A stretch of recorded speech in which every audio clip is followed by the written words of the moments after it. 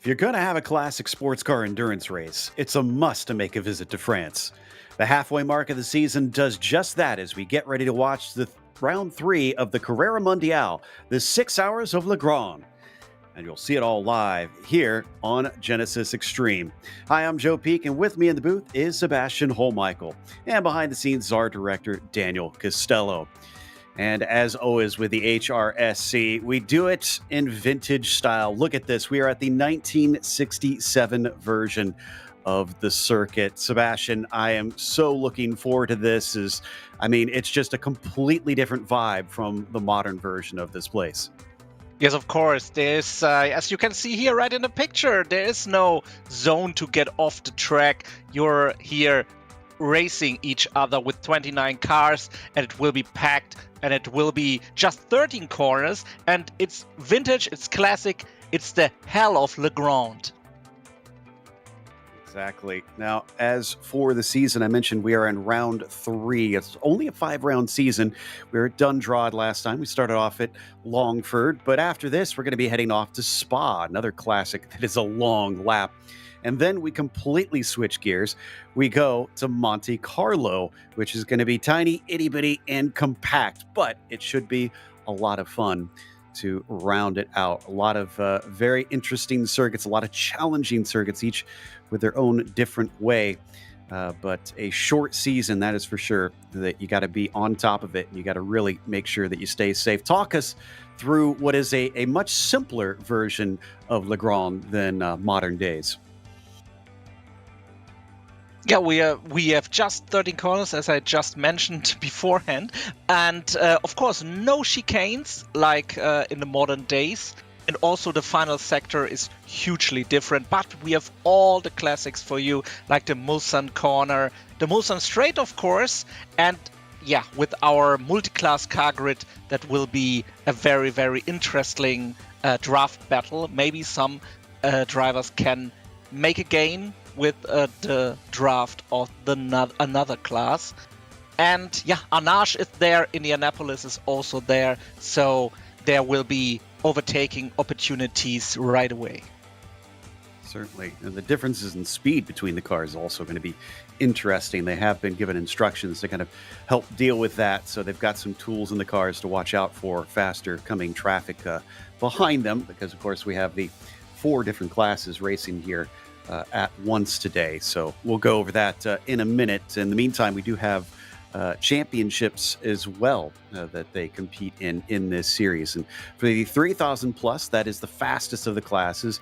McGregor and Siemenchich are currently leading by about 5 points. Now, they only make 8 points for a win here. So that means they are back-to-back wins to lead the championship with the perfect score in the first 2 races. And while it doesn't sound like a lot with 5 points difference, it's a significant gap here. Again, that's pretty close to a win's worth with 8 going to a win. So Prodan's going to have to try and strike back here. And a 6-hour race offers opportunities to do that. From there, it does drop off a bit. Salmon and Kirsten with Fleur and DeVos sharing the 5th spot, and Bergerer down in the 6th position for a 3,000 plus class. We also have the 3,000 class. That is a lot closer, as you can tell. Vorman and Van Erven only separated by a point from Dolan. And then you've got another point down where it's tied for 3rd with Bayer and Schrappa. And Reese Gardner, unfortunately, because he missed last round, is down in 5th. Now, he's usually pretty quick, and he earned a 2nd place finish in the first round. So in that 3,000 class, we're expecting him to be able to climb back up the order a bit because he's typically fast. And that, of course, takes us down to the S2000 class. And Matt Wright is up at the top of that. Matty Shepard and Ted Ho behind by 6 points. So a bigger gap than what we saw there in the 3,000 plus. And then it starts to close up down from Kantonen, Sinkowski to Bursey, Field and Ho, and Schmidt there at the bottom of the field. But Yuri obviously needing to find a little bit of pace here in the second half of the season, which we start at the middle part of this race today. So 3 hours in, we'll be halfway through. Meanwhile, this is the lowest of the classes, the slowest of the classes, really, the S15,000 class. Now, Darren Andrews leads by a whopping 8 points over Jerry Ferry. It is huge there. So perfect score, and it looks like he might not be stoppable, at least at this stage. But it looks like the grid is ready, so that's your order. And let's go through our starting grid for today's race. It's going to be typical Legrand style as McGregor leads Hillebrand at the start. You've got Kirsten starting on the inside of the second row with Celadon starting in the 4th position. From there, it is Prodan starting P4, or P5, DeVos in 6th, and then Vorman in 7th. Martin Bayer will round out your first 8 drivers. After that, we have Reese Gardner starting in 9th. Declan Brush will be in 10th. Schrappa in 11th, followed by Ryan in the 12th position. Down on row number 6, it is Oskari Kantonen in 13th. And Nicola Bavenbeck in the 14th position, Maddie Shepard, P15, and then Matt Wright, the next one in 16th. Sinkowski will be P17, Birchfield in the 18th spot, Yuri Schmidt 19th, and Stefano Taberzi rounding out your top 20. Just a few more cars to go with Steph Herman starting 21st today, Jason Field in 22nd. Jerry Ferry will be P23, and Quentin Chaveteau will be in the 24th spot. After that, Mark Johnson, 25th, Riley Wines, 26th, Steve Carman, 27th, and Adam Komorowski in 28th spot. So 28 cars, and 29. Jonathan D, apologies, is our last driver. Now, we might have a bit of a delay, it sounds like, on this grid, as there has been a bit of a technical issue, but we'll keep you up to speed once we get information on what's going on. And excited for this one. There was a lot of talk beforehand, Seb, that they were a little bit concerned about the slanted start that they have, because they're, like I said, they're doing it that traditional Legrand style without having to run across the track to get to the car. But apparently it caused some problems at Dundrod. So they're hoping that with a wider start finish straight, they won't have those same issues. Yeah, we have seen a huge crash last time at the start, which was unfortunate, and took at least, I think, one driver out of the race right away. So I really hope this isn't the case here tonight. And I also saw in the live timing some DNFs already, so that could be the problems which are appearing right now on the technical side. So maybe if everyone is reconnected, we will have a race start. Yeah, they're working on getting a few drivers to re-sign up here, and then we'll get going on this one. Unfortunately, sometimes the realities of sim racing, you have a hold. I guess it's as though we had just a brief bit of weather on the real track. They're just having everybody wait for a moment before they release them. Now, this one is going to be so fascinating. A bit, I guess, like we had for Longford with the Tasmanian track down under, Seb, because that was a bunch of straights just basically connected by a few corners. This one a lot longer than that, but man, so long. They're on the throttle for such a long time. And from what I understand, they do need to worry about those revs around here and the engine damage. Yeah, yes, of course. I mean, engine braking for some cars is mandatory in some classes, so you have to be really, really careful to slow your car down early enough to make like the Mulsanne corner, to make this really, really narrow turning apex and not crash or damage your engine. So that could be very, very difficult, mostly if you're side by side or you want to make the leap around a slower class car and just try and go for it. So that could be very, very difficult. So here's a little bit of the warm-up they've got. So I believe just a few more drivers, and then we should be ready to go to grid up for this race. Sinkowski here bringing it around on to the Mulsanne. That's out of Tertre Rouge. Looks very, very different in this style, but the same trees, which is interesting. Just looking slightly different from what they have in real life. now these days, as obviously they trim them every once in a while. But the big difference, of course, being without the Daytona chicane and the second chicane on this circuit, which makes the Mulsanne kink an actual corner now, which is going to be wild to watch in these cars that don't have a lot of grip. Yeah, right. That's also a thing. I mean, we are dealing here with really, really classic cars on a classic track. And also the tires are not as wide as in modern days. And yeah, with the braking, with the tires, I mean, weather-based should be all fine, but it's a huge, huge, difficult car to drive here in any class. Yeah, I saw the weather predictions were saying 1% chance of rain. So there is a super slight chance, but we're expecting it to stay dry throughout. This is that Mulsanne kink. Do not want to be going off here because you can see they didn't have guardrails at this time either. It's just trees off to the side of the track. So it is usually extremely bad news. And also the Mulsanne little hump that they had was a bit more dramatic back then. Cars are going to be getting quite light over that. Down into Mulsanne, hairpin, whoop, and the roundabout also was not there yet. So that makes it quite a bit different in itself. So many things have changed for safety and for what they've done around the circuit itself as well, with this being regular roads and much of the course. It's just, I was saying to our producer Seb that I have to kind of refamiliarize myself because all of my touch points of the modern track look nothing like what we've got here in this version. I mean, you can remember some parts, but sometimes you maybe get lost, like right now. Yeah, because the resemblance is there, like here especially, but just look at these piles of dirt on the side of the road. You can just jump into that house over there if you're not careful enough. So this is a huge difference to modern day racing. It really is. I mean, you can see the hay bales there. I'm assuming meant to be kind of a slight safety measure to keep them from running into houses and things like that.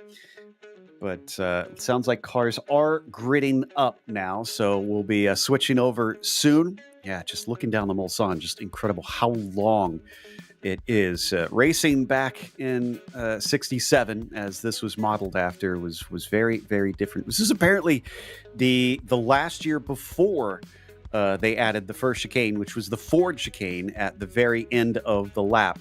And of course, that was to help deal with some of the loss of life that they had back in the 1955 version to try and add some safety around here. Boy, they took a while, though, between 55 and 68 to finally add that chicane. But attitudes were very different in racing back then.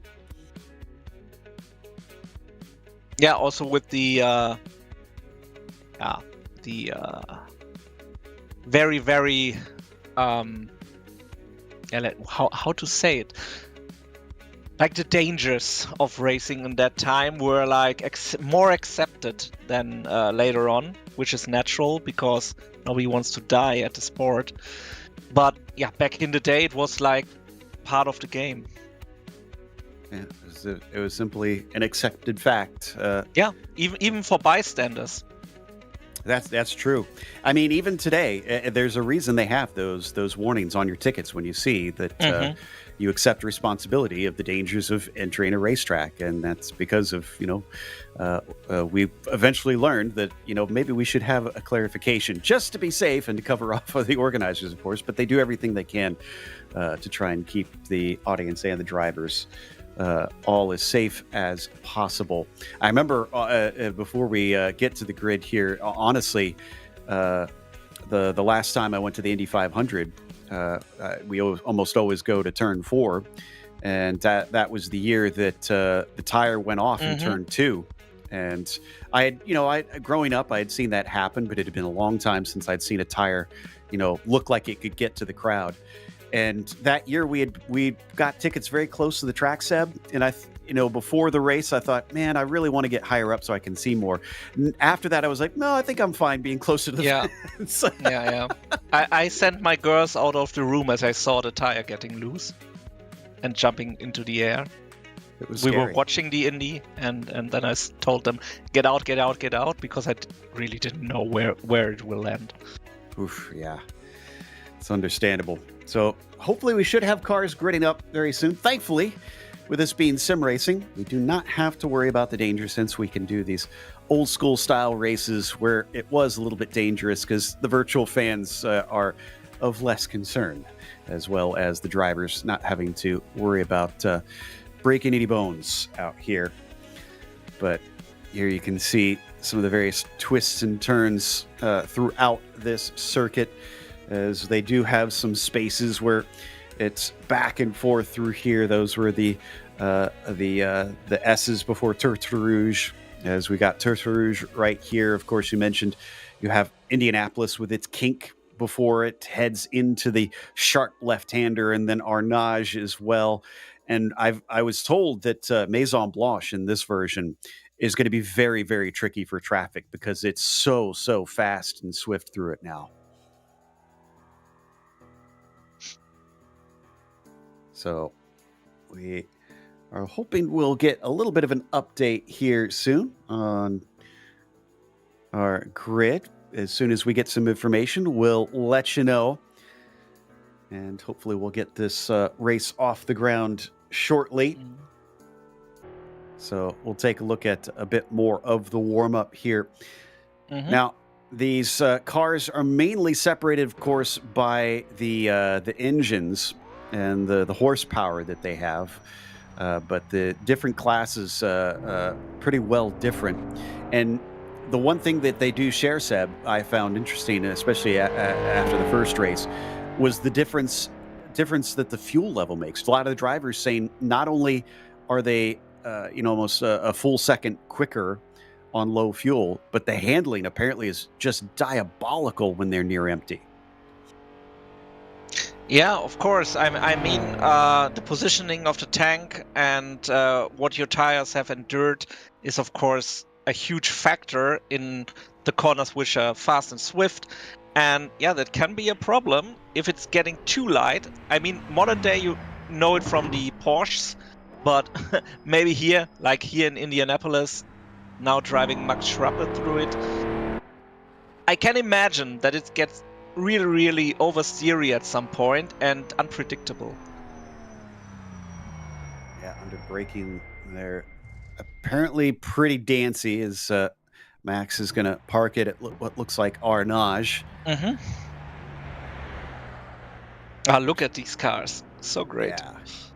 That's the Jungle Cat, which is sort of their equivalent to the Jaguar, as it would say over there. But yeah, they've basically, if you see these names of the cars, they've kind of imitated real world counterparts from the 50s. So obviously this isn't 67 sports cars that they are running. This is the kind of the 50s style cars that they are racing in this one. You can see them lined up in the old pit lane that they have. This is literally behind the pit wall. So this is essentially what is today the paddock. If you've been to Le Mans, this is kind of the pit that they have down there, where all the teams have all their trailers and everything. On the other side of those buildings, that is the front straightaway, the now iconic front stretch that they have at Le Mans, that is just a canyon of buildings that the drivers fly through. This is funny. Also, of course, no barrier in front of the pit. Everyone is just standing and waiting, making photos or changing tires right in the middle of the racing. Another evolution that just seems bonkers these days. That but back then that was very much the norm. That pit lane did not have a wall separating at most tracks the front straightaway from where they would service the cars.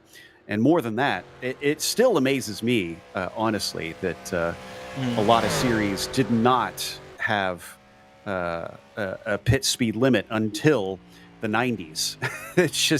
I mean, in my lifetime, the fact that that there were still series that just had cars flying as quick as they could go instead of having a pit speed limit to try and keep all the crew safe. That had to be absolutely terrifying to see these cars barreling towards you. Yeah, and even with speed limit, we have seen in the last 20 years a couple of incidents with pit crew. So it's good we have a pit speed limit. Yeah, exactly. There's still dangers there. So sounds like we're getting about a 3-minute call. So that's good news that we should be getting racing here in just a little while. So we watch the 4 fly by. Just checking. That is the car of Prodan here, who currently sits at 8th in the warm. It doesn't mean a whole lot right now. In fact, I'm not even sure how many drivers have even set times here in the warm-up anyways. So this is all just getting whatever extra practice they can get at this stage. And I mean, everyone is driving alone, right? Basically, beside 2 or 3 cars. Yes, from what I understand, there is a possibility to do it solo, which is pretty impressive. A 6-hour race. I'm pretty sure when I spoke to Reese Gardner at another event we had for this club that wasn't in this championship, he said he's going to be doing this one solo. So I think I saw it was 80 seconds or something like that for pit stop. So if you need a bathroom break, hope it's a quick one. I think there's a quote from Jensen Button about that. Exactly. I wouldn't want to do that in their sim seat, though, frankly. Yeah, well, it's your own. It's your problem. Yeah, well, I mean, except your family that has to come in and smell that later. So. Okay. I thought about changing the diapers. Oh, so let's see. We should have the things going pretty shortly here. We're just waiting for the call from the race control to let us know that they've got everybody ready. I understand that they're having to kind of regrid the field a little bit. This is up into Indianapolis. Again, looking quite significantly different. No runoff to the outside, which is astonishing. Just a concrete barrier with the grass berm to the outside to sort of protect the fans. And then switching through Arnage, and off you go on now what is no longer a twisty Porsche curves, but basically a pretty flat-out portion that isn't quite straight before you hit the Maison Blanche, as I mentioned, which will force drivers to have to get very single file. But from here down to the Dunlop curve, you are going to be foot to the floor for a long time.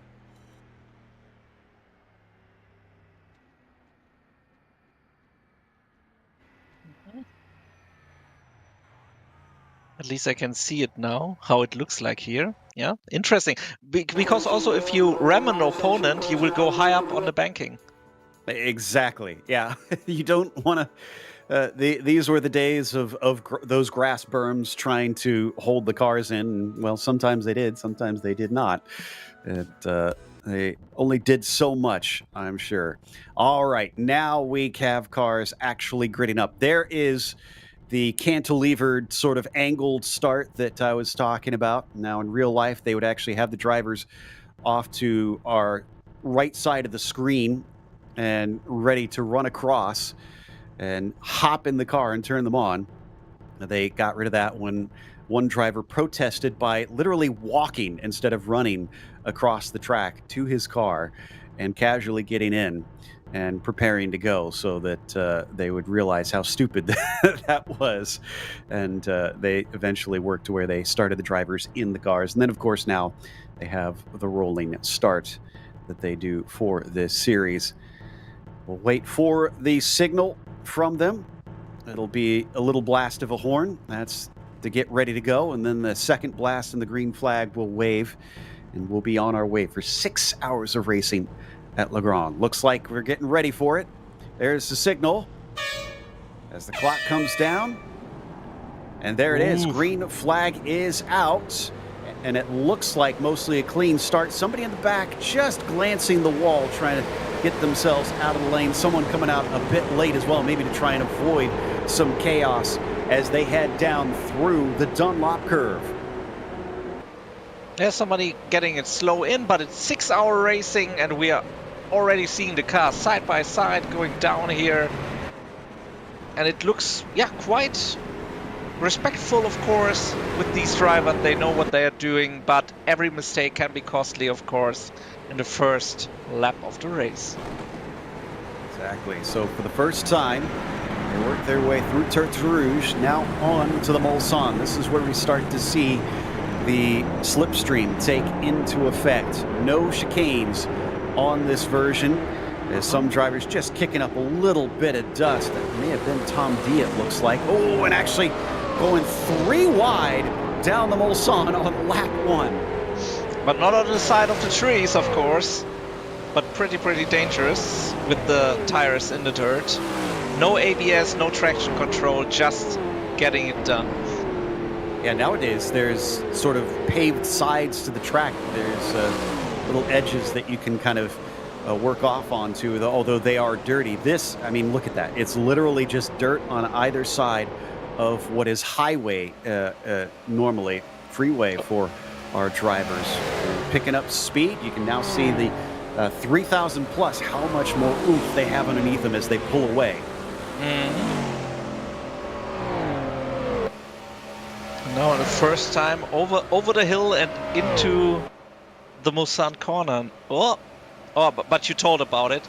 This Mulsanne kink is also already very tricky. Yeah, this is the hump that leads them into the Mulsanne hairpin. Need to really get on the brakes, and you got to watch out. You can't change those brakes during the race, and they will wear out over 6 hours. Remember, these are old 1950s technology brakes, so you have to look out for them, and you can't abuse them as we ride on board with Prodan. This is heading along Gulf now. Going to be a few fast kinks before it gets up to Indianapolis. Lead, that's Prodan in third. Kirsten sits in fourth. He's the first real gap that we've got amongst the top drivers in the 3,000 plus. Working fine. I really dislike the corner, Anash. So I'm very happy everyone is getting the car slowed down and not hacking the hay there on the outside. But there's the yellow car. Oof, in Indianapolis. A bit of a wide moment there. They don't have gravel there. That's just dirt, and much the same you can see out of Arnage as well. Like you said, just a dirt hill to the outside to try and keep you in. And if you hit it a little too fast, you can definitely get hung up on that. So watch out as we head with Maddie Shepard up to little curving section that leads to Maison Blanche. This is Mousson, I believe, is what it's called. That was a tricky moment between podium drivers here. For the lead of the 2000 class, Cantonen leads Shepard, and they complete lap 1, 4-minute laps that you're looking at around here. And crazily, from what I saw, I think they said 26 laps or so, something like that, on a tank of fuel. Just I mean, and remember, that's going flat for the majority of a 4-minute lap. I can't believe they can make it that far. I mean, if it's really an efficient car, so that's quite impressive. Exactly. Of course, this is when the rules were a lot more lax, so probably just made those fuel tanks fill up every inch of open space inside that chassis so that they could go as long as possible and not have to spend time refilling in pit lane. Back onto the Mulsanne we go, past all the businesses with just hay bales to protect you as we hop on board with second place McGregor. But looks like he's not interested in passing. So, speaking of being fuel efficient, it looks like the Rafa Racing Club Favero of McGregor is already thinking big picture on lap 2.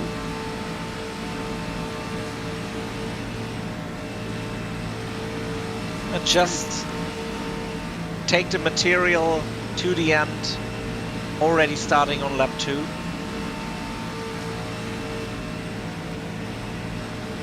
A lot that happens over the course of this long Mulsanne in this version. Just that little kink, which looked a lot more pedestrian than I thought it would here. I definitely still wouldn't want to try and take it too wide too often. Now he's going to try and make the move down to the inside.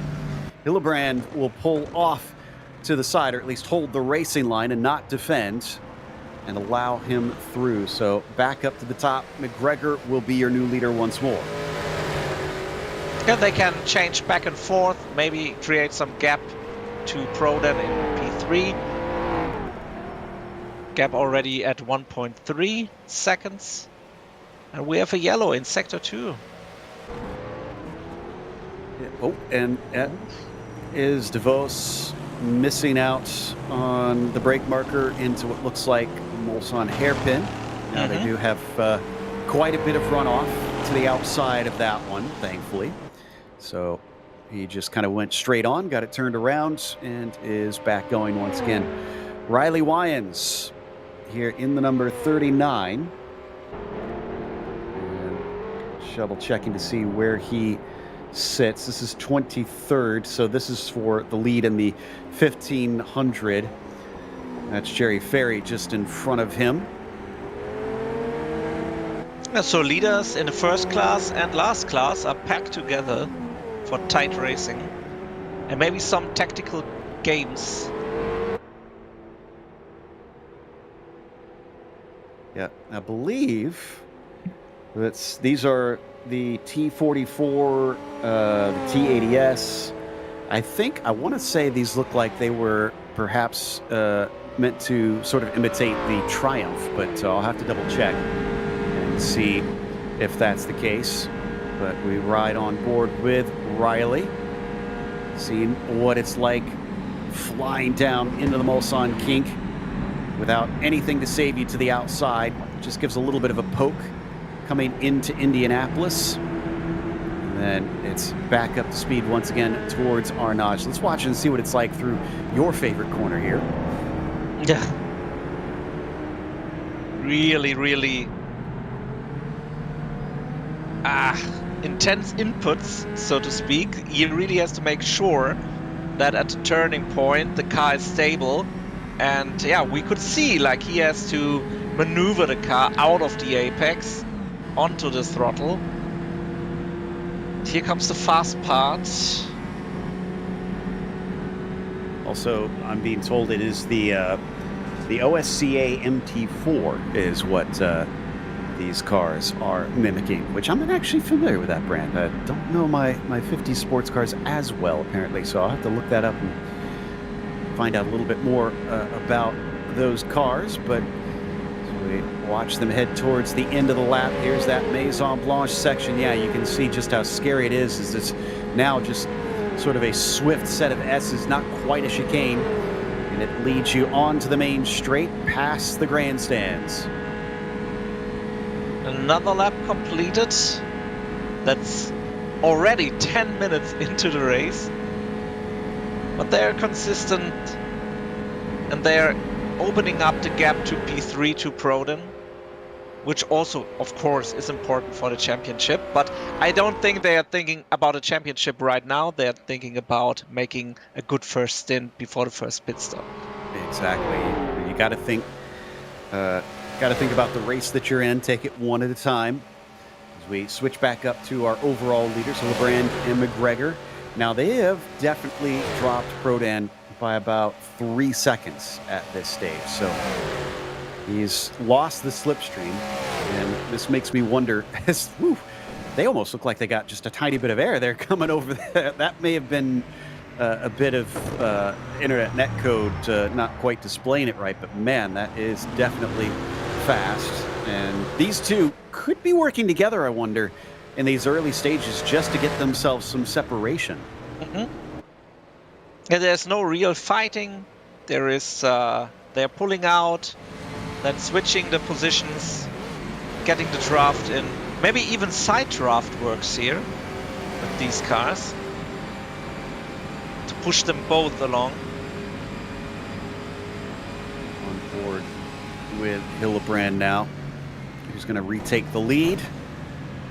Wow, yeah, listen to how early they have to hit the brakes coming into Indianapolis. First the kink, then the left-hander portion. You can see the significant banking is still there, as that's a moment for McGregor, nearly losing the car coming off of the 90-degree left. But it worked out again. They know what they're doing. And of course, the point for consistency is a huge factor in this championship, as close as it is. Exactly. You definitely want that consistency. Mark Johnson down in 27. Second to last of those still running. Looks like he's kind of trading back and forth with Komorowski. And indeed, they are going to just swap positions. This is for fourth in the 1500 class currently. They'll come down into the braking of Mulsanne hairpin here in a moment. Up and over the crest they go as well. There is apparently 1 year, because you know how they have the roundabout here now that kind of creates that little kink that now goes into the Mulsanne hairpin. There was 1 year, and I think it was 89, where they still ran without the chicanes on the Mulsanne, but had that roundabout in there. So imagine coming in at, who knows what, probably more than 200 miles an hour, and then having to have that kinked braking zone there. Yeah. Would have been just absolutely unreal what the drivers would have had to do. And the cars were probably incredibly trimmed out too, I would assume. At least not going airborne, but of course Yeah. it's really, really hard then to go basically a little bit sideways on the brakes. It's always not a good way to brake a corner. So up through Buisson once again, past the various buildings. Cars really getting up to the edge of the track. I think that was actually through Maison Blanche. Yeah, that was Maison Blanche that we were looking at. And that's why they are warning the drivers to be careful about traffic when you're flying through there. Yeah, also a little bit of scratching the track edges there, mowing the grass a little gardening service. But can be costly if you go off there. Yeah, the race is over. I think that's what everybody's probably thinking about here. This is going to be a very, very punishing circuit. So don't make mistakes. I think officially we said 13 corners for this. So, I mean, it's incredibly sparse on turns, but what braking events you do have and corners you do have to worry about, boy, you better get them right.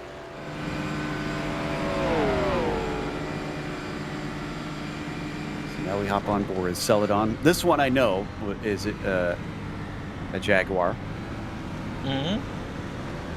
Yeah, 1 second slower than the leader on his fastest lap, of course.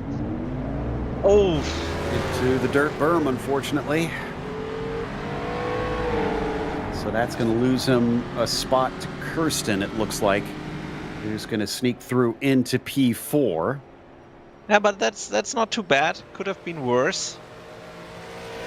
Yeah. But let's see like what Kirsten is doing, because he was 2 seconds slower than Caledon on his fastest lap.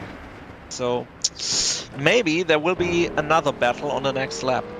Ooh, do we have a problem for Vorman as well? Same corner, looked a little slow, and that may have just been the lack of grip.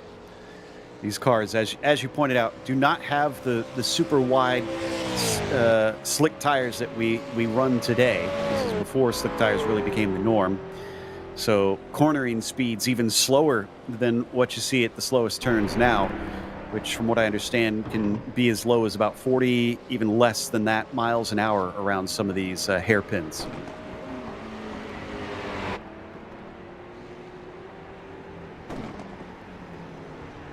So braking. Go ahead. No, not important. Yep, breaking down into Indianapolis once again, the 23 looking for that 7th position. That's Danny Vorman ahead of Martin Bayer. And then that's Reese Gardner in behind him. Now, Vorman is actually the leader of his class in 3,000. Yeah, that's correct. This is the battle for the lead in this class, with them having put just a couple laps on the board now. They're both driving identical lap times. Looks quite competitive. And also P3, that's Reese Gardner, isn't far away. So with a half of a second. Yeah, Reese is going to want to try and catch up here. Remember, he needs to make up for the lost round last time out at Dundrod with a 0 underneath him. So it's going to be a lot harder. He basically almost needs to win the remaining 3 rounds that we've got in this endurance series. Easier said than done. Riley Wines, in the meantime, down 24th overall. And continue to try to keep up with Jerry Ferry in the 43, just in front of him. Now, one thing I do love that they've done in this series, you can see the green with the bright yellow little checkerboard lines that Ferry has going down. Back in this era of racing, you didn't have sponsorships on the car. The car liveries were decided by the nationality of the team. So each country had its set of colors, which would be a main base color and then an accent color. So each of these colors actually has meaning. Oh, that's interesting. I mean, the variations, of course, differ. But if you're in such a narrow path, there's not much to do about some interesting choices. But also, I think that wasn't the... I think cigarettes and drinks were more important than how the car looked for these guys back in the day. Well, I mean, you know, it was very business savvy. It's expensive to run a racing team. So what better way to fund it than get a whole bunch of eyeballs in the stands on your car and promoting a brand? So yeah, it was very smart. Now it seems obvious, but I'm sure back in the day it was probably pretty revolutionary.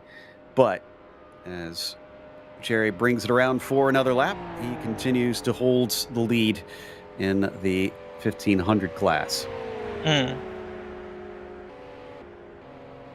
Apparently, those are Lithuanian colors, I'm being told. The green and yellow. There's a lot of green and yellow liveries. And here it is. I'm glad. Thank you very much, producer. I was looking for this article as we were commentating, trying to find it, and because there's a wonderful Wikipedia article. If you look a list of international auto racing colors. Problems? Ooh, okay, Chavetot. He missed the pits. Maybe you have to wiggle around the car a little bit. And what's also interesting is that Jason Field, who started late in the race, now cleared about the S1500 class and now is in front of leader Jerry Ferry. So odd that we're already getting a pit stop there. Certainly too early. Well, no, it's not too early for a pit stop. So from what I was told, there is the possibility some drivers might try to run the race what we call backwards in terms of strategy and pit early. Now, the downside of that is you lock yourself into that pit strategy. But in this case, I was told it's going to be likely 2 pit stops. So it's not the worst thing in the world, as they have much fewer pit stops than you would in modern day, where it's, you know, we're talking dozens of pit stops.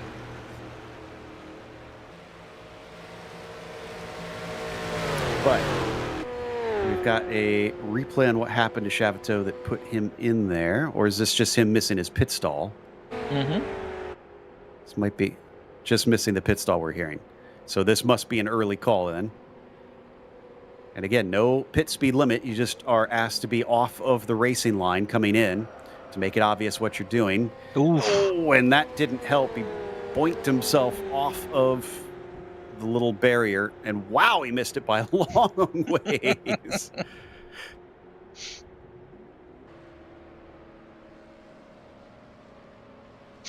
So, in reference to earlier what we were talking about, do you know what Germany's colors are?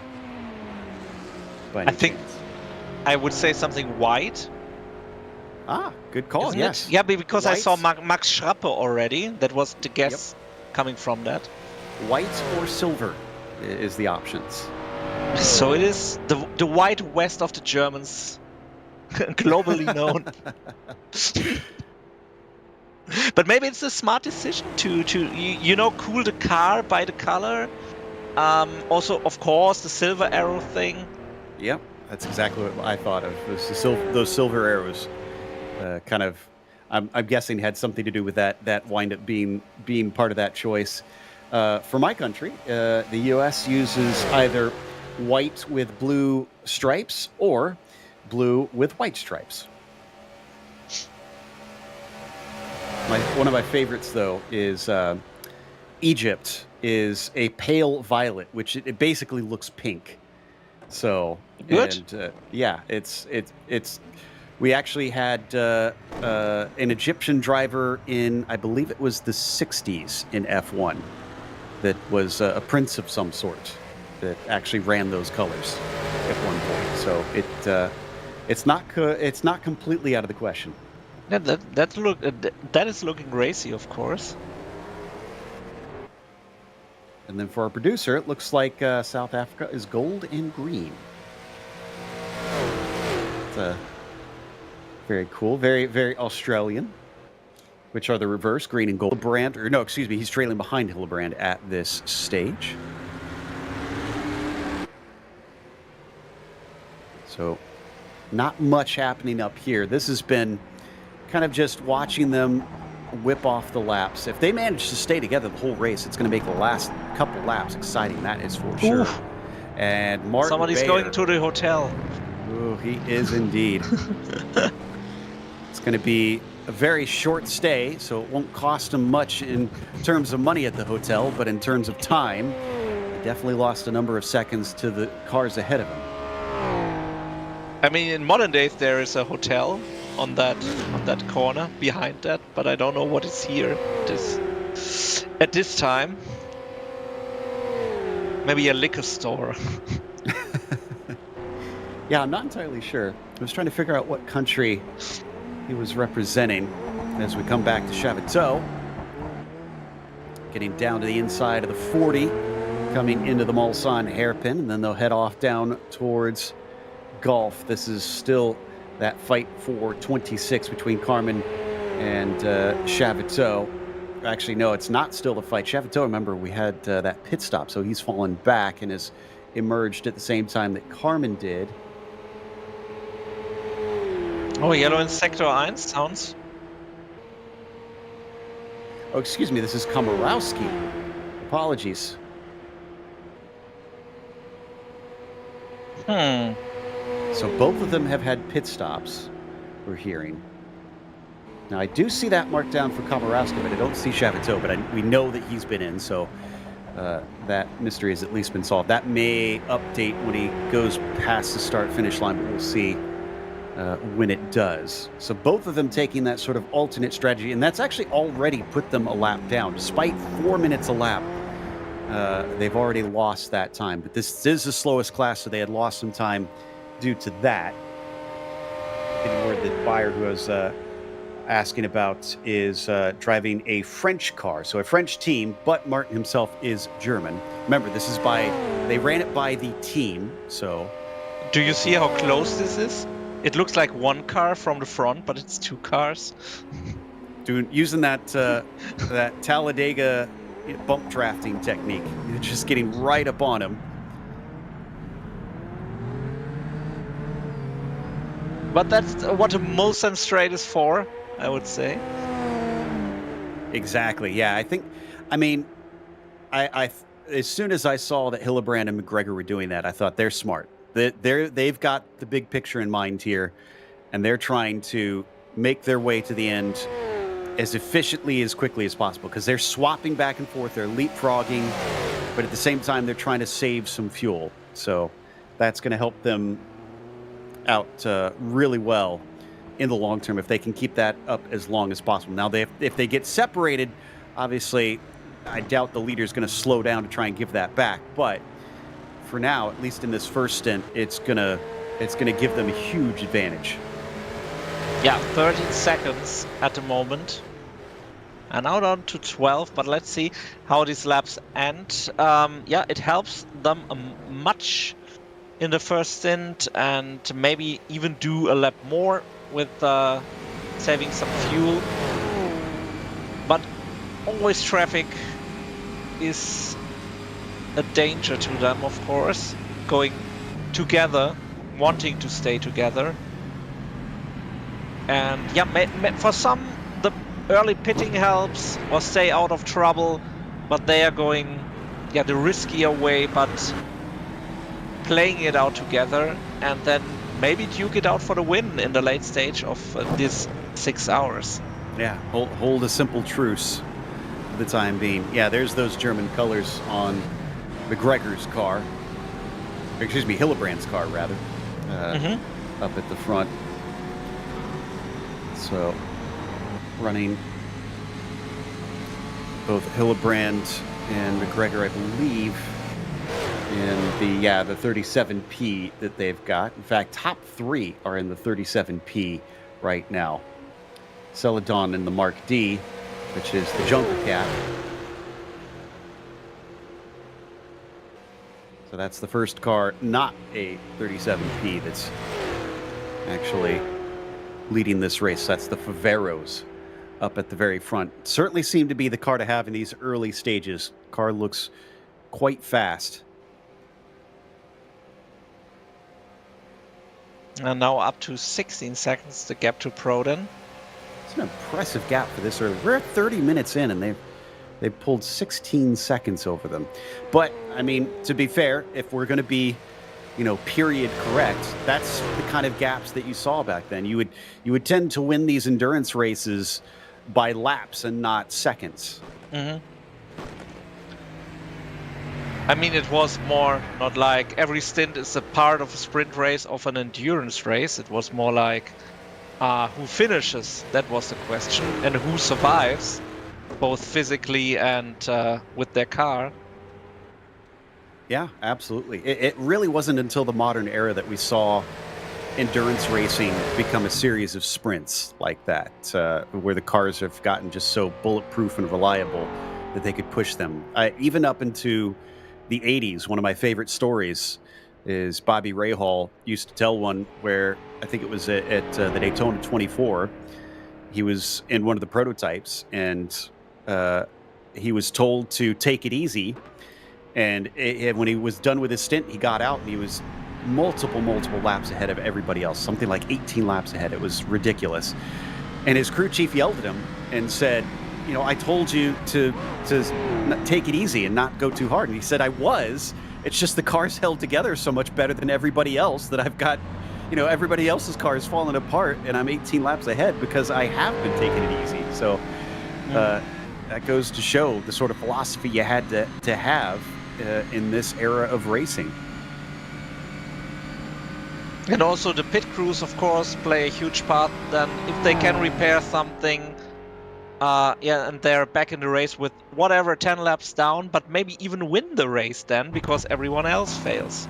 Exactly. Oh no, the Reese with very early problems. That's not what he wants. You can damage these cars. Let's see how it runs. He's hit the back, and this is a front engine car. Oh no, don't come to a halt. Get it going, Reese. Yeah, oh no. Already out. 30 minutes into a 6-hour race, and Reese Gardner has to retire the car. That is absolutely gutting, and there goes his championship hopes, essentially. That is the season over. All he's got to do from now is just kind of go for wins. So that takes some of that weight off of his shoulders, but not in the way that he wanted. Nope. I'm curious how it happened, but we have a big 4-car pileup here at Indianapolis. So maybe some more live action can happen with Cherry Ferry.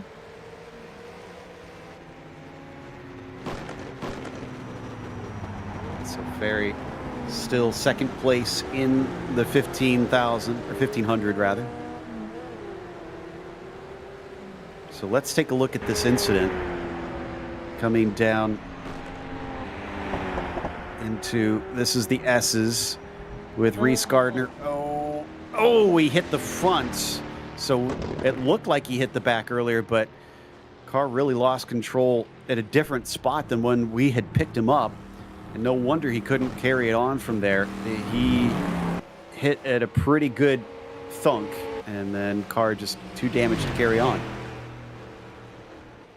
And maybe also a factor of R factor because of the clipping into the wall there. But yeah, I mean, with these cars back in the day and the hit he had, it would have been over anyway, also in the real world. Yeah, exactly. There's no way that car would be carrying on. Now that said, they did at one time, and especially back in this era, actually position mechanics around the track, because remember they couldn't quite really, didn't quite perfect radios. There were some that could maybe use them, but this is a huge track. I mean, this is a monstrous circuit. Ooh, the next one. Problem. Was that Hillebrand?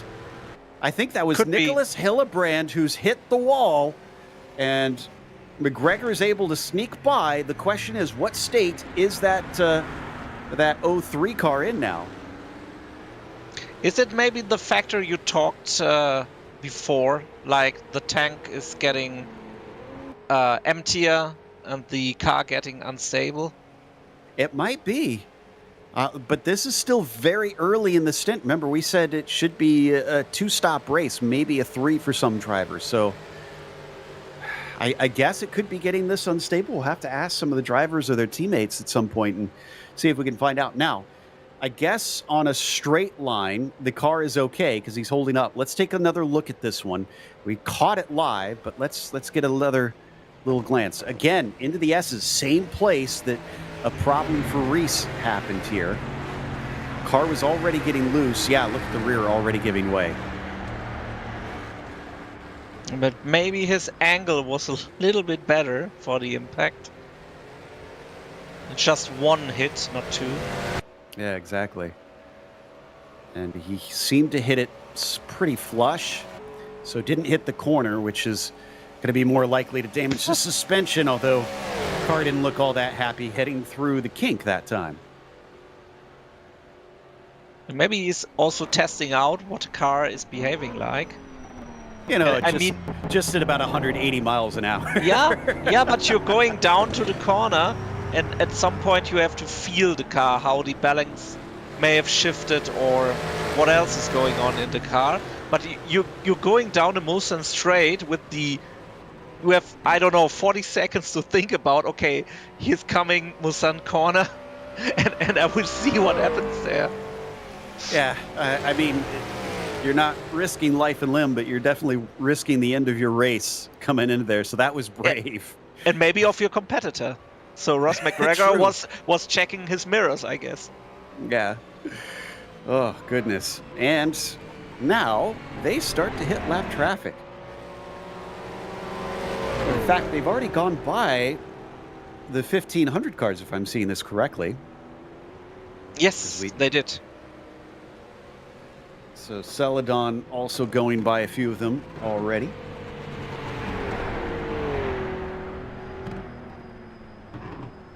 So he's trying to stay patient. And especially, I have to imagine, I love seeing these cars drift off the corners. I have to imagine that patience is extra key because of how many long straights you have, and little avoiding moment as maybe David got in a little hotter than he would have liked down into Arnage. Typical Arnage moment, I would say. Even in modern cars or back in these cars. Such a tricky corner. You want to maximize the exit, of course, but yeah, don't compromise too much on the entry. But with this close racing, I mean, they're both fighting for position with a lapper in front. That's difficult. Love this onboard heading through Busan. Realize how much of a crest it was over that corner.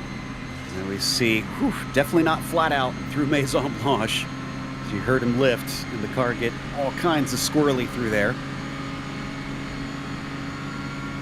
That is Nicholas Kirsten and the Lambda just in front of him.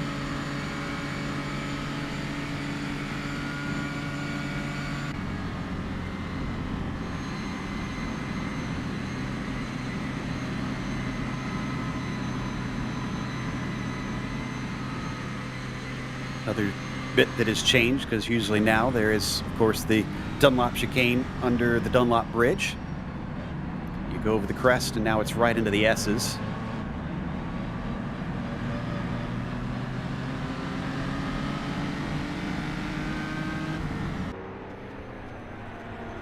And then, of course, now into Tertre Rouge, which has changed a little bit. They've given it more runoff to the outside. So it's been sharpened up, and it's a little bit earlier in modern day.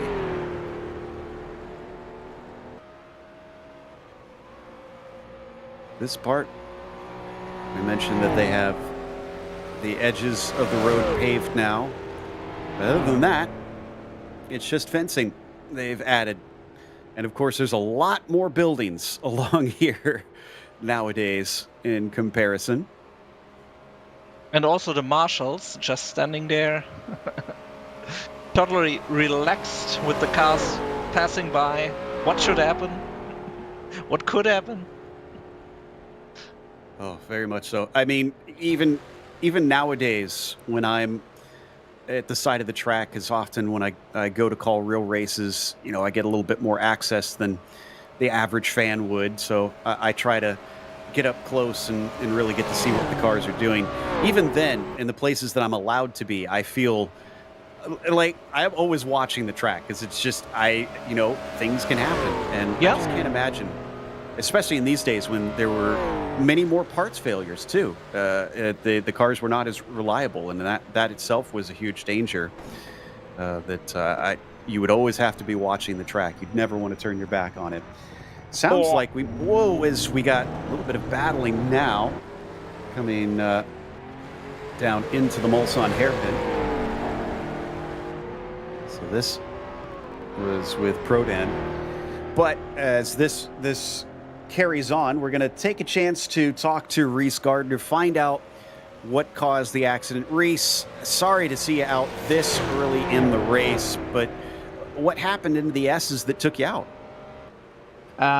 So I think it was half the contact with the wall and half a slight suspension bug that is known in the Mazzantini.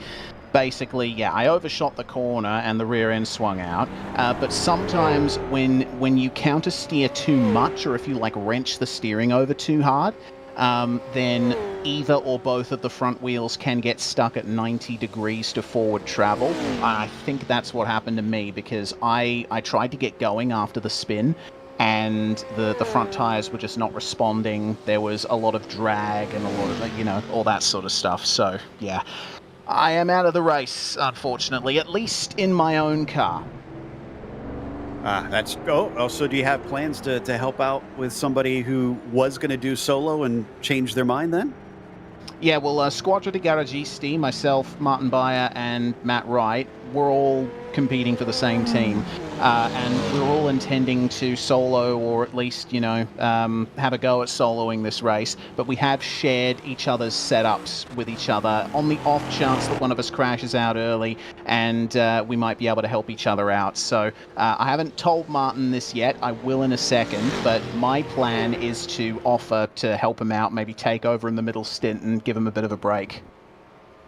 It's admirable of you, but also understanding if you want to get back out and get a little bit more racing than just 30 minutes in. How is the track feeling? It does look like some of the cars are getting a little more sketchy out there as the fuel burns off. Yeah, definitely. The The whole issue that we have with the fuel burning off the rear end getting lighter, I don't think we're at that point just yet. It only seems to happen once we're at like sort of 50 litres remaining in the tank.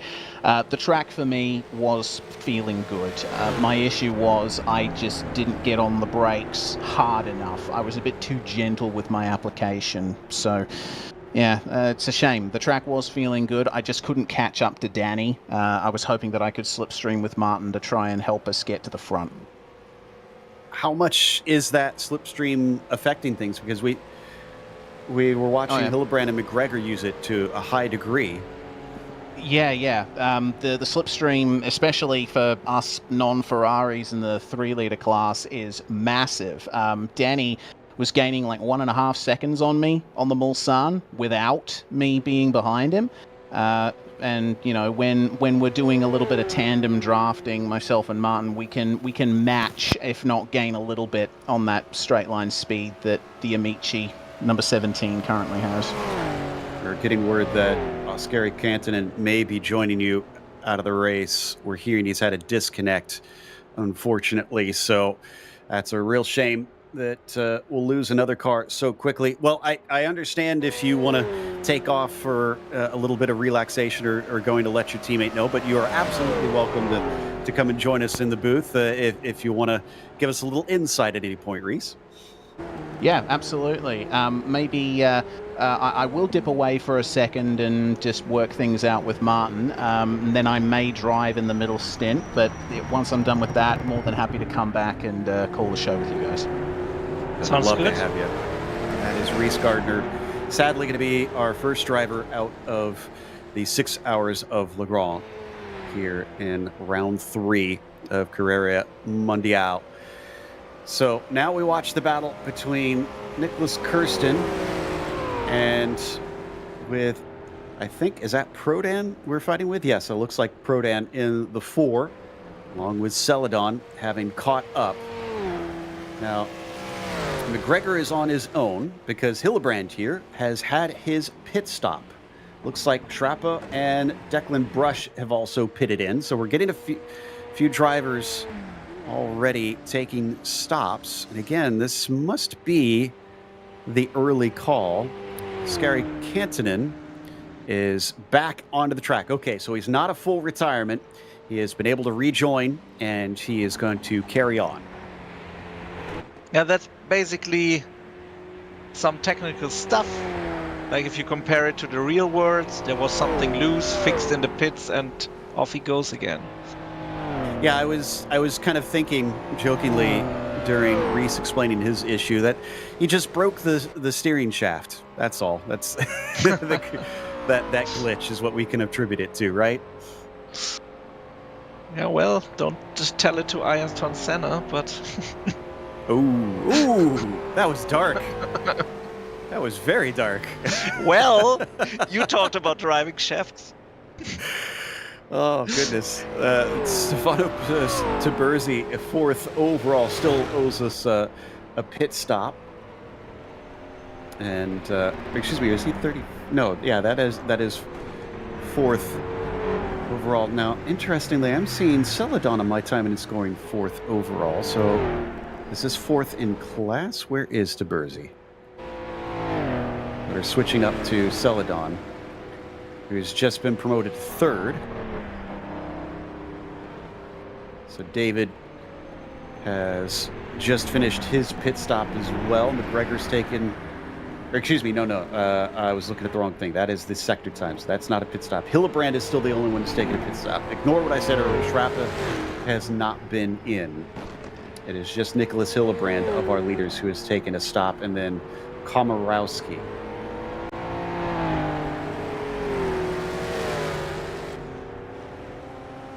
But this is a 48 second gap from Schrappa to Foreman. So this is quite huge if he didn't have pitted.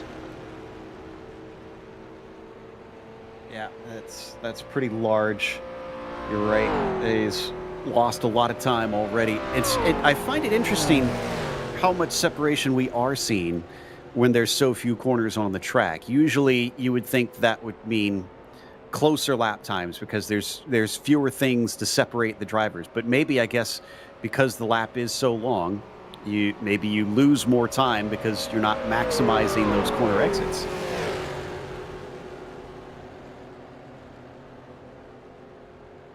I mean, the difference in lap times also is quite interesting.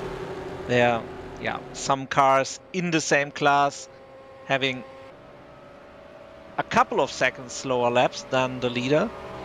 And yeah, with the fastest laps at this moment, it's still Hillebrand, of course, in the plus 3000 class.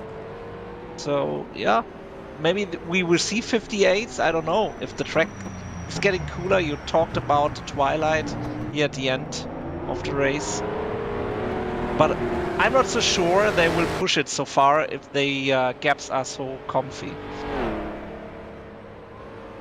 Well, it right now is 35 Celsius on the track itself, which is about 95 Fahrenheit. So yeah, decent temperatures. Interestingly, the ambient is 13 Celsius, which is pretty cool.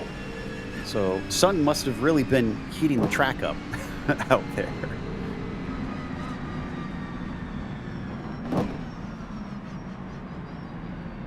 Very 13, distinct. Yeah, 13 Celsius I'm seeing is 55 degrees Fahrenheit for the non-metric folks out there watching. So yeah, that's pretty cool out there. You know, the funny thing about the whole metric versus not debate on this one, because we have quite a wide mix of folks in this series competing. There's Americans, obviously there's Australians, Germans out there racing, all different areas of the world competing. And because of that, the debate, you're not going to believe this, Seb, the debate was not about metric units and who uses them. It was what defines a burger. Oh. Because apparently, I was not aware, they call a chicken sandwich, or at least what is to us a chicken sandwich, a chicken burger over elsewhere, which... Yeah. Whoa, did you see this? For That was Nicholas close. Kirsten, almost calling it a day on the exit of Maison Blanche. Yeah, he's now, after his pit stop, I think he wants to get closer again to McGregor when he will make his pit stop. Make up 24 seconds, but that's not going to do it if he's having moments like that. Clearly pushing, though, is holy cow. Yeah, you started the blasphemy about chicken sandwiches, so... So, okay, well, what is it in German? In Germany, is it? It's the chicken burger here at McDonald's and stuff. Yeah. Interesting. We also have a chicken nugget burger. So, wait, is that...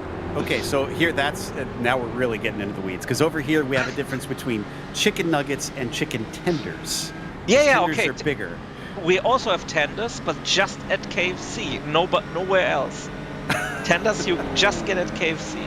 So it's a sandwich made out of the nuggets, the smaller ones. Yeah, right? it's just a little burger thingy, but they don't put a full chicken patty on it, just the nuggets. Interesting. I'm learning. Doesn't new make things sense, today. but it is what it is. I mean, I know friends who put nuggets and fries onto a burger. Oh, that's definitely common over here. Well, I Okay. shouldn't say common. It's not shocking if someone put fries on a burger over here. It's not as usual, but it's like, oh yeah, okay, that's a thing, sort of thing. If that makes sense. Tomatoes down, fries up. We're only an hour into this, and we're talking about choice of burger toppings. So Yeah, well, I'm getting pizza later. Ooh, that does sound good. These drivers definitely going to be hungry by the end of this, especially if they are going 6 hours. Maybe some bottles at the side of the rig, maybe some nutrition bars or something. Exactly. Some cereal bars. Even though I'm only on for about 4 hours of this thing, I've got some goldfish crackers and I've got some Halloween candy with me just to help tide me over during the break. So, but And my daughters have all the Halloween stuff, and I had to give away all my stuff to other children at the door. we had rain, so we have a lot of leftover candy. Unfortunately, well, unfortunately not. Not going to be good for my waistline, but I'm happy to have lots of candy. Who does not? But the 10 here of Kirsten still chasing on David for that third position overall. This is for the podium because of the pit stop we had for Hillebrand. That promotes them all up one spot. These cars definitely been a lot closer. Now, David has been chasing Prodan for that second spot, or what is now the second spot. It seems to be unable to close it down. It's about 2 seconds apart. I'm sure he's maybe feeling a little bit of the effects of that slipstream, but he's going to have to get closer than that. Yeah, the race develops at this stage, of course, with some taking another strategy, early pit stops, and splitting up the leaders in the plus 3000 class. Will be quite interesting in about 2 or 3 hours, where everything will maybe end up then. You talked about 2 or 3 pit stops, so if somebody already made his move, the next move will be very interesting, with the gaps then showing up again. I mean, Prodan is now 18 seconds behind McGregor, the leader, and McGregor still has to pit. If I'm not mistaken. Leading the S3000s. He's got about 12, looks like 13 seconds over Martin Bayer at the moment.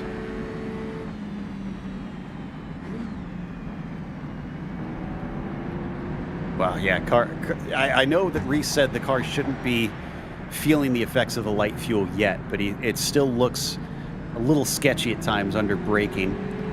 Tell them have to catch slides coming off the corner as well. That's going to be common no matter which track you're at.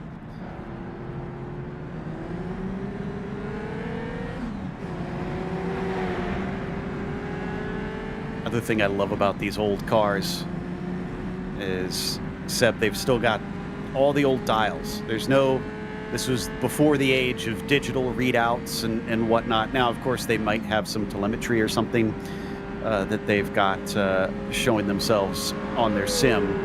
But this is the days of, you need to learn to read those dials, what they mean, and what it means for the car. That is also a thing, like with the oil pressure and stuff. And if you really follow closely to a car in front, it might be a problem. And also if somebody wants to brake for pits here, and you're right behind him. One of the interesting talking points is the size of the radiator. Not something we talk about anymore. Has an effect on the car in a couple ways. For one, it can affect your top speed. So some of the drivers have been kind of weighing that in how they set up the cars in this series. Do they want a smaller radiator to help out with that? Now, if you take the smaller radiator, that can mean higher temperatures. So if you're running in traffic, that's a problem. But this is a track that is obviously notorious as Jason Field comes down for his pit stop. This is a track for notorious high speeds, so the radiators should be getting plenty of air coming across them, so that should keep the engines cool in that sense. But again, depending on how you think a race is going to go, you might have to take that into account. Yeah, right. I mean, if the simulation gives you these opportunities to race as real as it can get, with these kinds of technical stuff happening to your car, it is quite interesting to see how maybe gently some people are to their car, and what it brings in the end. Not always have the fastest time, but slow and steady make it to the top.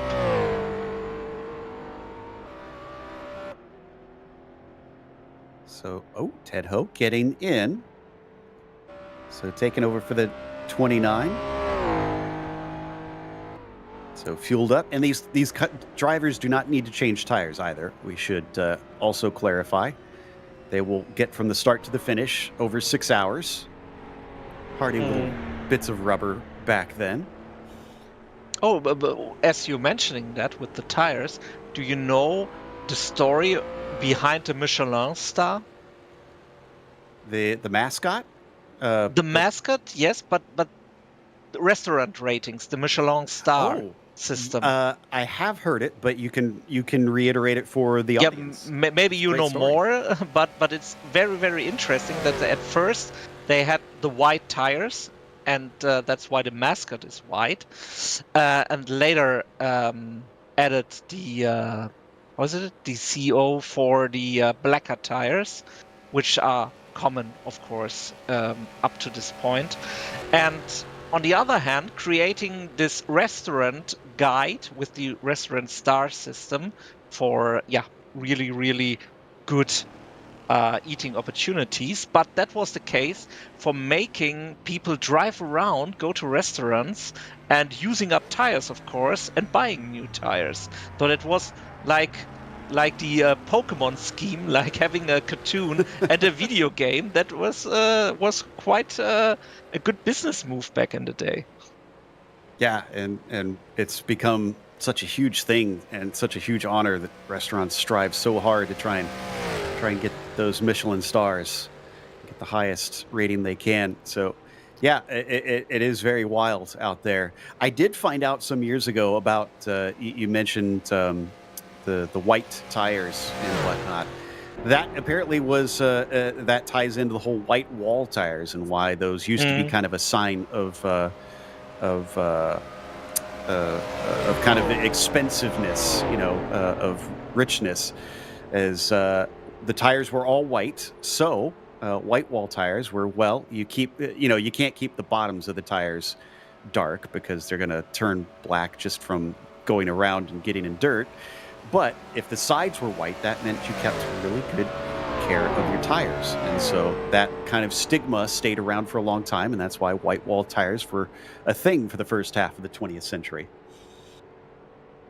Yeah, interesting stories. I mean, that somebody thinks like to invent the system for rating restaurants to is connected to a tire manufacturer. I don't think many people are aware of that, because I also think that in the broadcasts and in the commercials, they distinctively try to say Michelin and Michelin, like to distinct that nowadays, because I don't think somebody is like, oh yeah, this tire manufacturer says this restaurant is good, so it must be. So nobody would believe that nowadays. It's so interesting how you get your fingers into these things that are not typical for your business, and suddenly it becomes has a life of its own by the end. Nicholas Kirsten now on the back of Celadon, as David's gotten ahead of him once again, still fighting for that third spot, getting the brakes down for Indianapolis.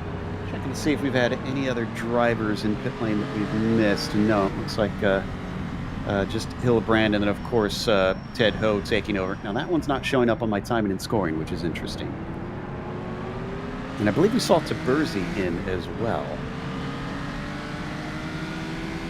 Trying to double check on that. Regardless, watching now on board with Kirsten. This is where normally you would see the Porsche curves. They veer off the left here, and then you would dive right from basically about this point. You have a series of S's in the modern day that take you back to the pits.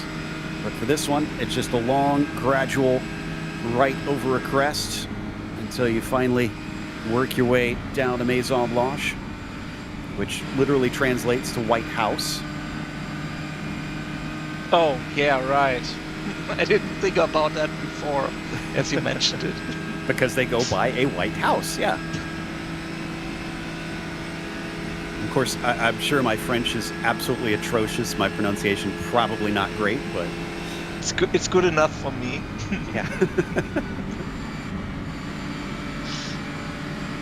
So I got some interesting info. I was asking some of the race control about, the damage of the cars, because they also had different rules back in these days. I think some of them do still exist out there in terms of where the driver can be in relation to the car. In these days, you could not go a certain distance from your car. Hence why they had mechanics, as I mentioned earlier, kind of stationed all around the track to help fix the car. It wasn't just to try and help get you, it wasn't just to speed up the process of get you back going, because obviously you could send someone to run around the track, although it'd be a long time to get there, because it's 8 miles.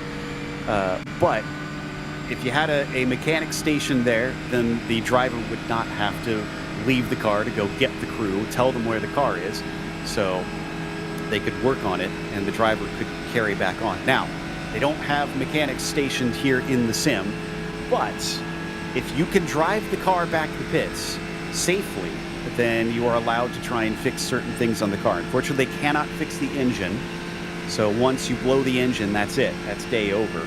But things such as replacing tires, fixing suspension, things like that can be done, and you can continue on racing. So, like we were talking about before, if you have problems, you can't give up. You got to keep going. Even if you're multiple laps down, there is a chance that you can get back in this race. It looked like Caledon did overtake Proden. Yep. Yeah, he did. There he goes. Here's right there. Here's the next one. Kirsten's going to get him. So the battle is on in the F3000 Plus class. I'm just checking again for the pit stops. I don't know if the live timing is correct there. I don't think so, because there are just 3 cars stopped at the moment. I see. Yeah, it's nobody stopped is what we're being Okay. told. Mm-hmm. Now, I was trying to see if I can dig up the translation. I used to have a little marker here that said what car was what. Oh, I forgot about Nicholas Hillebrand. That was the factor, because he's now down in P9, but he already stopped. That was the case. Yeah. Hillebrand, Komorowski has also been in for sure. Now, our time and scoring may only be showing when tires are taken. So that is a for sure way to know that somebody has stopped, but there may be other cars. We think this is the information that we've been getting out there. Nicholas Kirsten now up into P3, or back into P3 really. Seeing that Jag really start to run away, or the Jungle Cat, if you prefer to call it.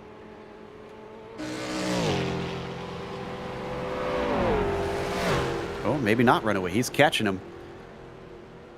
The Lambda looks very, very fast on this part. Man, that slide through Maison Blanche looks so sketchy at times. Yeah, maybe you wouldn't risk so much if you're in a real car at this point. But here in the sim, it's all good and done. But we have seen how fast it can go from bad to worse with Reese.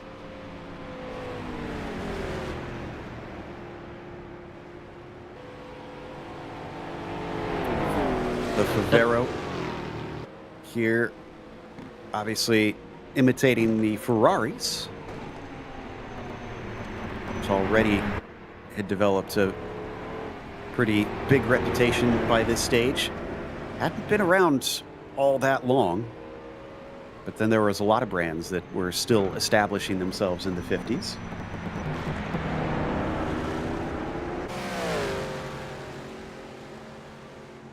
And here comes Hillebrand.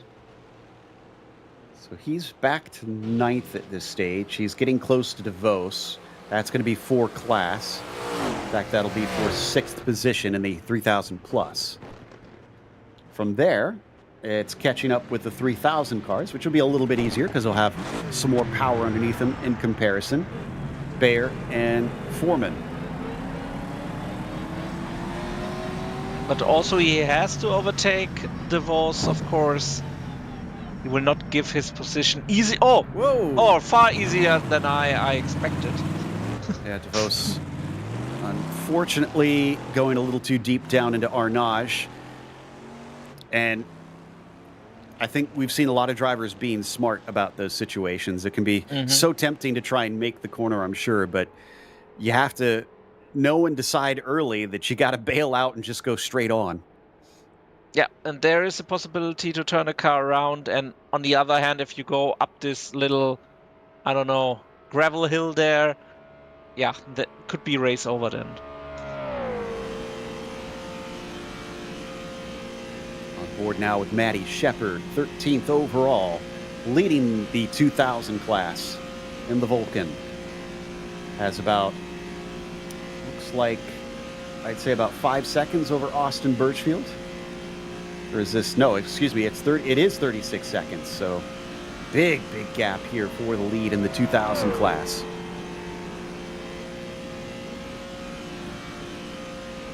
That's impressive, but maybe it's also really some drivers know how to risk it in the fast corners. I mean, in the end, here the Mulsanne corner or Arnage, it's basically the same for everyone. But I think you can gain much with the fast corners before the start-finish stretch. Yeah, and drivers, you know, it just struck me that we've been riding on board with Shepard here, especially coming down into the Mulsanne hairpin. Now, I guess since you have the hump, that kind of helps you out. But you know, looking at it, you can't really see the turn from where you are braking so much. You can kind of see the intersection, but this is a street circuit for most of it, at least. So technically, there are other, you know, roads going off in places and things like that. So making sure you know where you are on the track and braking at the right spot, actually pretty important. Yeah, and also not fall asleep on the lap, and maybe think about you're in a different position on the track because you get distracted. Alrighty, so I've got our list now of who, or not who is running what, but more of what each car is here. So this is the Vulcan, or no, excuse me, the Mazzantini of Maddie Shepard, rather. And so we hop over to the other Mazzantini of Birchfield. That is the Maserati, is what it is mimicking.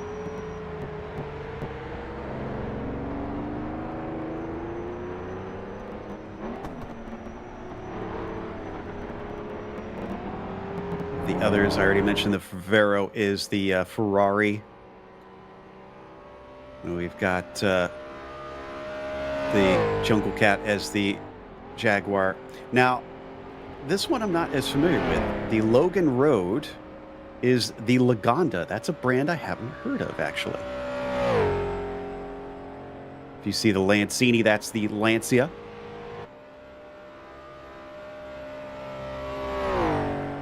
Even Google tells me to change my writing. So this manufacturer, I don't know, it changed it to Legend or something like that, you know. Yeah, I'll have to. He doesn't like look to into search for it. My favorite of the ones that they've, you know, adapted the name, the Porsche, or Porsche, apologies, becomes the Prosh. Ah, that's easy.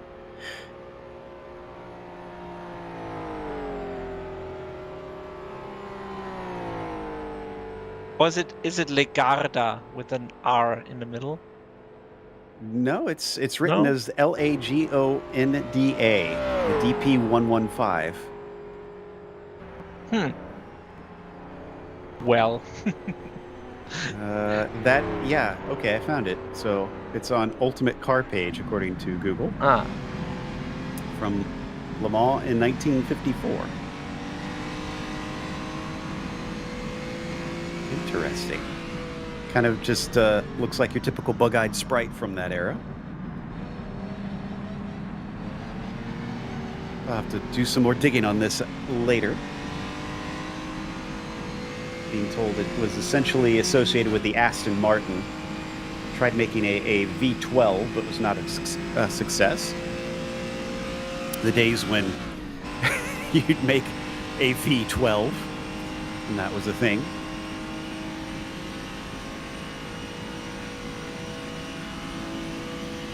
So on board with Taberzi now, 17th overall. This is 4th in the 2000 class. Up ahead, that is Sinkowski that we can just see off in the distance. One of the closer fights that we've got. So that's the podium position just in front with the Wilk Sport.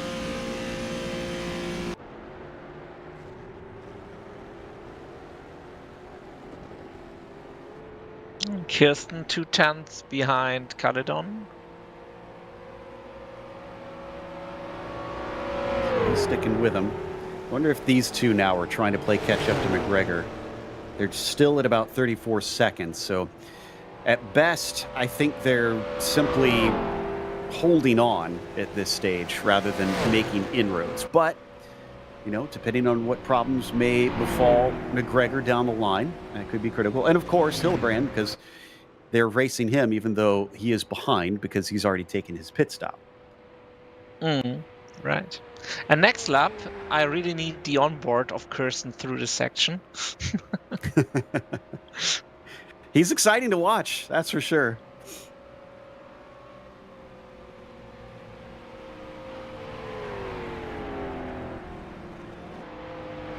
So the Lambda,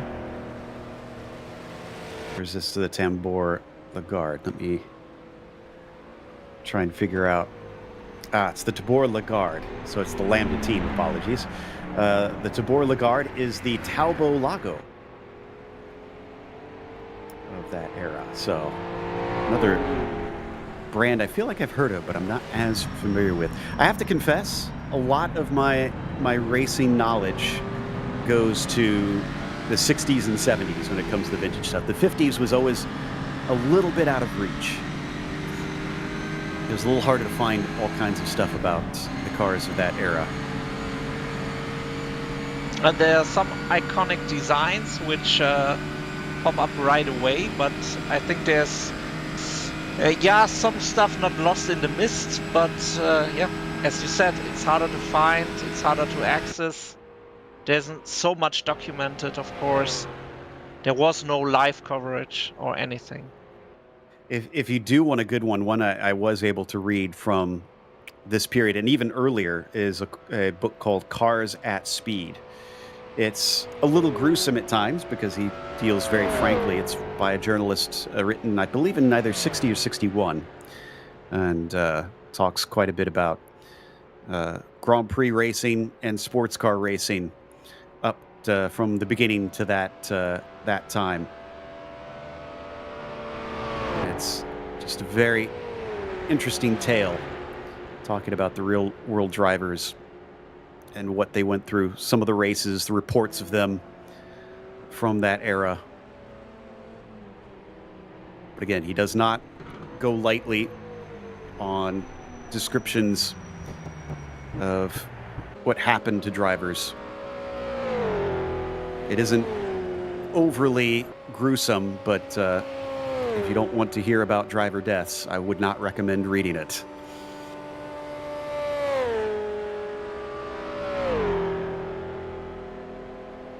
Meanwhile, watching Jerry Ferry now, 21st here, but leading in the slowest of the classes, the 1500s.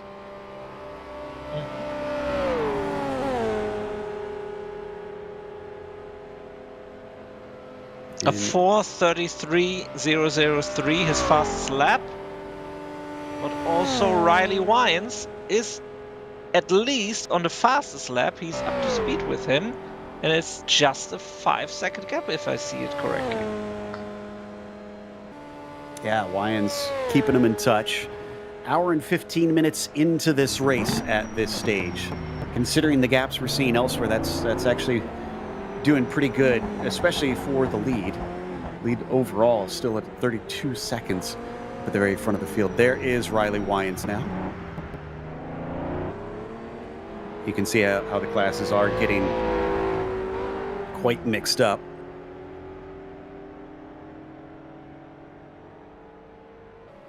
Does that help him? You got to think that wouldn't be the worst thing if you can tuck in behind a class that's just slightly faster. You wouldn't want to be in the 1500s and try to ride the toe of the 3000 plus, but I imagine, the 2000s could give you just a little bit more lap time. At the moment, the gap opened up half a second, but maybe that's just the timing.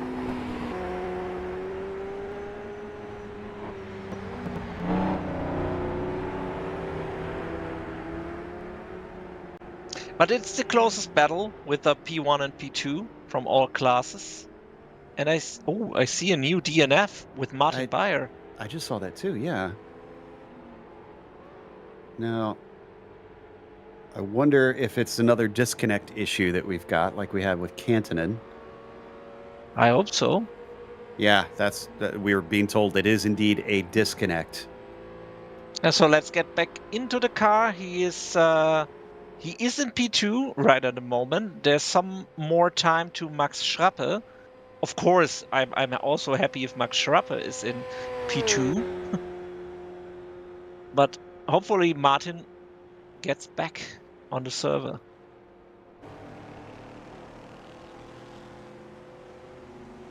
So I wonder, because Martin was the one that Reese was thinking about helping out here. And we are told that Martin decided he wanted to continue to go it solo, so he wasn't going to have Reese get in. Could this be a case where if Martin has some internet problems, that Reese is now a backup? He can get into the car and try to carry on for him. And now Schrappe is in P2. So the answer is no. Martin is going to get back into the car. Heads back out onto the pit lane. But he is going to be actually only, it looks like, well, no, we might be waiting for him to update, I think. Let's see when he comes around across the line, because I'm showing Martin as 4th place in class, I should clarify. Okay, so that is correct. He did not lose a whole lot there. Now, he might be a ways away from Gerard Ryan, who's the next one up. Max Schrappe, who's in second, then Robin DeVos, Foreman, rather, is our leader. But he should be, for the most part, I think, on the same lap as much of it should be. That should be the case. Very lucky. I mean, Foreman is also still on the lead lap. Very interesting. Yeah, the only one that is not in the 3000 plus class that is still on the lead lap. All the other cars that are not in that 3000 plus class have been lapped at this stage. And in fact, even Declan Brush has been lapped in that class.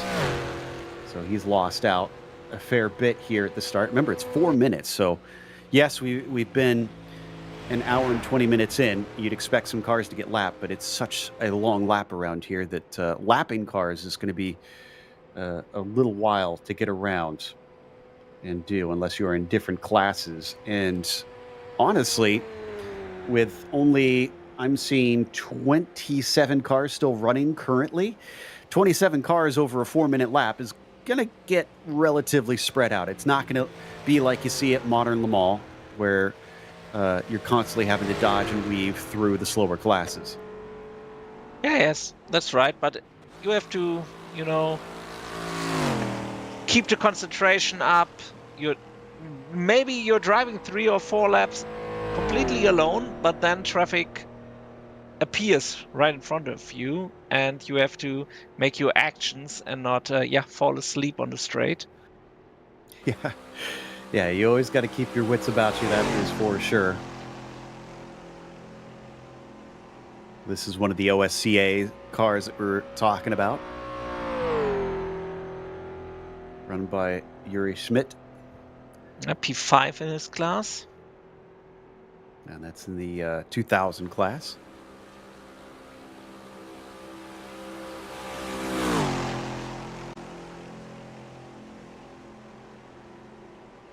It's a long way to go. Yeah, we still have so much of this race to try and complete here. So you cannot get content. Just looking up a little bit about this car, because again, was not as familiar. So it's from a sort of splinter company that broke off of Maserati, it sounds like. They formed OSCA back in 1947.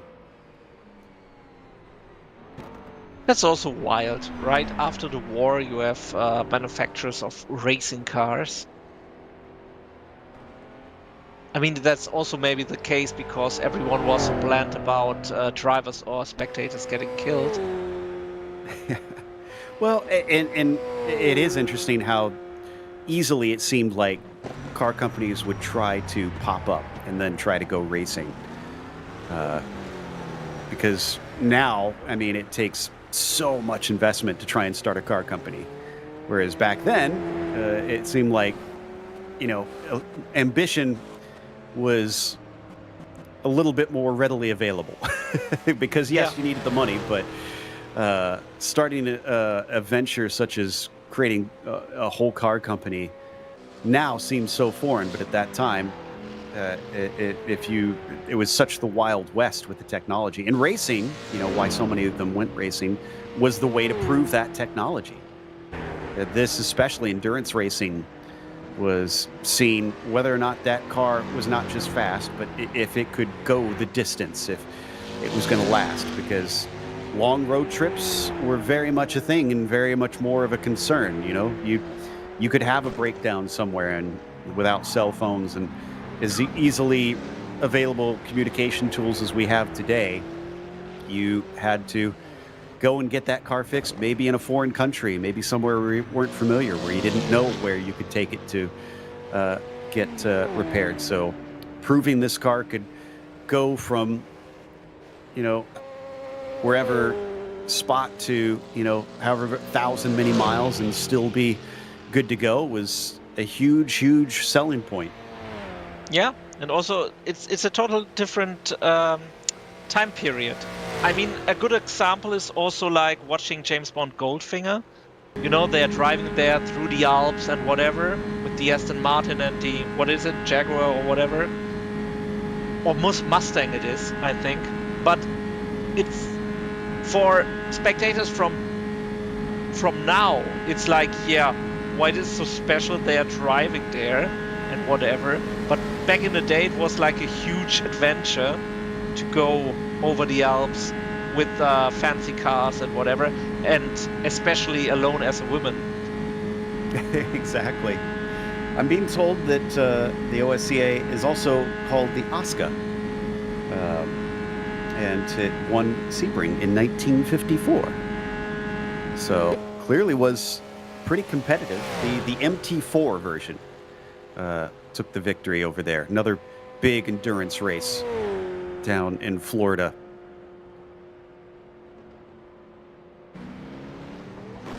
Riley Wyans is running second in the 1500s right now. He's got about 9 seconds to catch up to Jerry Ferry. Another relatively close race. It was 5 seconds, now it's 9, so maybe some traffic issues. So it didn't help him too much to be in the slipstream. Maybe he can brake better with no car in front of him. Oh, what is A little this? bit of a moment coming off of Ménage à trois in Tetra Rouge. yeah, and Nicholas Kirsten behind Celadon. I don't think, yeah, that's not for position in front of him. So that's going to be a lapped car. And that's actually, yeah, they're going to pull off to the side. But battle for P2. Just will not quit here.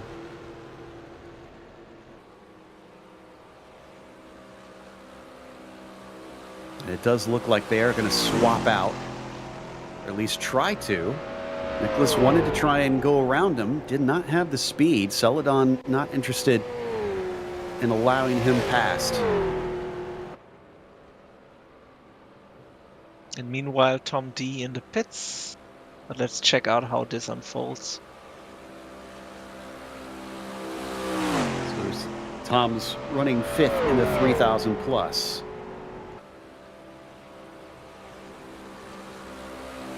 I can see what car he is in.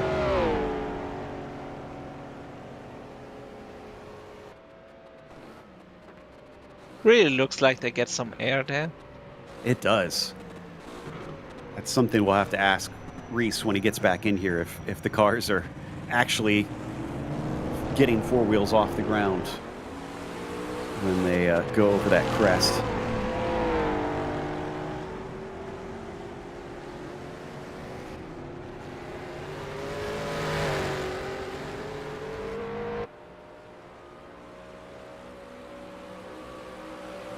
Another traffic situation. But I think, yeah, that's cleared before Indianapolis, of course.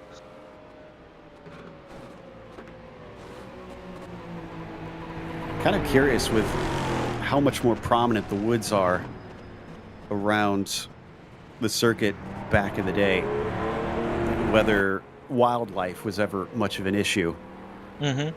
I guess so. Some deers. Exactly. Deer, squirrels are things that try to cross the track. Cannot be a good thing to have to hit at those speeds. Deer especially. I mean, that would basically be a death knell. Oh, we had it at the 24 Hours of Nürburgring. I was at the, how's it called?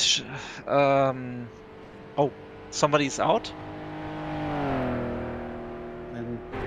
Tom D is out of the pits. Emerged. That was the call. Phrasing for a producer. You see, told us some.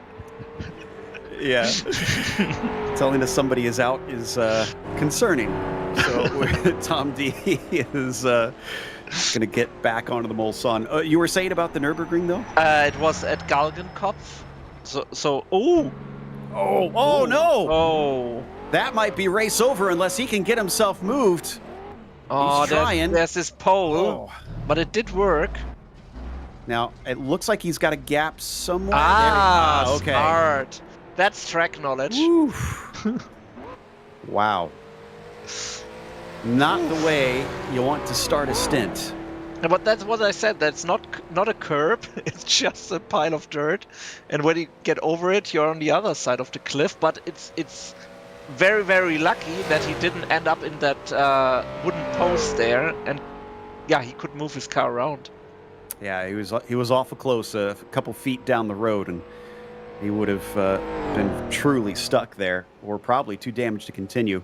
So you were at Galgenkopf. Yeah, and there was a deer crossing the track, like when at twilight, and you just saw like the GT3 is just like ripping it apart.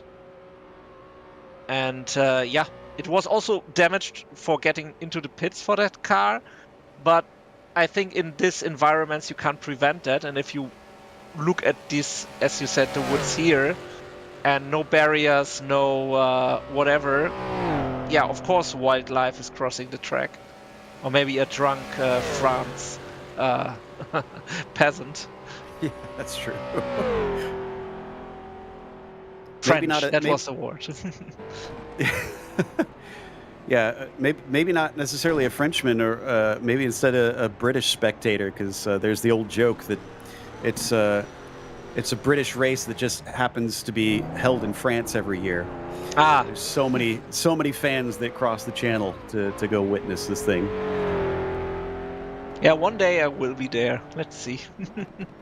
It was an experience. I really loved it, and hoping someday I'll get to go back again.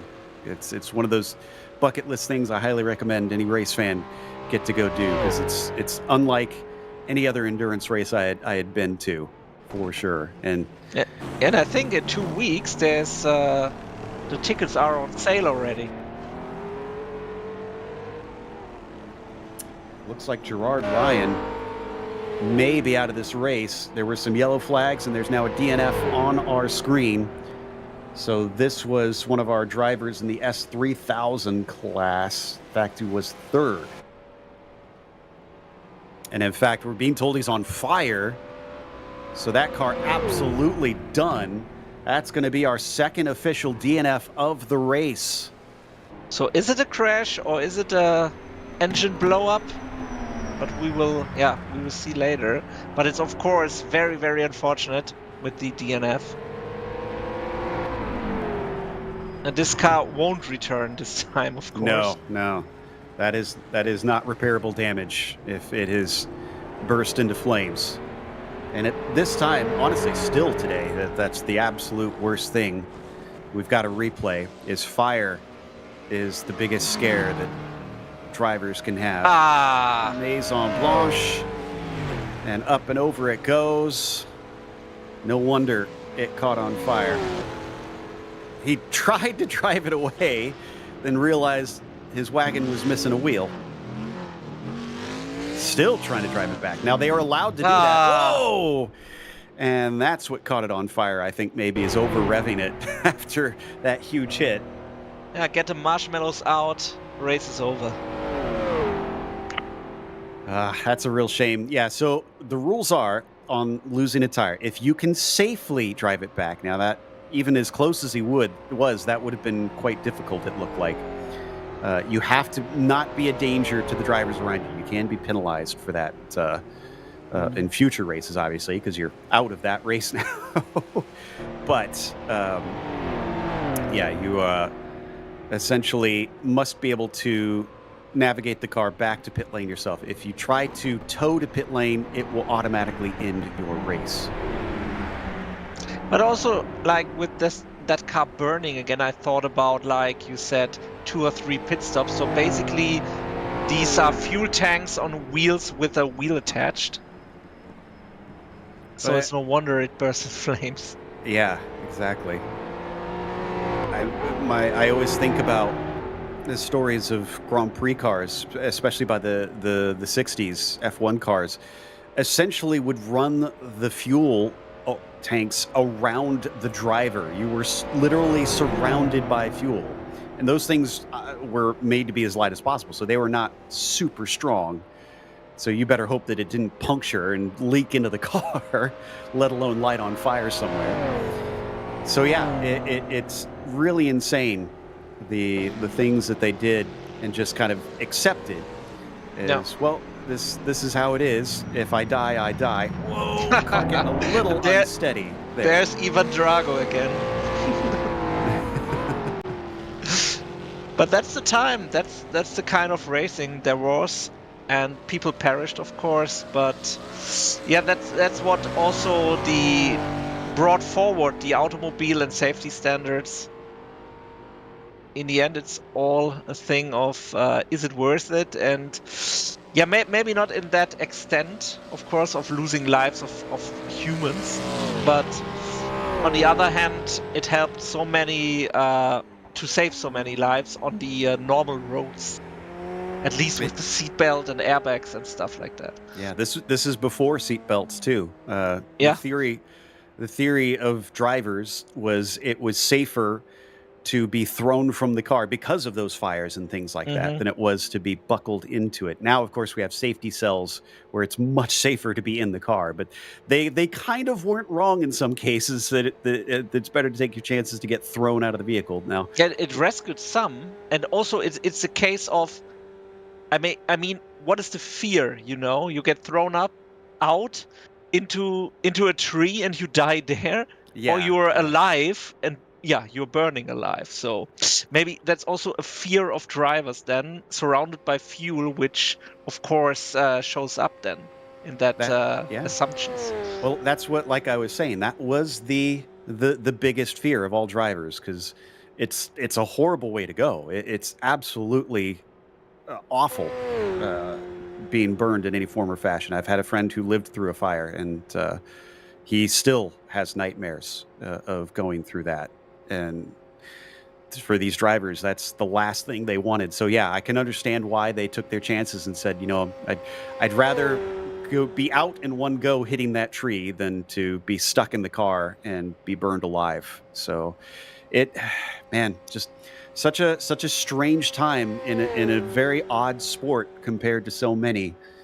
And we've learned a lot through it, but unfortunately it did cost us a number of people.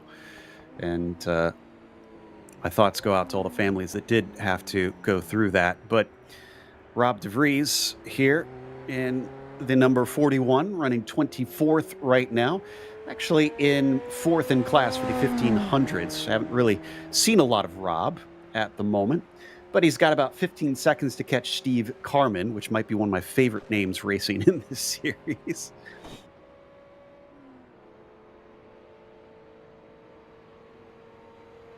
And he's also on a good run. Rob de Vries. I mean, if you're still running, that's always good. And still there's potential to get onto the podium in his class. Yeah, I think it's not over by any stretch. Hour and a half into this one, a little more than that, about hour 40 at this stage. So now we're starting to get into the thick of the race. Haven't hit halfway yet, but you're getting hunkered down. You're applying your strategy. You know what pace you can run safely, and you're going to try to stick with it. Mm.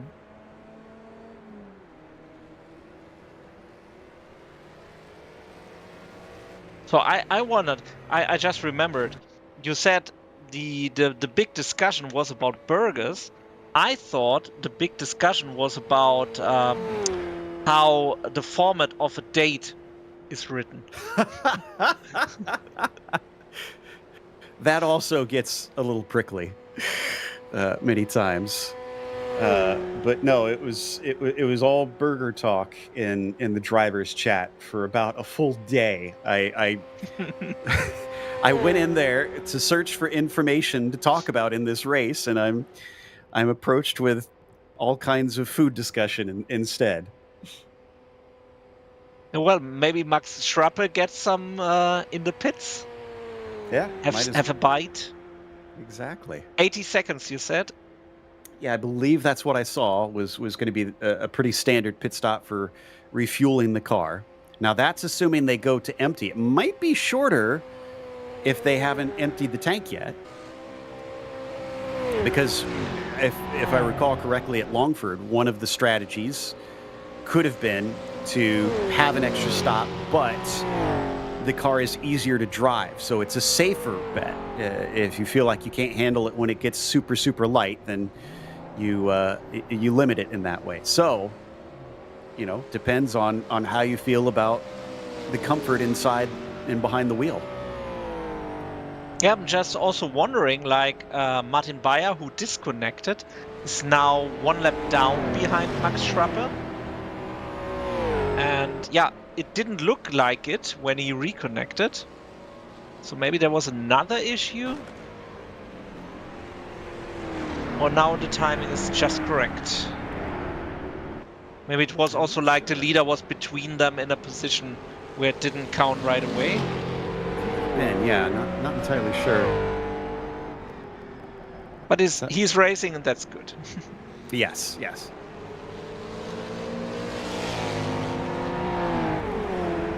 down onto the Mulsanne once again. That little kink here, right here, is the dentares. I'm not sure if I'm saying that right. Dentare, however the French want to say it. It's not Dracarys, so. No. I took German in high school and college, so my French pronunciations are a bit lacking. As I said, good enough. Yeah. Or sector 3, maybe the fast section, no? Just a little bit of yellow. Maybe Anage. Yeah, thankfully it seems like it's been relatively uneventful in terms of yellows. We get that update there on our tower on the left-hand side, and they've been somewhat sparse. So glad to see drivers have been, for the most part, keeping it on the track, which isn't too great of a shock because, like I said, I think job one is to get to the finish here and not overdrive the car, both to keep your equipment together and to keep from running into anything you shouldn't be. So I think I'm getting the sense that we're seeing most drivers, Seb, kind of be at, I'd say, maybe 90% instead of 99% racing right now. Yeah. I mean, with the gaps, that's totally fine. And also if you have, the breast in the neck of a competitor, still you have to finish first. So it would be good to go 90% right now. Oof. Kicking up some dirt there. Was that Hillebrand, maybe? Not sure. Could be Heures. Buyer right now. He's sitting in. Let's see. Remember, he had his issues a little bit earlier. He's P4 in his class, but he's way back. Yeah. So just P3 Bevan back is in his grasps, but Schrappe, and especially Danny Foreman, he is in P6 overall right now. Of course, some of the S3000 plus have pitted, but yeah, that's still an amazing drive. It's unfortunate because he's kind of sandwiched amongst all the 2000 drivers. He's in the 3000 class. And while the overall is not as important to the drivers here, it's still going to have to mean that you have to overtake those cars at some point around the race. So it is a problem in that sense. And of course, just being that far behind the next car. In fact, I'm just trying to, let me see if I can figure out how far back he is from Bavenbeck. Yeah, he's about half a lap. So 2 minutes or so behind the next car in his class.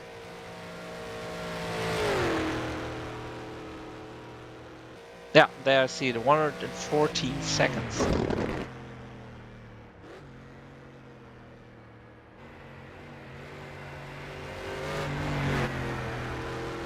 Hillebrand in, what is he? P5. He has pitted. He has now the fastest lap again, 3:58.848. So he cracked down to the 58s.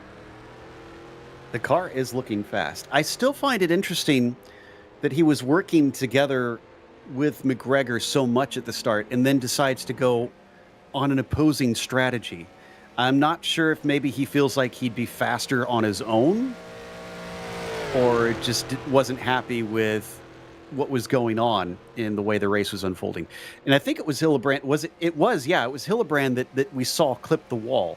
So maybe there was just a bit of damage and the car wasn't handling perfect and he needed to get it somewhat repaired too. Yeah, now it's Foreman in the pits. So the leader of the S3000 class. So overall he will lose some positions, but will be way ahead of Max Schrappe, of course.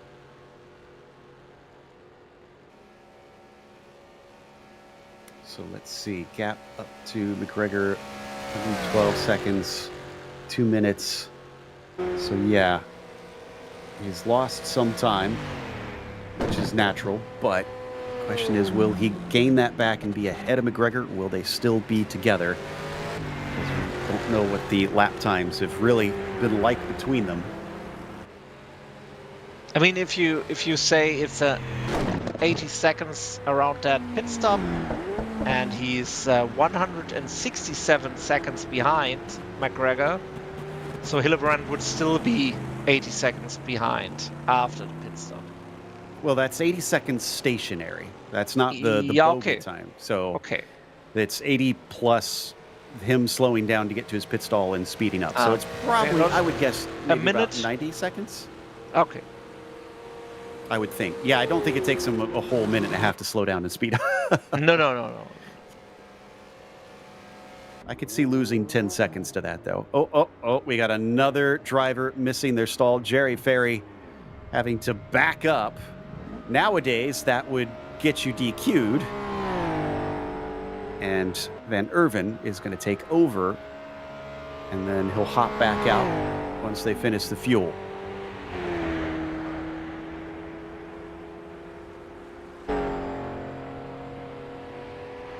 So, teammate with Foreman's car. Yeah, that's correct. Sharing that data, I'm sure, extremely useful here. It's so interesting seeing that run down into the Forest S's, or what's now considered the Forest S's, because it's quite a big drop down the hill into there. We're seeing nowadays they still have that drop, but it's kind of a curved drop into there. Back then, it was a straight line sending you down in, so you're carrying a lot more speed without the chicane beforehand, and it's just feels like a very different set of corners than what they've got currently.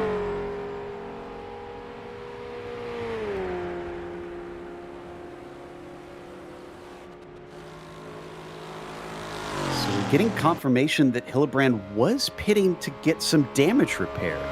So I was right. Interesting. Okay, so him having that contact changed things for him. If he hadn't have done that, maybe he would still be out there with Ross McGregor.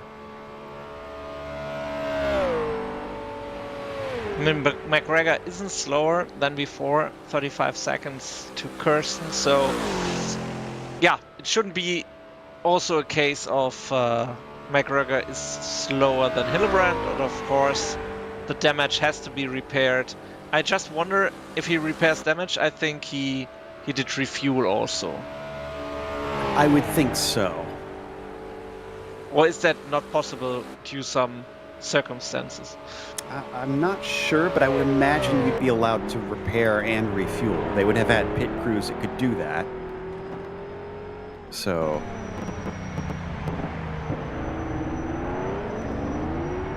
now, after Ferry handed over to his teammate, he's now showing as a DNF.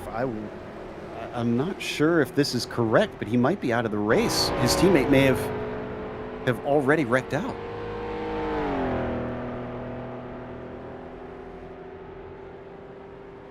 And no, we're being told he did not leave pit lane. Interesting.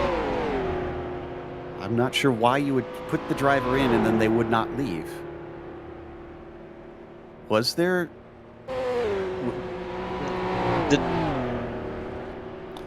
Oh, excuse me. This was just Jerry Ferry. I was thinking of the other driver that swapped out. Van Oven is who I was thinking of. So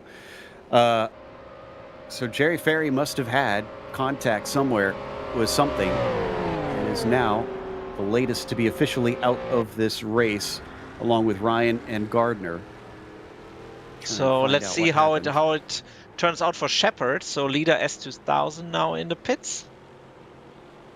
Hopefully exiting the pits later on. Yeah.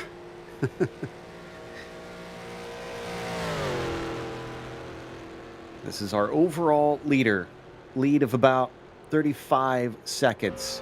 It's been hovering at this gap over Nicholas Kirsten for some time, so Ross has either backed off the pace or Kirsten has picked it up and been able to match McGregor. But we don't know which at this stage. Ross could be just managing the gap at this stage. Celadon has dropped off of Kirsten. That was one of our close fights for a long, long time. Nicholas now has about 4 seconds over him. So P2 no longer as close as we used to think. And McGregor just overtaken another of our slower cars.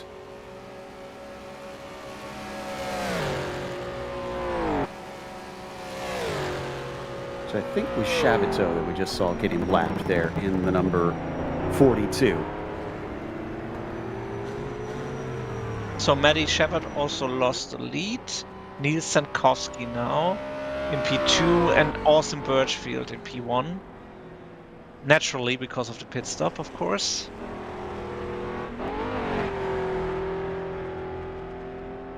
Now we're starting to see things play out a little bit more. Getting close to the halfway point. So if drivers are still taking that... Oh, excuse me. I'm used to thinking... This is not a 4-hour race. This is a 6-hour race. So there we go. So if we get a bunch of drivers in soon, then they are definitely trying to evenly split up the two-stop strategy. But we'll see whether or not they keep trying to carry on from here. What I was told, it was close on whether you wanted a 2 or a 3. But some of that was down to if you prefer the car to be a little more stable with more fuel. Watching Oskari Kantonen from the helicopter. They really did model a 50s helicopter in this version. I love it. You'll see, you'll catch it on a few of the shots. I saw it very early in the race up above. Me too, and I was thinking like a helicopter back in these days. But yeah, it would have been extremely rare. Yeah. Glad that you're told us that this is modeled after a helicopter of that time period. That's kind of neat. That's very cool. That they went to the lengths that they did. This was another track, much like Longford, that Wuchu helped make. He's typing now, so he's got some more info for us. Oh, excuse me, a 1967 helicopter. So this is because of this being the 67 track. Still, that's an era where helicopters were not as common.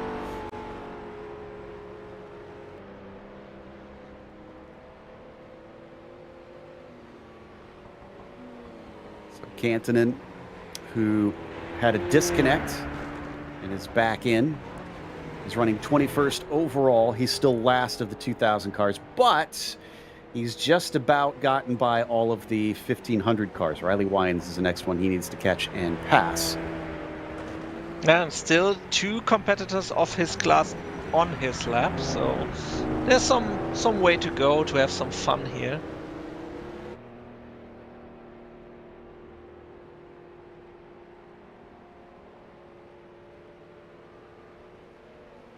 Yeah, it really gives you a sense of the scale here, watching it from above.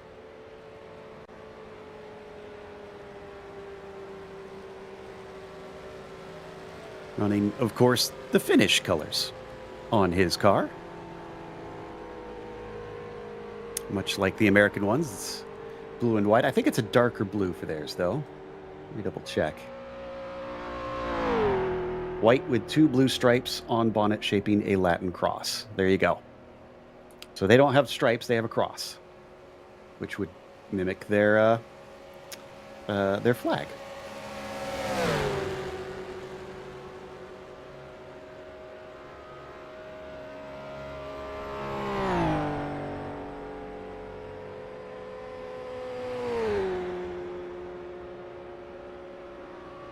This is not too bad, I have to say, Seb. We've only lost 3 cars out of 28 starters, and we're 2 hours in. And maybe I shouldn't have said anything. We just got a yellow in Sector 1. It goes away, thankfully. Mm-hmm. I was going to say, better not have caused them their commentator's curse there. I mean, yellows in Sector 1, I expect to be that for pit stops maybe, but we have seen 2 accidents at the same spot, basically. In Sector 1, yeah, at the S's. So, don't need more of those. Don't need another retirement this quickly. And also with 2 S3000 cars out of the race, of course, that gives some momentum to people like Max Schrappe in the standings then in the championship, if he can finish this race. He's second was a right little now. bit, He's second right now. Is a little bit behind in the standings. So, yeah, that pushes him forward. Van Erven is the one in front of him, but with the pit stop, Schrappa is far behind. Lorenzo still needs to make a stop. Adam Komorowski down here. Last of the cars still running in the number 40. Did you say Lorenzo needs to make a stop? I think he does. No, What, did he have? changed. He's So he's in for some couple of laps. He did change with the that's right. leader. In that I just case, wondered if I heard it correctly. that's a massive gap then. Yeah, that's a massive gap. That's again about half a lap's difference, I think. Yeah, between P1 and P2 in the and 3000 class. Mm-hmm. Wow, that's Schrappa. I mean, again, it's endurance racing, so you can't give up. You got to keep at it. But Max has got to be a little demoralized by that he's already lost that much, a third of the way into the race. 6 seconds per lap. Yeah, in 2 hours. That is a thing, and McGregor is in the pits. Alrighty. So where does he come out in relation? Where does he stop? Where to does he stop? Hillebrand? Yeah, gotta watch. He knows where to stop. That's good. Okay, yeah, he was able to hit his marks. No pit speed limit, so it's just down to getting yourself to a usable speed. Well, there's a yellow.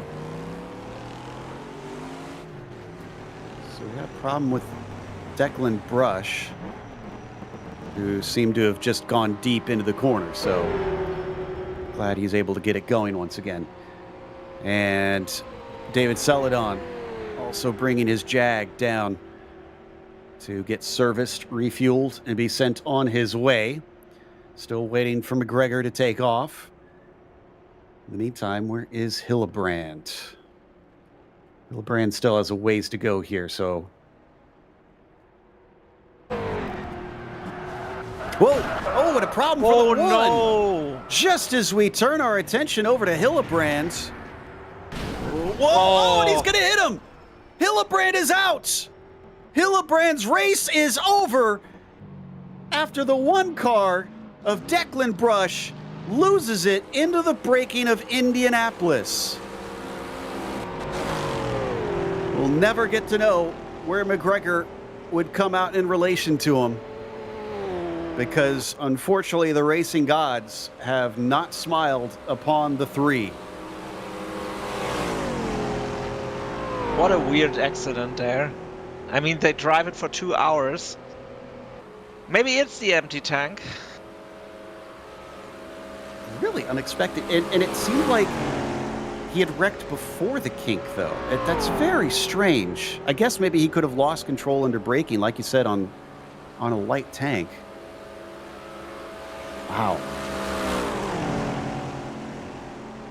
So we're going to watch the replay of Hillebrand first.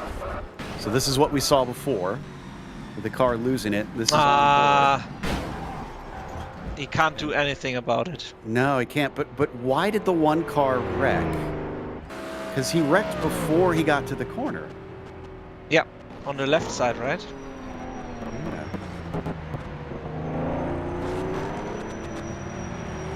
So we're trying to pull up the replay on that and give you some info. By the way, track is cooled down to 32 Celsius, so it's only slightly cooler, probably somewhere around 90 Fahrenheit.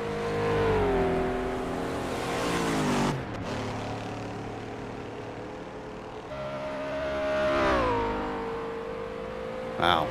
And things can happen in an absolute flash. Nicholas Kirsten stayed out, obviously, so that's why he is leading this race.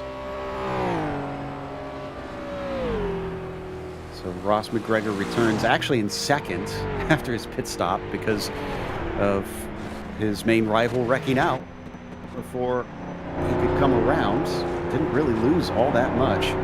All right, let's take a look and see if we can find out what happened to Brush. Oh, Car gets loose under braking, so that's why he wrecked pretty much right at the kink and not after it. and he Man. tried to clear the track with rolling backwards. Because if he's standing there in the middle of course, there will be a crash. So maybe, yeah, that's the difference of 1 or 2 seconds of gap between the cars.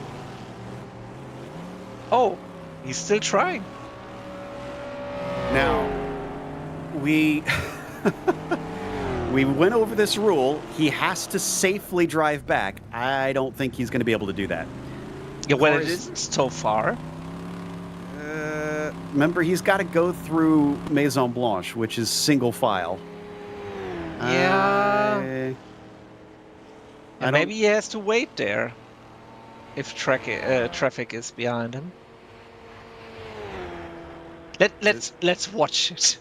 yeah. Oh. Whoa! No. There's He hit something. That was some weird. fence, some stone A rock. from that guy living there. Maybe Yeah, his yeah. post box. The rock to keep people from cutting their Yeah. way into his driveway, I suppose. Get off my lawn. Oh, man. But he's trying. He's trying hard. He's not And- giving up. Nope. I wonder if they're going to allow this, though, or if they're going to tell Well- him that that's not safe. Because he's not missing one wheel, he's missing 2.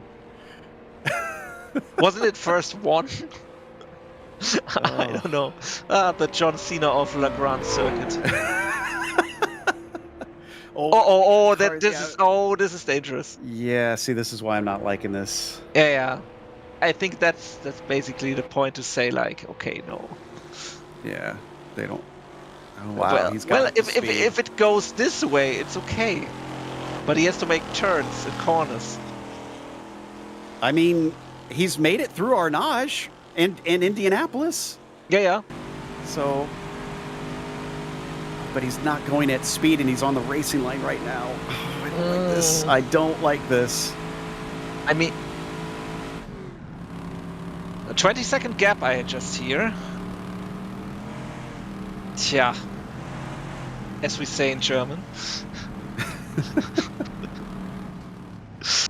Natural habit, but Yeah.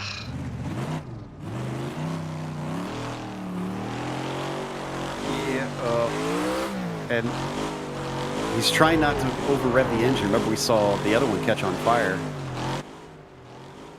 can now he get he's down that not- hill? Not only is he in the grass, he's in Maison Blanche, which, as we said, he needs to be at speed to get through there because he can't creep around too long. Mm-hmm.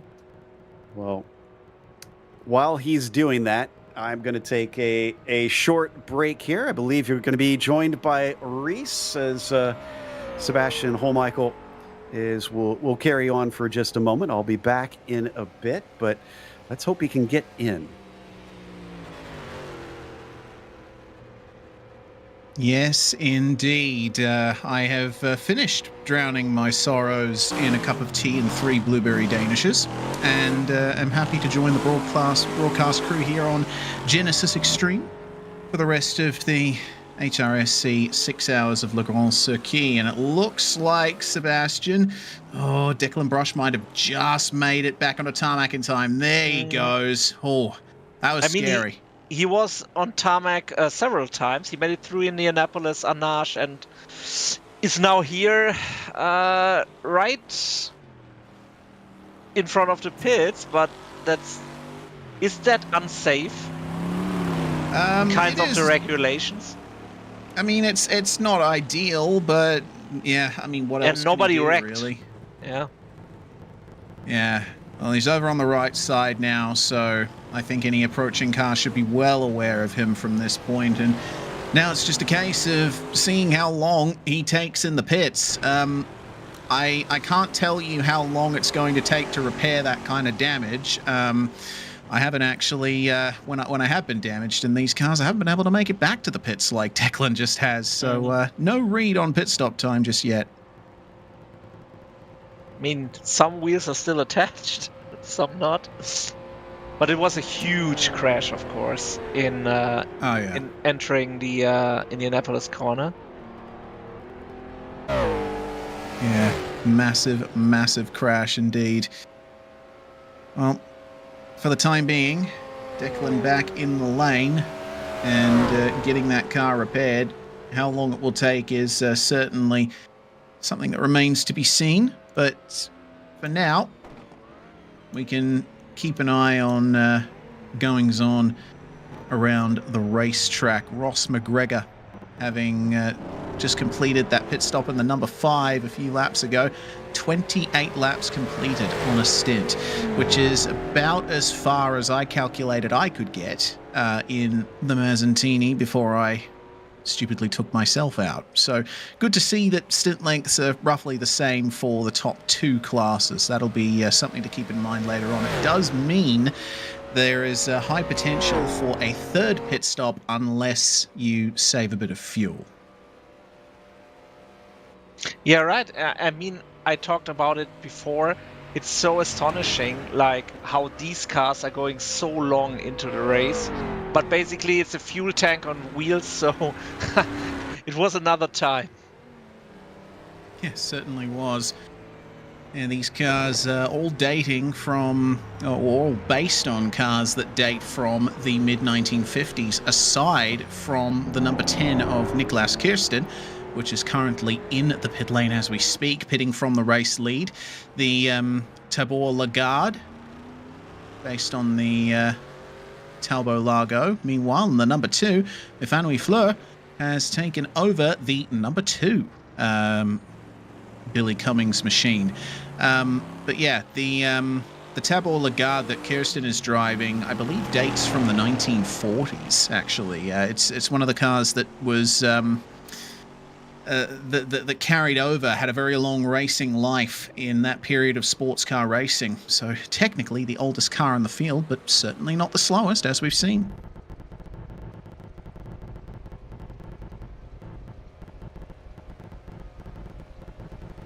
So I think Kirsten has done his pit stop. No, it's still in the pits. Still in the pits.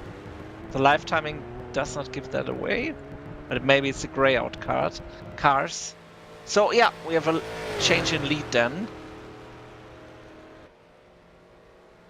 But with what was natural with the big gap McGregor was having. Oh yeah, huge gap for the Rafa Racing Club for Vero. And considering that Kirsten's car has one of the larger fuel tanks in the field, I suspect he's going to be in there probably 2.5 minutes or so, getting that fuel in. He's already been in for quite some time. But he's just managed to get away now. Oh, there's a helicopter. Very nice.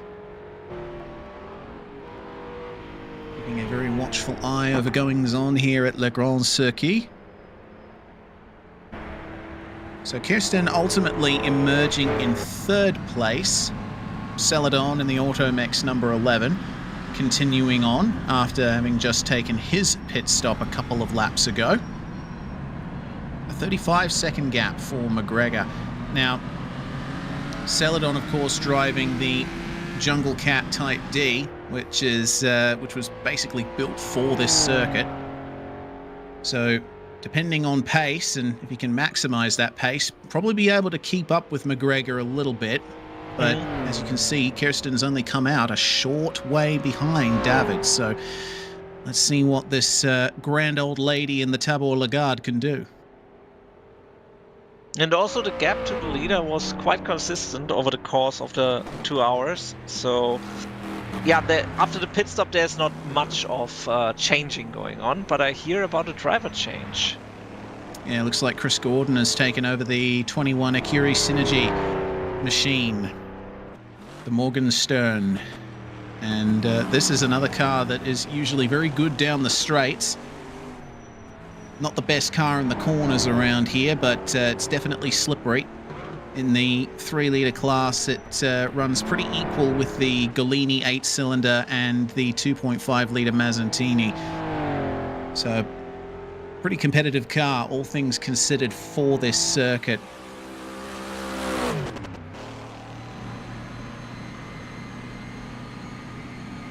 See what kind of speeds he reaches down the Mulsanne straight here. Topping out at around about 247 k's an hour, 248 or so. Obviously not a patch on the Favero 3-litre, which has a top speed of about 251 from what I could see when I was in the car. Must have been crazy to go 250 in those cars back in the day. Oh yeah, absolutely. I mean, you don't have a roof. I mean, technically, yeah, no cars in this mod have a roof, but if there's a full-width windscreen on the car, as there is here on the Morgenstern, that's basically a signifier that the real car had a roof. So, produces a bit less drag than most other cars in the mod, but yeah, you don't have seat belts, you don't have any of the safety features that modern cars have, no traction control, no anti-lock brakes, so slowing down from that top speed coming into Mulsanne Corner, a terrifying experience, especially if you're driving a car with drum brakes. I have to wonder, Reese, because we were trying to figure out how light does the car get over that hump that leads into the Mulsanne hairpin? It depends on the class. The 3-litre plus cars, I think, get a little bit light over that crest, but the 3-litre cars and below definitely don't. There's when I was in my Mazzantini, there was barely any protest over the hump. Does get a tiny bit light, so you... Oh dear. Oh, that's another problem for the number one. Mike Honcho just took over from Declan Brush, and now it looks like the other side of the front end is gone. Oh lordy. Oh well, that doesn't work. Oh no, both front wheels are gone. Oh, yeah, they're gonna have to call that one. There's no car way that's making says it home. no. Where's that? That's at Tetra Rouge. Yeah, Tetra Rouge. Yeah. That's at the start of the Mulsanne Straight. What on earth happened? And he's still trying. Trying for what? He must have gone over the embankment like we saw before. I'm trying to remember which driver that was we saw do that. Was it Tommy D? I think it was. Yeah, I think it was Tommy D. I don't know. I wonder if he's not aware that he's missing both of the front wheels here. Maybe that's the case. Maybe there's a mechanic in that corner who can tell him. Yeah, someone needs to flag him down because I really think he's fighting the losing battle on that one. Unfortunately. Oh man. That's more than Sisyphus. It really is. Wow. So now the attrition is starting to really weigh in because for a while we only had you, Reese, and then Gerard Ryan. Ferry joined us a little later after that. Now we've lost Honcho. Now we've lost Hillebrand. So it seems like it's starting to gobble them up. Yeah, certainly. I mean, this is the point of the race, especially when teams are changing drivers, that you start to see a lack of familiarity with the car potentially, and definitely fatigue setting in for the drivers that are soloing. So it's around about this point of the race that you're going to start to see more and more cars have trouble like that. I'm seeing that Mike, as soon as he came out of the pits, apparently just went straight on at Tetra Rouge. We're going to, I believe, grab a replay of that here. So Honcho, I mean, it's interesting to see that. Yeah, but I think that might be a graphical glitch because the car's clearly level. Oh. Yeah. Is that a brake failure or something? If it was a brake failure, it was also a steering failure because, like you said, he went straight on. Yeah. Maybe a hardware problem. And maybe also the interesting part would be the exit of the pit to see if the car behaves strangely then already. But yeah, as you said, it didn't look so weird on the straight. No. We'll see an onboard replay now. Honcho gets on the brakes and... Oh, was that the throttle? Was that the throttle sticking? Is that a problem that can happen in these cars? No. Or are you I thinking think his it- actual pedals? Hardware. Yeah. Yeah. I think more hardware. I mean, there's also the potential that the controls could have been messed up due to the driver swap.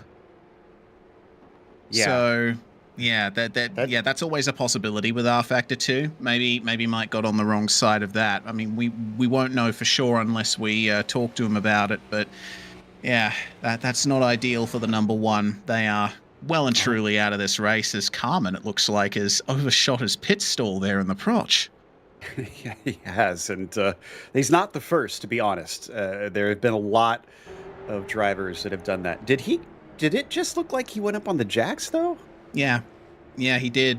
That surprises me because you wouldn't expect a tire change in a race of 6 hours length. In fact, back in this era, in the 24-hour race, they'd go the whole 24 hours without changing tires unless absolutely necessary.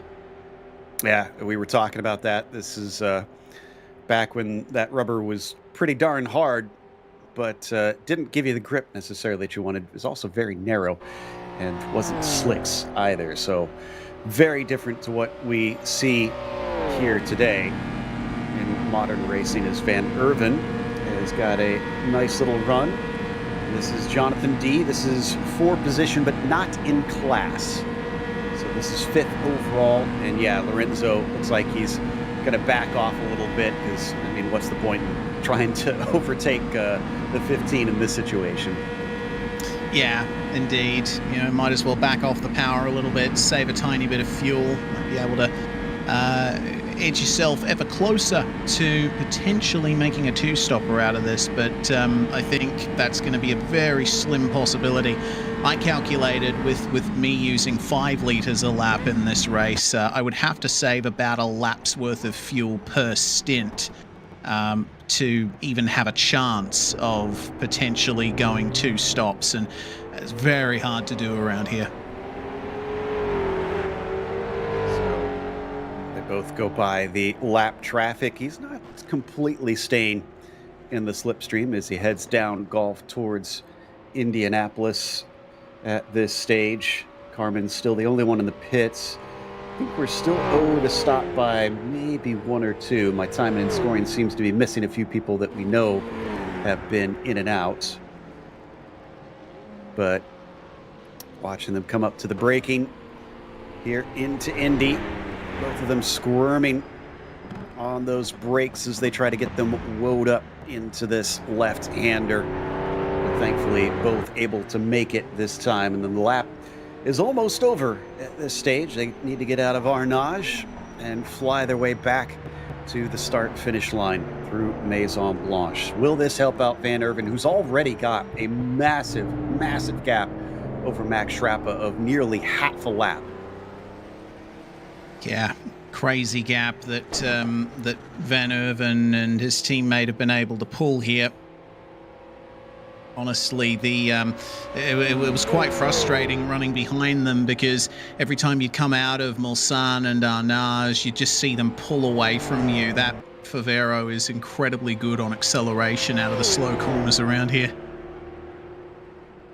Certainly has looked like it's one of the cars to have, because it was 1, 2, 3 at one point up at the very front. Now that has changed because we lost Hillebrand, unfortunately, but that wasn't really the car's fault. That was more down to the traffic. And then for some reason, Prodan, who was in 3rd, has fallen down to 4th. So he's still up there. And then Ross McGregor, obviously, still leading in the Favero. But it's definitely looking a little bit more varied at the top than it did early on. Looks like Martin Beyer has been continuing to make his recovery there ahead of Steph Hermans in the blue Galini, managing to get an overall position back. Still all the way down in 4th in the 3-liter class. I've got my commentary hat on at the moment and not my driver hat, but I still feel a little bit of hope for Martin, being my teammate at Squadra di Garagisti. Let's see what he can do from here. Still got 3 hours and 40 minutes left, and plenty of time for something to happen and potentially get that car back onto the 3-litre podium. But he's got a bit up to Chris Gordon to make up in the Ecurie Synergy car. You can have a little bias as a treat, you know. So, but yeah, it's a long way still for P2 to try and do anything and catch up to the lead in that class. And then poor Martin himself has well more than half a lap now at this stage. He's actually been losing a little bit to Chris Gordon since I last looked. So he might actually get lapped by him. But we were talking a lot earlier on, Reese, that this is a style of racing, especially in this age, where even if you go laps down, you cannot give up on it. You got to get back in the car. Yeah, exactly. Even if there is a gap of a lap or two around here, there's always the chance that your rivals will make mistakes ahead of you and retire. These cars are just that hard to drive, and they're very unforgiving. So is the circuit as well. So, like you say, don't give up. The race will come to you eventually. You just got to make sure that you're in it. Still 23 out there circulating at this stage. Bergerie, actually, in the number 42, is the last of them that's still out on the track. But not last in his class, as Jerry Ferry, unfortunately retiring for mysterious reasons, will take last of the 1500s there from Irwin. So we watch Nicholas Kirsten now, running in third position, about a minute off the overall lead, but still within about 5 seconds of David Celadon in that number 11, as we got another yellow in sector 3 this time. That thankfully goes away quickly. Well, it did for a second. Now it's back. Yeah, coming straight back. It looks like Steve Carman having an issue at Indianapolis. He seems to have gone straight on at the left-hander. He has managed to recover, though. If you manage to go straight on there, you can take the dirt path, and that will act as a sort of big runoff area for you. But yeah, looks like no damage on the car. Just a minor whoopsie. It's the most important thing here. Keep the car whole, get to that checkered flag. Seen a number of drivers with real determination to try and do so, even if they're missing parts of the car, to hopefully drive it back, get it repaired, and get it going once again. So Steve up to speed now as he heads toward Maison Blanche. Let's take a look at what got him in that position in the first place. Oh, we came very close to the wall in the kink at Indy. No wonder he took to the dirt runoff. Yeah, indeed. A long road there to go off on. But yeah, it looks like he just got on the brakes a little bit too late for Indianapolis.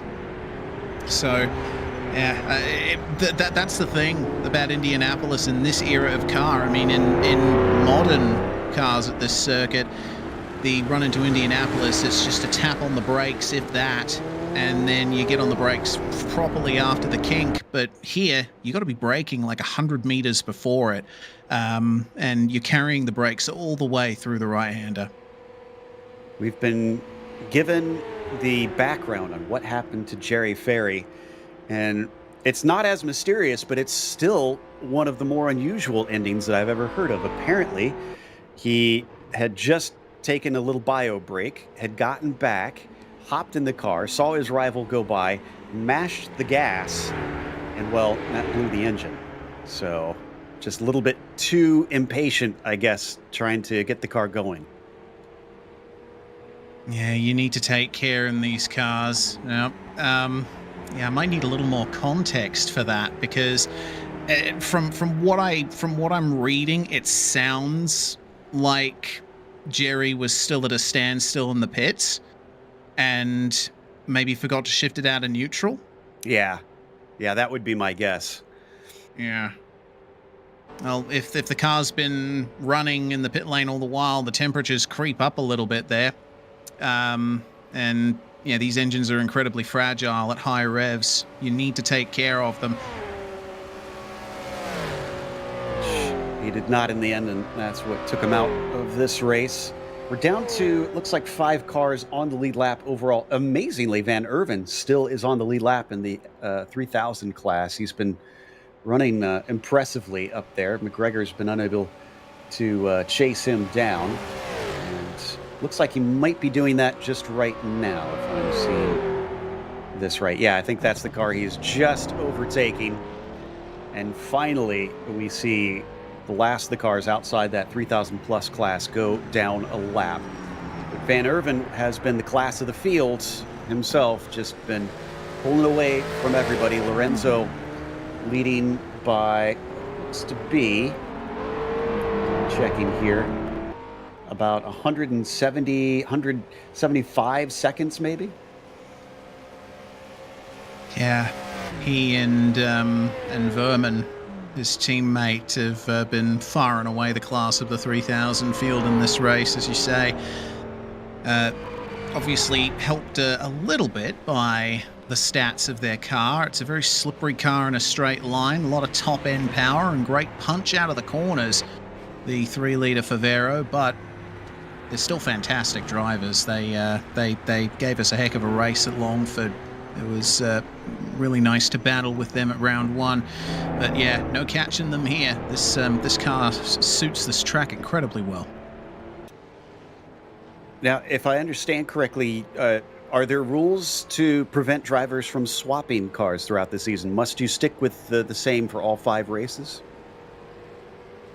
I believe that is the case. Yeah, I haven't looked over the rule book in a while, but I would presume that you are only to stick with the one car throughout the whole season. And I mean, you can change out drivers in that car, obviously. We've seen that happen this season already, and I would have done it with Martin in this race if the plan allowed, but yeah, you I think likely need to stick with the same car over the course of the whole season. That was very close to a disaster at Maison Blanche just then. Yeah. The cars seem very on edge. That does seem to be one of the places where there is the most risk taken by many of our drivers, but thankfully haven't seen much in the way of major accidents there yet, at least today. Hopefully that does not change as we carry on. We're getting closer to the halfway point now in this event as we watch Lorenzo come across the Dunlop Bridge and down into the S's. This car has just been chugging along, putting the laps in, but you still have to finish the race, of course, as we said. So it ain't over yet.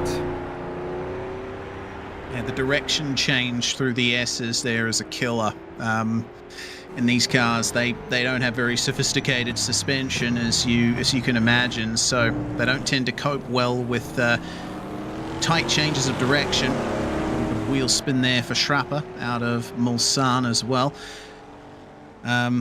You really have to manage the oversteer at this place, I find. It's mostly slow corners, but carrying enough speed through them is ideal. You know, you've got to keep the momentum up for the best runs down the straights. So it's easy, especially when the fuel burns off, for the rear end to break free. And if you're able to manage that properly, then that will bring you success. This has definitely been a make or break for a number of drivers so far, as we've seen a few accidents involving that with drivers, as the 22 of Schrappa still dealing with Briggs. Now that's for overall position, but Briggs is not in the same class. Interestingly, I believe, or excuse me, no, that was Fleur. I was looking at the wrong car there. That's the Briggs Arc car. So Mafanui Fleur allowing Max Schrappa by, but there you go. The power of Fleur's car, the 3000 plus, going to allow them to easily re-overtake as Schrappa falls back down to 8th once again. But yeah, I was going to say, like, Max catching up to Mafanui Fleur was a bit of an odd one for a moment. Yeah, it's the superior cornering speed of the 3000 versus that absolutely it's a real loaf of a car, the Briggs. It has the biggest engine in the field, so power is certainly on its side, but it is not a good car in the corners. Interestingly, also the only car in the field to have a choice of different transmissions. I believe it had the choice of either a 4-speed H pattern, a 5-speed H pattern, or a 3-speed. I'm not sure exactly what the Briggs Arc team are going with, but yeah, they certainly have to have power on their side because their car is not the best going through turns. Yeah, sometimes you got to make up for that with that grunt, which seems to be the philosophy. That one. Now, I'm kind of curious, actually, how common a 5-speed was by the mid-50s. Because that sounds not all that typical from that era, but I may be just not as knowledgeable on which cars. I'm sure Wuchu will be in here chiming in a second in the background. But Riley Wyans still in 18th. This is our leader in the 1500s. So is this for position overall? Because the 2000s, not getting a gap between himself and Cohen, so I'm not sure if that's the 27 just in front of him. Looks like it actually is the 27 right in front of him. So Wyans showing himself to be incredibly quick in that 1.5 litre Oscar, and starting to catch up to the 2 litre Oscar just ahead of him. It's one thing that I found interesting in this series is that while they do seem to tend to kind of siphon out to where your class is, we don't have too much overlap between them. You're still getting some that are just incredibly quick in the slower class cars, such as what we just witnessed with Schrappa and Fleur, and now we've got this between Wyans and Cohen, and Cohen, no doubt, kind of wishing that he wasn't held up in some of the corners if he finds himself approaching the back of that orange car, but for now, Cohen is able to run away. Yes, Wuchu giving us some more info on how many gears most of the cars had. Looks like it is a 5-speed for the Cummins R54C that the Briggs Arc team are driving, and goodness me, take a look at that fuel capacity, 227 litres. The next highest is 190 litres for the Vivero 37P. So a 5.4 litre V8, you would imagine, consumes quite a bit more fuel than the 4 and something litre V12 of the Vivero 37. They put it in the driver's racing boots too or something? My goodness, it's a lot of fuel. Yeah. The only other 5-speed I'm seeing is the Logan Road, the Lagonda. Yes, I forgot about that. So at least based on this, it looks like it wasn't as typical of the era, since I'm assuming this is kind of a representative swath of the various sports cars of that time. But interesting stuff there. Some of the stats that I'm looking through on these cars. For the fuel, how much of a loss do you think it is to try and make it a 3-stop so that the car handles better throughout? Is that not as big of a problem at a track like this where it's mostly straight lines? In a way. I mean, I guess the low fuel level is it is a concern in the turns, yes, but I think it's mostly a concern when it comes to slowing down for corners. You know, obviously before round 1, there was the update to the mod that modified the braking strength front to rear, and it basically gave the cars a lot more rearward brake by default, and so we ended up having to wind our brake bias very far forward to get the sort of same handling characteristics into corners that we originally did.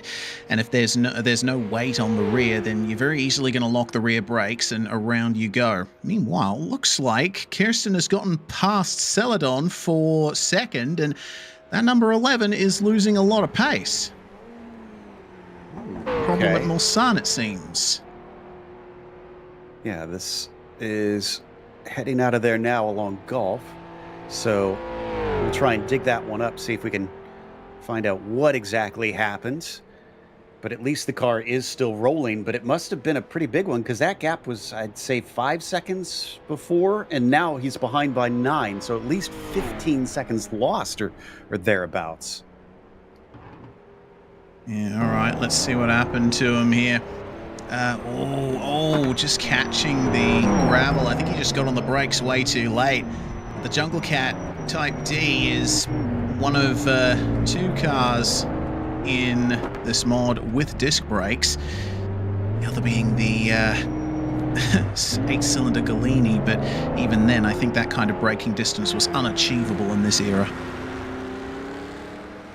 Well, it was very smart of him to bail into the runoff when he did, and that allows him to at least keep racing, but now he's got to make up some time, catch up to the number 10 for that overall second place finish. So we check out with Prodan. Now, Prodan was too far behind to really kind of make use of that incident. It's still about 15 seconds back to this Favero. Still don't know if he might get another opportunity. As we saw, 15 seconds can be lost in just the snap of one corner as we get another yellow in Sector 1 once again. Let's cross our fingers that's not another incident through the S's. We'll follow Prodan down through Maison Blanche in the meantime. Yeah, we certainly will. Looking around to see what might have been the source of that Sector 1 yellow, but I'm not seeing anything for the time being. The only car in Sector 1 and just exiting it was Van Erven. I think it might have been someone going into the pits, and it looks like Adam Komorowski in the Yablenka S1500, currently 3rd place, currently taking a pit stop. So that would explain it then. Adam down getting service and should be back out then with his second stop, I think. Yeah. Or wait, no, is this his first stop? I think it might be his first. Wow. I'm not sure. Or second. Yeah, probably his second. Okay, He was the car that pitted early. That's right. Now I'm remembering that. So he's the one trying to work this one backwards, but definitely has put himself under the gun on that one. Now he's got to, well, he has to stop one more time because he's still got more than halfway to go. So he is going to do a 3-stop. Very interesting stuff there for Komorowski. We'll have to try and see if we can dig up what made him decide to not only do it backwards, but try and do it with a 3-stop instead. Here is Komorowski in the OSA, just out of the pits and through the S's. Now I get to look up my list of international cars to see who wears light blue. Indeed. Might be, actually, I'm not too sure. But he's come out just behind Steve Carman.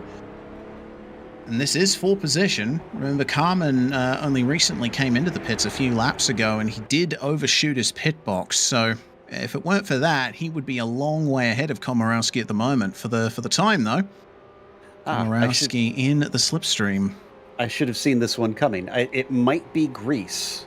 It says pale blue for that one, but it also says 2 white lengthwise stripes on the bonnet, and I don't see that on his. But I mean, I don't know how strict you guys are on the liveries having to follow those exact rules. Regardless, and yeah, I'm being told that may have been a personal choice, but closest I can find is Greece. But I mean, the name definitely kind of says Greek to me, so. Or Eastern European. Yeah. Yeah. Regardless, yeah, the livery rules are they're somewhat firm in that, you know, they have to be period style, and ideally they reflect the nationality of the driver or the manufacturer, but there has been a bit of leeway shown for some drivers. For example, Max Strapper from the Netherlands, I believe, running those sort of magenta scallops on the front of his grey Mercedes. Yeah, that's understandable. Oh, got a prompt for Steph Hermans now. Haven't really checked in on Steph a whole lot. He's currently running 16th overall and it appears to be 6th in the 2000s class. But he's got the car going. That looks like out of Mulsanne. No, excuse me. That may. Yeah, no, you're right. Yeah, a little bit of a wiggle on the exit there for Hermans. Of course, Steph is the man responsible for the server that we are racing on. He's one of the top dogs at HRSC, helping to bring us all of this action. Does like to have a bit of a race himself. Don't blame him. He's looked like an absolute ton of fun, sliding through Maison Blanche there and back to start another lap. We're up to lap 40 of this race. I thought I had heard somewhere in the high 70s, maybe 80 for the total laps run in this event, and that looks like, yeah, high 70s. No, actually, no, into the 80s. Yeah, this should be solidly into the 80s then, because we're not halfway through. Yeah, I calculated around 82 to 86 laps on my fuel usage. It looks like Hermans has come into the pits, and so has Ted Hoff in the Beaufield Engineering car. So maybe Steph picked up some damage from whatever incident we saw him recovering from. Yeah. Let's take a look and see if we can figure out what went down here. Just goes deep. Whip the car around, I'm guessing. As long as you don't hit anything. Tries to. Yeah, didn't touch a thing. But oof. Had fun getting going, but yeah, I don't know. This could have just been a convenient time for him to take a stop and then go from there. Sounds like David is now taking his scheduled stop. Yes, so is Celadon. Interesting to see that that Celadon's decided to come back into the pits early. Of course, 3 stops extremely likely for all of our classes today. The 1500s might be able to make it on a 2-stopper with fuel usage, but they've also got the smallest fuel tanks, so I reckon all classes are going to have to make 3 stops unless there's some mega fuel saving somewhere along the way. And I think what Celadon might be doing, especially considering we saw that incident with him down at Mulsanne earlier, he might be trying to reverse engineer those last 2 stints of the race by taking that short splash now. But he spent quite a bit of time in the pits as of right now, so I don't know, maybe it's not just fuel he's taking. Yeah, that kind of smacks of something's wrong, because you're right, he should have been done by this stage, and he's losing time to Jonathan D, the next one down, trying to come up. He's got plenty of time right now before he overtakes him, but hopefully he's not stuck in there with repairs for too long as we watch Mafan Fleur still back up to 8th spot. Schrappa has actually not only gotten by, but now managed to run away by about 3 seconds. So doing a good job overall, but Schrappa still is a long ways from leader in his 3000 class. Mafan Fleur is a lap down from McGregor, who leads in the 3000 plus right now. Have lost already 2 of those 3,000 plus. Both Hillebrand and Honcho were a part of that. So one of the more popular classes definitely taking a bit of a hit out there. Yeah, very much so. Well, David Celadon, he's been in there for 2.5 minutes now, which is what I would expect for a full tank of fuel in the 3000 plus class. But yeah, it looks to me like there's much more of a problem on board that number 11 than just getting it fueled up again. So it's a shame. Jonathan D, meanwhile. Yeah. Dear. He just went to DNF. I noticed that as you were talking, and I was watching to make sure it wasn't some sort of disconnect or problem such as that, but it looks like something legitimately may have happened there. And that means that Fanui Fleur might gain a position, and Celadon might not have to worry as much about being overtaken. In fact, he just came out of the pits. Yeah, all right. Well, out he comes. And for Jonathan D, one of the very few, if not the only, Lancini in the field. Very nice car, that one, based on the Lancia D24. Seems like something happened to him up at Maison Blanche. I've gone back to see, and oh dear. Whoa! Yeah, when you... Oh. Okay. That's live for David Bacaceladon. Yeah. And he's gone. That's it. Race over. Wow. Dropping like flies now. D out for reasons we have yet to determine. Celadon out for an incident. Our second time we've seen drivers end their day at Tertre Rouge.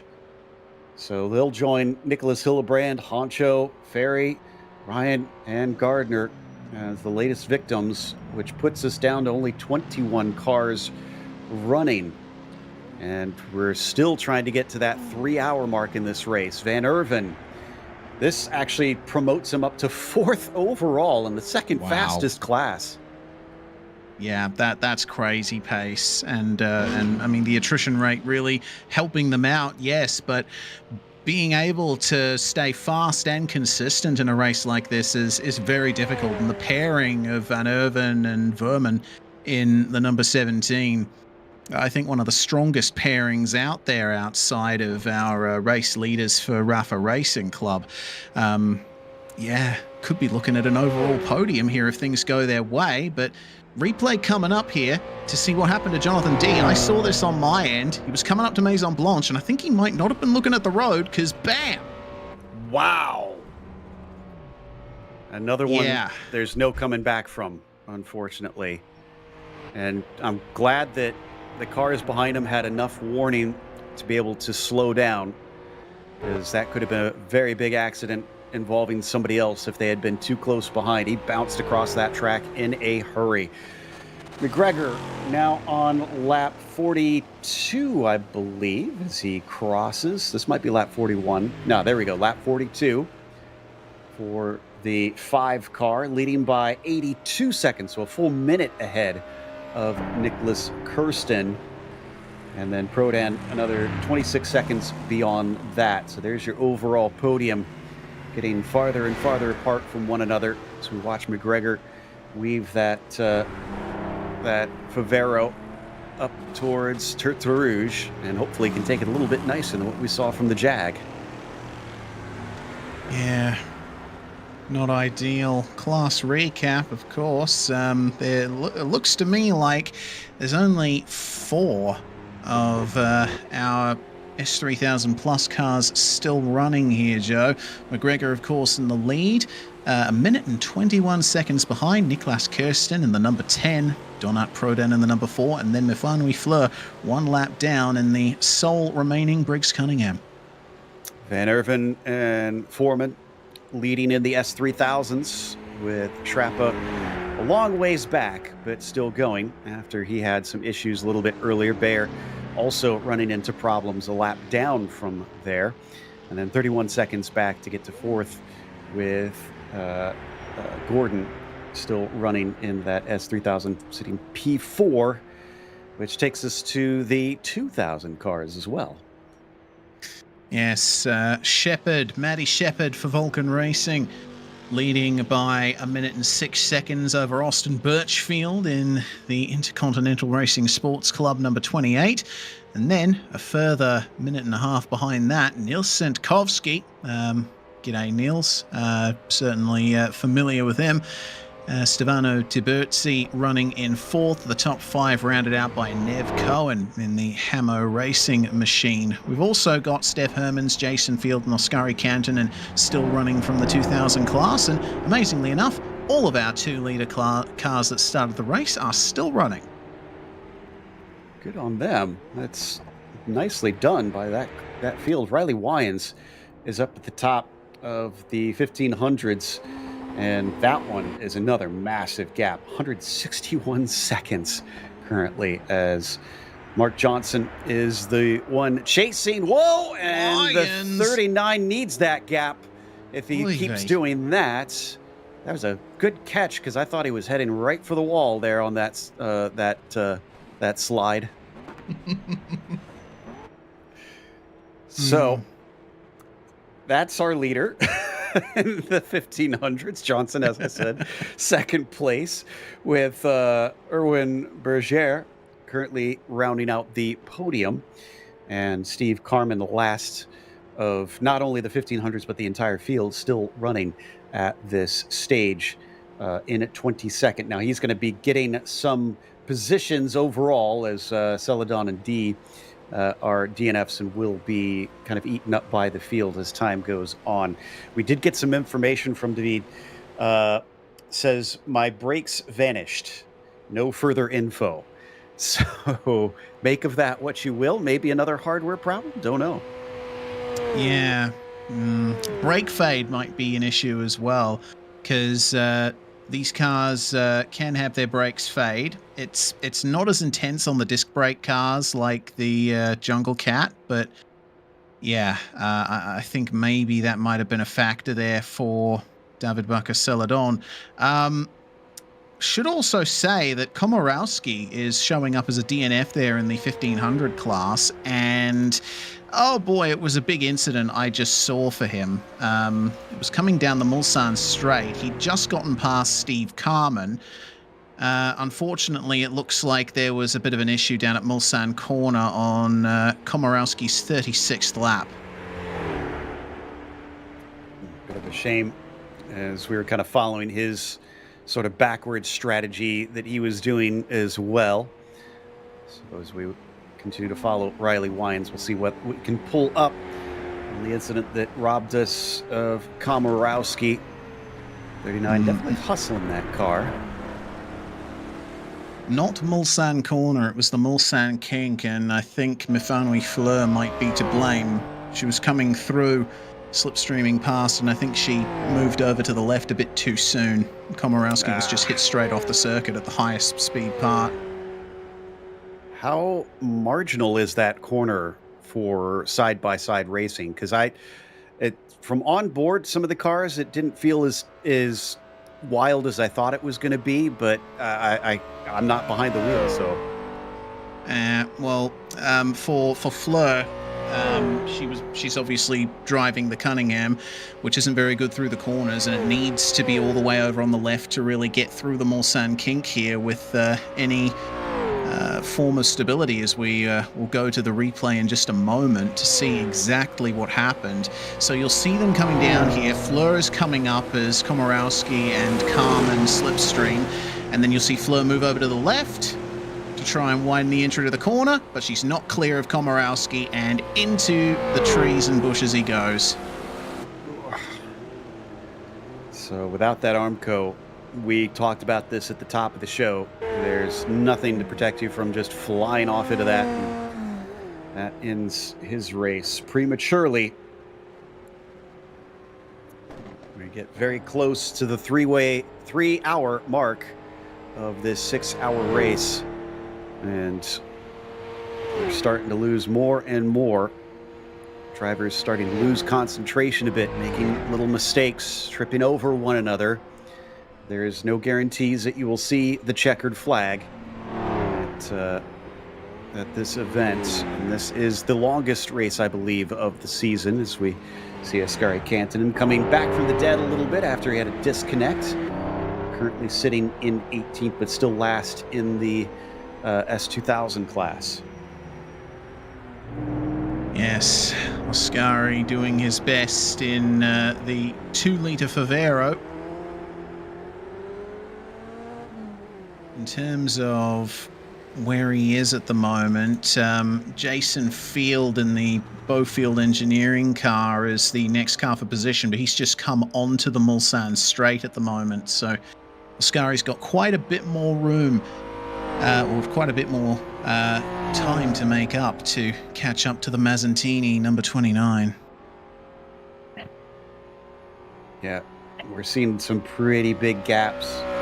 Just checking through to see what our closest fight, quote unquote, is out there. And honestly, if you're including all classes, Miffanwi behind Max Strappa, I think, is your closest at about 8 seconds. Now, within class, it's a bit a little tougher to tell, but it Seems might... like Tiburtsi only 12 seconds back from Yeah. Senkovsky in the 2 liters. That's what I was going to say. And that's for third in the 2000 class. So not exactly a battle, but has the ability to change around if somebody misses their breaking point with ease. Yeah, and we've seen that on more than one occasion. Cars just missing their braking points and going sailing off behind the corners. I'm going to update you all on something that I was talking about earlier. I mentioned that if a car has a full width windscreen, then it's meant to signify a coupe body style and have physics that simulate the car having a roof. And I was referring to the Mercedes as it was on screen when I said that, but would you, of course, jumping in with the stats and letting me know that I am indeed wrong. The Mercedes was changed to more of a spider body style.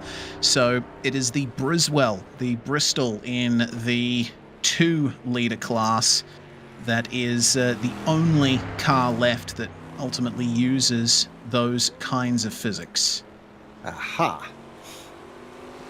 Yeah, he has come in many a time to help us out with with information. So I am appreciative of someone a little bit more knowledgeable than me on a lot of these 50s cars to help us out as we follow the 2. Down and onto the Mulsanne once again. That is Miffanwi Fleur in the Briggs Arc machine. And starting to pick up speed. This is where the car will shine and really get to show off its speed all the way. Now even just halfway down this straight up to 266 kilometers an hour. Yeah, very high speeds possible in the Cummins machine. This thing, I mean, it really makes up for its gigantic fuel tank and almost brick body style here. It just keeps going on the power, punches the hole through the air. And when you get up to your highest speed possible towards the end of the Mulsanne straight and you see the kink coming up, you do have to clench a little bit to prepare for this kink. It's pretty much flat out in every single car in the mod, but I think the Briggs might be sliding around a bit more than some others. Let's see. This is up and over the crest here and into the braking zone. Just as she comes down the rise, that's when she gets off that throttle. And Yeah, after speeding along, it felt like she was over slowing into the turn, but you could still hear her downshifting as she was trying to get the car to speed. Yeah, it just doesn't slow down. For reference, my 2.5-liter Mazzantini brakes at the 300 marker at that part of the circuit, so I'm already off the hump and getting ready to go on the brakes by that time. But yeah, in these 3-liter plus cars, they need to start thinking about braking while they're still going downhill, which is never fun. It'd be even harder to try and stop a big, heavy car, no doubt. And through the kink at Indianapolis, that is not going to be ideal for this one. We saw the S3000 car of Strappa actually overtake her through there earlier on. That's how much it's struggling through this portion. And then finally able to get on the throttle, trying to squeeze it like there's an egg underneath. Miffanwi accelerates away. This is not going to be completely straight, but straight-ish, coming up through Buisson and then Maison Blanche. The body roll on this thing is what I'm noticing on this onboard, and also the chassis flex on power. I mean, if you look really closely coming out of the slow corners, you'll see that when Miffanwi lifts off the throttle to shift up, the car sort of twists in a little roll to the left slightly. Back on the power, it gets back level. Just goes to show how much the engine rotation is affecting the stability of the chassis of this thing. That's wild. Good catch on that. And yeah, it was definitely a choice. And I'm sure when we get to twistier tracks, man, Monaco's going to be an absolute nightmare for this car. Oh yeah. Oh yeah. They might be battling with the 2 liters for sure. Maybe even the 1.5s. Honestly, I'm looking forward to Monaco, particularly from a driver's perspective, because I know the Mazzantini's going to be really fast there. And when HSO ran at Monaco, I ended up winning that race overall on a 3-liter Aston Martin. So what that really shows is the lower class cars are going to be super competitive at Monaco. That'll be fun to witness without a doubt. But I'm sure that if we thought attrition here was bad, that place is going to eat them up very fast. Yeah. So down to, let's see, when this settles, the dust settles, we're down to 19 cars, I think, still going. So almost have lost, actually have lost a third of the field, I think, at this stage. This has been certainly a difficult one. As we watch the 28 of Birchfield bring it out around onto the Mulsanne once again. We are officially now past that halfway mark, so take what we did, double it, and we just got to do that all over again. Yeah, indeed. And I tell you what, I am already starting to struggle. It is 1:40 a.m. where I am here in Western Australia. And if I was still driving, I'd at least have the adrenaline to keep me awake. But yeah, I get the feeling I'm gonna start transporting myself to other dimensions in the next 3 hours. I don't think you want me singing to keep you awake, so just a fair warning. Probably make me go to sleep faster. Could be. Just to escape. Oh, Birchfield sitting in 9th, but 2nd within the 2000 class with about 66 seconds to make up to Maddie Shepherd up ahead, leading this race for the 2000 class in the Vulcan. So that one's not really close at these stages, but again, we could see some weirder things happen. We've already had some extremely unexpected turns of events in a number of different ways in this race. Also, bless all of you down on the opposite side of the globe and still staying awake. Even Wuchu says it's past 4 in the morning, nearly 5 in the morning for him. I don't know. At least at my age now, I don't know how you do it. If I was still in my teens and early 20s, I probably would be able to do it with a lot more ease.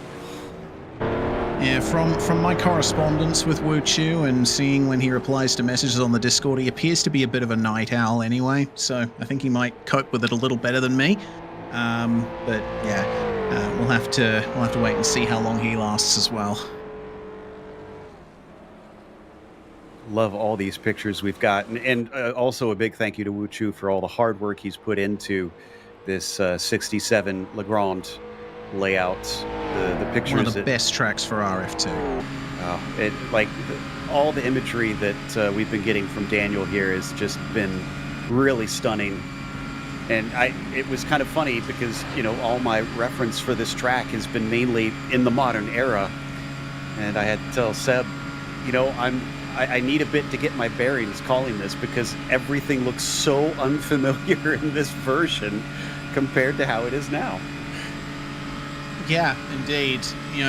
I'm usually known as the racetrack person in whatever commentary booth I'm in, as Johnson Pitts in the Briggs Art Galini, and so I've done a lot of research in my own time into the history of this circuit, and it really is amazing seeing the forms that it's taken throughout the years. And even if you think this is incredibly different to the way the circuit is now, just imagine how it was in 1923 when the first 24-hour race came around. the driver change. It looks like Rob de Vries has taken over in the number 41. See how he does as Bayer comes on through to put a lap on them.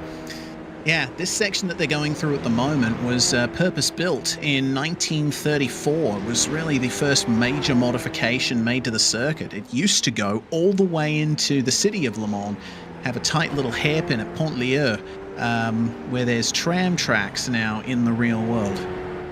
Yeah, I think I've been to where you're talking about, and yeah, it's fascinating to see how much it has been adapted, and yet how much they've tried to hold on to what is still used as everyday roads for much of the circuit to when they hold the real race here. But it's certainly built up a lot of history. There's a lot of tracks like that. Monte Carlo that we were just talking about is getting close to 100 years of history.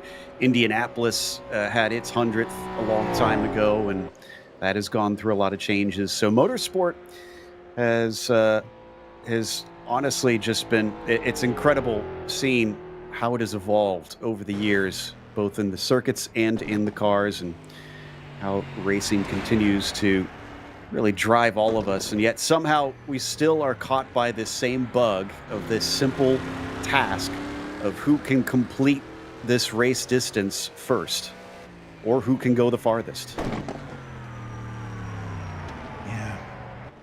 Really is simple when you boil it down, and it's something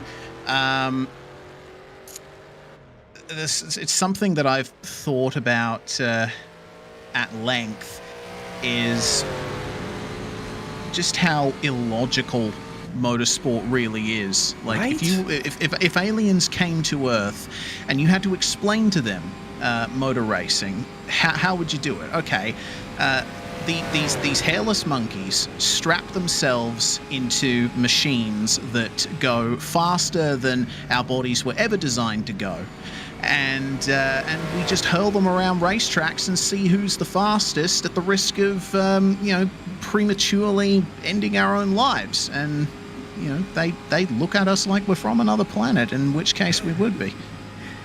Well, yeah, quite literally. Well, and you go further with it.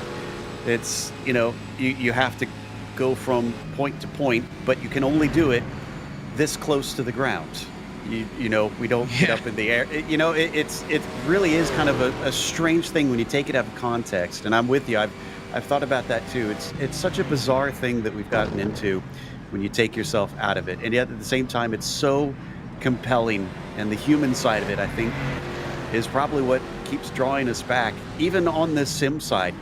I know I'm pretty sure I understand completely the emotions that you probably feel being out as early as you are in a race that you've probably put a lot of time and effort into. Yeah, exactly. It runs the gamut of the human experience, does motor racing. You have the joy of winning and the satisfaction of a good race or a hard battle that was clean. And then you have the heartbreak of losing out, the anger sometimes if someone else was involved. You feel every single emotion doing this. Out comes Steph Hermans from the pit lane. Not sure if that was a scheduled pit stop or not. We did see him in the pits a while ago. That was after his mistake at Arnage. For the time being, it looks like he's currently running last in the S2000 class, so I think there might have been an unscheduled second stop there for him. Yeah, coming around onto Mulsanne himself, the 26, still running last in his class. Haven't seen some of our pit stops in a while. Should be getting some more of those here at some point. Get the drivers done with that and then be able to go to the finish. But that's not going to be for some time before that obviously opens up. So we have to wait and see how that strategy will all play out. Meanwhile, Herman's picking up speed Up to 235 in one of the slower classes here. The 2-liter as we hop on board. The bright yellow number 26. Hard to miss this car in amongst the dark green trees. And he looks ahead to try and spot the Mulsanne kink. Make sure and nail that one right with scrubbing off as little speed as possible. Yeah, indeed. It's particularly important in a 2-liter car. It's easy flat out. There's barely any complaints from the car.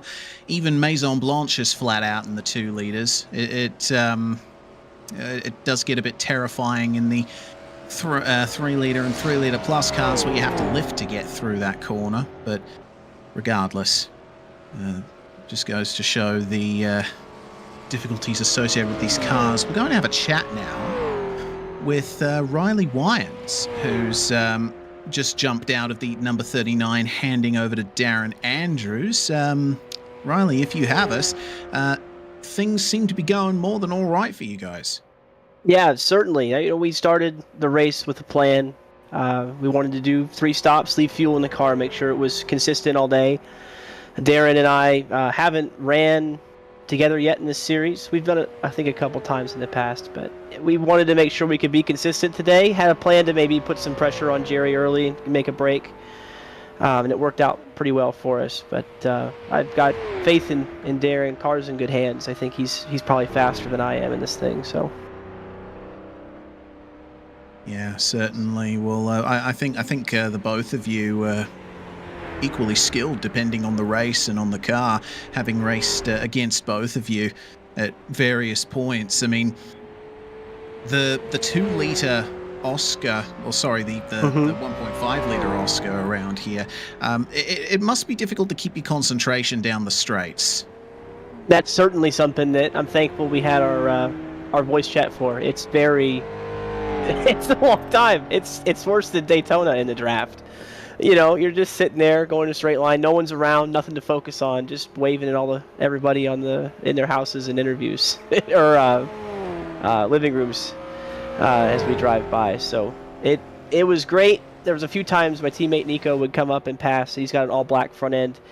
You wouldn't know he was there until he passed in the mirror. It was hair raising for sure. But it's a very fun car to drive in and out of the corners. It's actually a little bit faster than some of the 2-liter cars in and out of the corners. Makes it interesting. Handy too. Very handy to drive down into the corners. You can really play on the brakes because they're so stable for as small as they are. So it's a lot of fun. I'm curious, you mentioned, having so much time to do other things. What are you guys doing to stay focused? Are you guys pushing, or are you just kind of trying to run this race out with such a massive lead right now? Yeah, the very, very early parts, me and Jerry, nose to tail was I was hoping to keep that going for longer. I think he was happy to lose me. I was pretty much right up behind him as close as I could be. So once he broke away, he just barely broke my concentration, got out ahead of me in Turret Rouge as traffic was coming through, and I couldn't keep up with the Galini. He was very fast. He's very handy as well. So after that gap opened up, it was just a conversation about strategy. Do we abandon our plan and try to push for a 2-stop, which is absolutely doable, but with the low fuel, it's a little more risky. And we decided we were going to try to run my tank out a little bit more and try to gain some of that time back and see what that looked like. So we'll probably overfill for the last stint just to keep the car steady with the lead that we do have. I'll probably have to check in on Darren and make sure he doesn't take a nap before the end. So yeah, gotta crack that whip and keep him a little bit awake. How do you feel about the season as a whole so far? We have now officially passed halfway now that we've cracked 3 hours. Yeah, I think this is my first race of the year, actually. I've been on the sidelines, again, in the background, helping organize a couple things leading up to it. And we have our Saturday Cup on off weekends with the Mark C Cup cars that I've been involved in. But other than that, it's just been a very impressive how, especially at the very sharp end of the classes, the pace out of these cars. They look easy to drive when you're watching the class leaders drive it. And it's not like that. it is not like that at all. They're very lively. They will kill you at a moment's notice. They are very keen to go in a direction that you're not trying to point them in. It cannot be overstated how challenging they really are to drive. And I think that comes through from time to time and under heated battles. But a 6-hour race like this, it's just a constant, dull, just ache to try to take it out underneath you. You have to fight it the whole time. It's a whole different flavor of endurance. It's not a sprint race. It can't be. Or if you try to make it, it bites back. So. Talked a little bit about that earlier in the show, so good to hear the confirmation from the drivers as well that it is kind of treated like the old days where you're not going at 110%. Well, again, excellent job so far. Best of luck in the remainder of the race. Yeah, I think Darren should have it from here. I need a break. I've got things to do outside of the computer world this afternoon, coming up on 1 o'clock here, so middle of the day things to get done. So I'll check in with him, and I have absolute faith that it's in good hands, and I look to see how the finish plays out. I'm really excited to see what happens in 2-liter from here with quite a few cars left running and teammate leading or second in class. So absolutely. Well, that was Riley Wyans, whose teammate is co-driver is currently leading there in the 1500s as we check out Maddie Shepard, and also joined by Sebastian Holmichael. Once again, Sebastian, welcome back. We've got half the race left to go now at this stage, and we have lost a few drivers since you were last with us. Yeah, I did make a full pit stop here at home, and as I came back, I saw the replay of the big Adam Komorowski crash, but I see there are more down in the DNF state. So what did you do? I think I might have been the bad luck charm, honestly. Yeah. The curse is on, I see, but not for Maddie Shepard. Really great driving, and still leader of her class. That's pretty amazing, I think. Yeah. And I also heard, like you talked about, when to brake and where, and that's pretty scary if you have 300 meters, but you make it to the point of the turn of the Mulsanne corner, in the perfect right spot. So it's not like braking 50 meters, it's braking for 300 meters to make it, down the gear shifts and into the corner for the apex, as we're seeing like here from Neil Sankowski. This is that the Briswell, which I believe is the lone hardtop car physics that we were talking about. Is that correct, Reese? Yes. Yes, it is. You see that the windscreen is very large and full width, so it has the physics of a car with a roof, basically. So very low drag in that car. One of the best in the 2-liter class for straight line speed. It also handles really well too. It's quite light. Makes sense considering it was made by Bristol, which was in the real world actually an aircraft manufacturer. Oh. There's a lot that seemed to make that transition after World War II, that you had all this experience with machines. Instead of making more planes, let's go racing. And a number of them definitely took that path. He's currently running third in class as Sankowski, so doing fairly well for himself. Now that's also a deja vu from last race, I think, where we also talked about that. The manufacturers changing their way into the automobile sport and bringing their knowledge from the war to the table of racing. I'd learned the other day that Saab was one of those. I wasn't aware of that before. Yes. So apparently one of their early logos was even meant to look like a plane, which was very cool. But Berger here in the Galini, he's currently second, trying to chase on Andrews, but as we just heard from Andrews' teammate, the gap has become quite monstrous. They're over 2 minutes behind at this stage. Yeah, driving the Galini, which is reasonably competitive in the 2-liter class. Got a 6-cylinder inline on that thing, and it certainly motors along. It is a bit of a smaller car than its compatriots. If there's ever a point where Bouguier and Martin Bayer run side by side, you'll be able to see the difference. The inline 8-cylinder 3-litre Galini is a big chungus compared to the 2-litre here. Bit of a narrower profile, handles very well. It's rather difficult to get around the circuit. Well, it looks like, Joe Peak, we will say goodbye to you, but I believe the broadcast is in good enough hands for the 2 hours, 39 minutes left to go in this race. Thank you very much for bringing us this far. Thank you for having me. It's a blast. I love these vintage races, and best of luck to you guys. It's looking like you've got plenty that could still happen. Yeah, thank you. It was a nice time with you the first couple of hours. All right, we say goodbye to Joe Peak and wish him all the best for the remainder of his day. As we turn our attention to the remainder of this race, a little bit of extra info on the point that Joe made about Saab. It still manufactures planes. Apparently, the newest Swedish fighter jet is manufactured by a joint program between Saab, Scania, and Volvo. All in the automobile space. Interesting.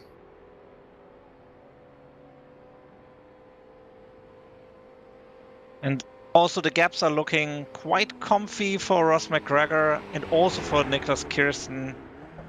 So yeah, you have to finish first is the deciding factor again here tonight with the crashes happening to Caledon and Jonathan D. Yeah, where do you think is a part of battle which can happen in a later stage? I gotta wonder.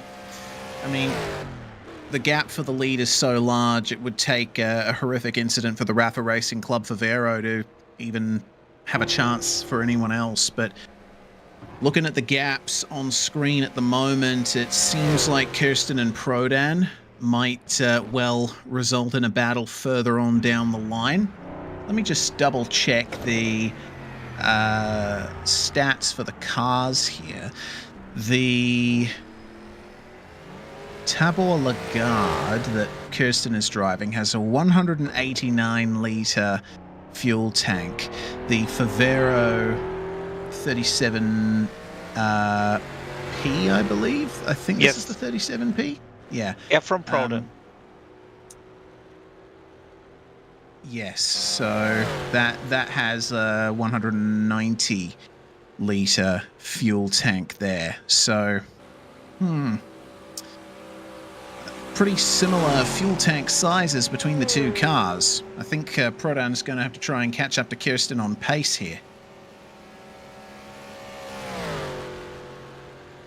Or is that the 37M? It looks like the front of the car is a little bit different. The 37P is definitely the one in the lead at the moment.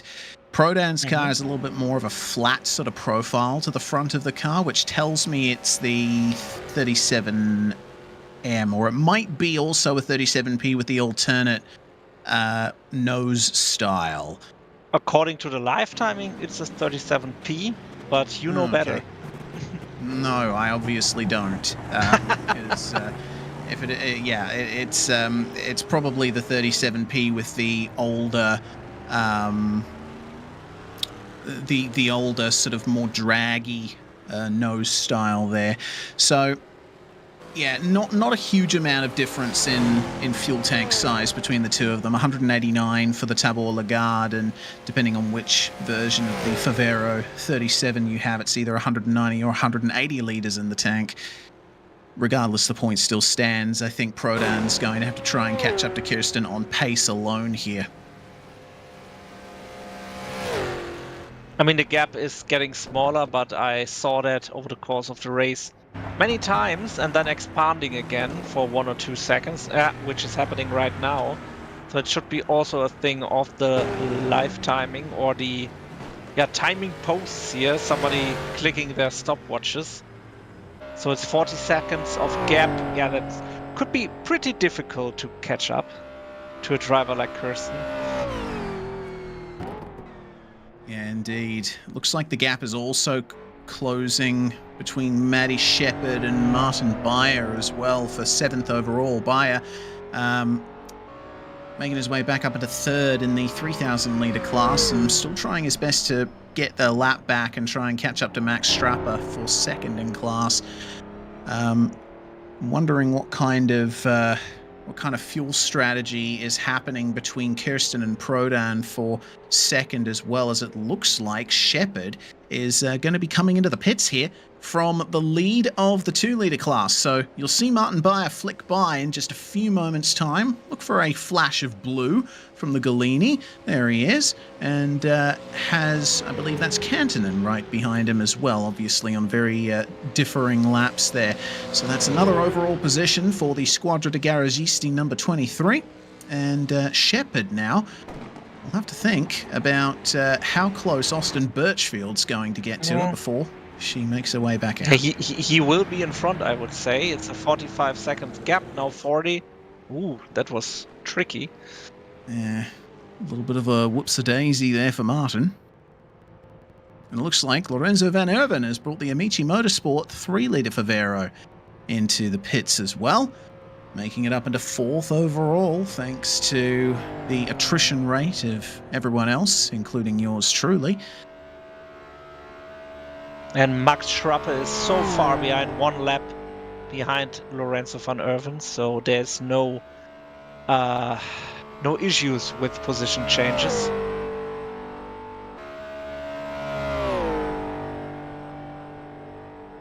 Yeah, indeed. I'm just on my... Oh, Birchfield is also in the pits to add to Shepard's pit stop. Okay, so it looks like both of our leaders in the 2-litre class are on the same strategy for now. The last pit stop for Niklas Kirsten was back on lap 32. It is lap 51 now, so should expect Kirsten to be in about 8 laps' time. For Prodan, meanwhile, his last pit stop was on his 30th lap, and he's on his 51st lap now, so he's a little bit closer to coming in. I think about 7 laps-ish to go for Prodan, and 8 laps to go for Niklas Kirsten, assuming, of course, that they're running to a 29-lap fuel tank, which is what we've seen from our race leader. Is there a strategical... Is there a strategic thing to count for the end of the race, like lap-wise, that you have to make the 29 laps? I think it only really comes into account if you're off the lead lap, because it all depends on when the leader crosses the line, right? I've had that bite me a couple of times competing in lower classes in series using these cars. I work out my fuel strategy and look at the race time and figure out, I need to do X amount of laps, but because the leader doesn't pass me before they complete their final lap, and that means I have to go an extra lap at the end, or the inverse happens. They pass me a little bit earlier before the timer hits 0, and I end up doing a lap or 2 less than I initially imagined. I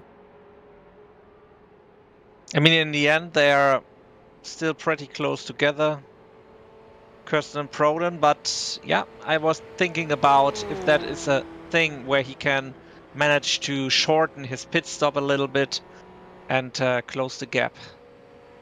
Yeah, I think a little bit of fuel saving is the only way you can get it done. Because I worked it out, because the top class seems to be running the same sort of stint length in terms of laps as I did, so I can work off my own numbers. Basically, projected around 86 laps or so. Probably closer to 90 laps, I'd say, for the top class in this race. You take that into account, it basically means that you'll have an extra 5, maybe 6 laps that are worth of fuel that you'll have to take. And if you can save maybe a lap or two's worth of fuel a stint, then maybe you'll be able to make it a 2-stop. But I think at least the top class is locked into a 3-stop strategy, with that last stop being a very quick splash. So at least a splash is possible if you need it. It's not like a huge pit stop you have to make. Yeah. But in the end, we have seen like cars spinning, cars running into them, so anything can happen still. Yeah, of course. Yeah. There's only so much you can do to assist yourself with just the numbers, right? You're working against the cars around you, you're working against the track, and you're working against your own car as well, because these things are just so bloody hard to drive, really. They can turn on you at any moment, especially as the fuel lightens and the rear end starts to get a bit more skatey. And then you maybe start even working against yourself, like getting the concentration up if you're thinking about like 1 hour before the end, you're already thinking about what you're going to eat or something like that. That could be costly then. Yeah, certainly could. I mean, I made some preparations for this race that ultimately didn't come to much. I drank a caffeinated beverage beforehand and during practice and qualifying, and I also got myself some nuts and dried fruit for energy during the race. Well, I guess now I have a bag of cashews and a bag of dried apricots that I'll have to get through somehow. Yeah, so that would have been something for the straights, I think. Oh yeah, absolutely. For the straights or for the 2-minute pit stop, because it took about 2 minutes to fill up my 140-litre fuel tank in the 25. Yeah, and maybe empty your personal fuel tank. Yes. If you can make it to the bathroom. Yeah. Yeah, don't worry. It's only a 5-second sprint. My studio to my bathroom. Yeah, that's good. That's good. I mean, I know it also from the Nürburgring endurance races. If you take the cars like the Mazda or something, you have 90 seconds for a pit stop. You can make it. In the GT3s, it's yeah, it's quite difficult with 50 seconds to make it to the bathroom and back. So if you say you have plenty of minutes time, that's good for all the drivers who are driving alone. Yeah, indeed it is. Well, Rob de Vries, having taken over the Briggs Art Galini, currently running third in the which class is that? The the 1500s. Yes, I keep forgetting that this version of the mod that's being used for Carrera Mundial has the 2-liter and 1500 versions of the the 1500 version of the Galini as well. Very diminutive little machine, this.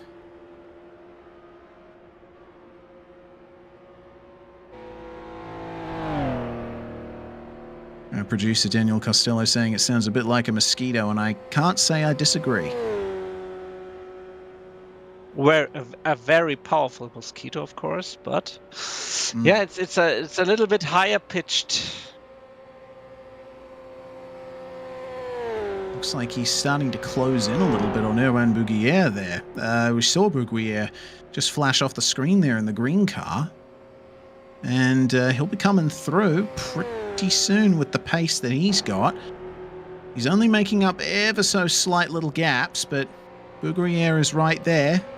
The entry to the Mulsanne King, just getting passed there by, looks like Chris Gordon in the 21 Morgenstern. So would have gotten a whisper of slipstream there, but regardless, gap is now under 10 seconds for second place in the 1500 class.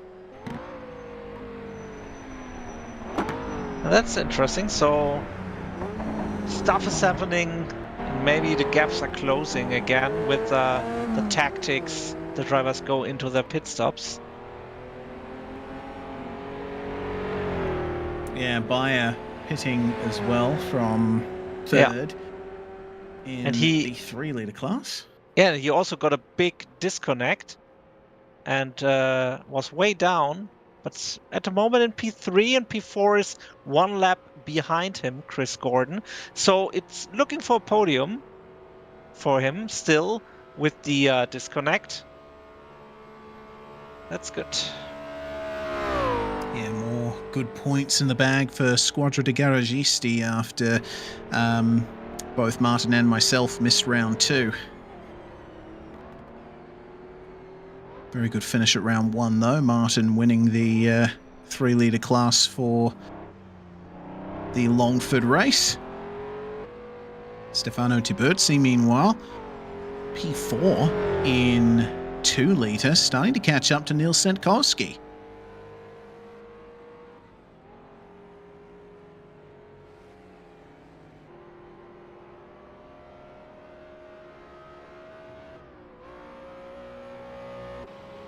I'm very sorry for the long pause there. I only just got a cramp in my hamstring out of nowhere. Oh, yeah, that's not That so is, good.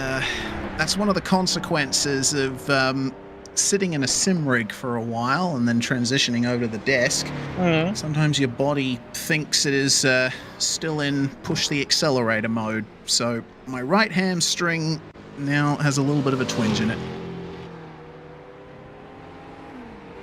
Now, hopefully you can get rid of that fast. I'm having my crutch here, my sim rig, to get my leg up. That's also quite interesting technique, using the pedal stand for the crutch. Yeah, I heard about your leg dramas. Get well soon. I will be, hopefully, but thank you. Well, Bayer completing his pit stop, and well, he's in a bit of a no man's land for class position. But that's the Lap danger, behind. you know? Yeah. Like, you're racing for a podium for good championship points, of course, also. And, yeah. Endured already 3.5 hours into this, and make a mistake now, just one little mistake, and maybe your tires are off.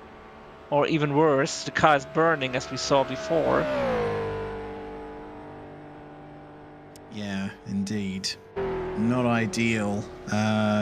Plenty of the incidents that we've seen so far in this race. But for Bayer, he's continuing to plug away. And I think after his earlier dramas, he's just focusing on getting to the finish now. Do you see a problem later on with the engine brakes? Like the stress on the engine or the gearbox? Yeah, well, a little bit of a stress for Martin at Mulsanne. Just locked up and went wide. He was almost into the berm there on the exit. I do see that potentially some engine issues might arise. I know that Martin and I were discussing before the race exactly what radiator setting we would run. Martin was overheating in the slipstream running the usual radiator 1, so he figured radiator 2 for the race would probably work better. I don't know exactly what he's running now, but yeah, you do need to keep an eye on your temperatures, especially if you're sitting in someone's slipstream down the very long straights at this place. But it was more of a factor earlier on when the cars were close together.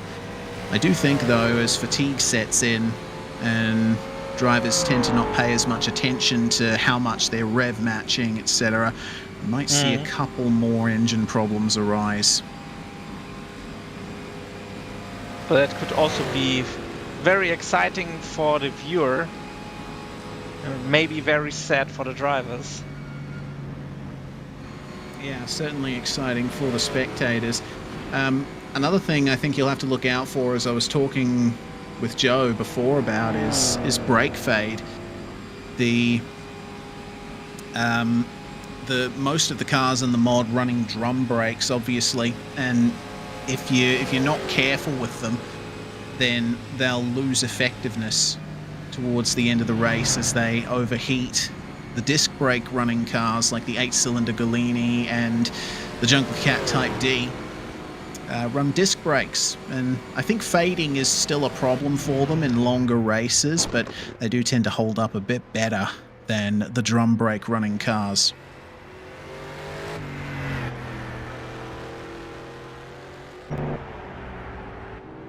And we're hearing that there's potentially a little bit of a sprinkle of rain on the Mulsanne Strait. What? It was 1% in the forecast. Yeah, well, looks like that's the 1%. Oh my god. 2 hours and 20 to go, and now here comes the rain again. Well, it is quite overcast, isn't it? And we're expecting it to be overcast all the way through this race, but you can see how much of a fog there is around the circuit at the moment.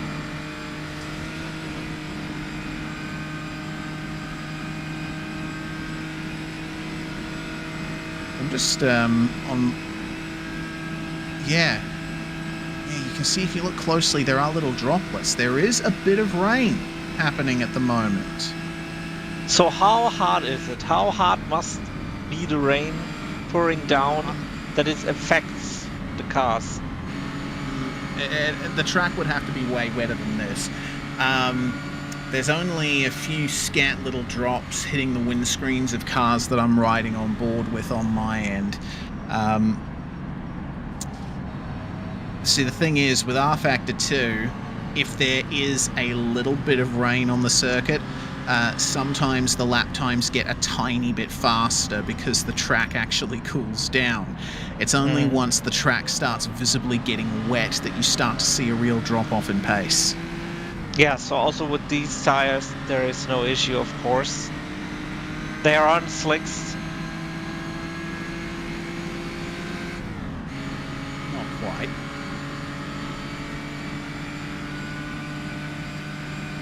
Treaded tires on these cars. But yeah, you're right, there isn't much of an issue for them because they don't need to actually change them in the pit stop. This was well before the days of dedicated dry and wet weather tires. But yeah, look at the fog that's fallen over us, or the mist rather, the mist of raindrops that we're seeing here on the Mulsanne. It won't be. You know, we'll have to wait and see. If this rain continues and we start seeing spray come up from the backs of the cars, then we'll know that the track is truly wet and things might start being a concern for the drivers. Another factor which we didn't think about. We talked about the weather at the start of the broadcast, but with the 1% chance of rain, yeah, there wasn't much to think about, but here it is. Certainly. Let's see if this affects anything. Keeping an eye on Kirsten here, who's still running second overall and in the 3-litre class. There's just been a problem, meanwhile, for Martin Bayer. He was trying to get his lap back from Max Schrapper, but it looks like he's had a spin coming out of Arnage. Not ideal for Martin. That's another little blow that he's suffered to what's already been a very difficult race. It only just happened there at that very corner, at the last corner. So I'm sure we'll see in just a few moments exactly what happened to Der Bayer, as he likes to call himself.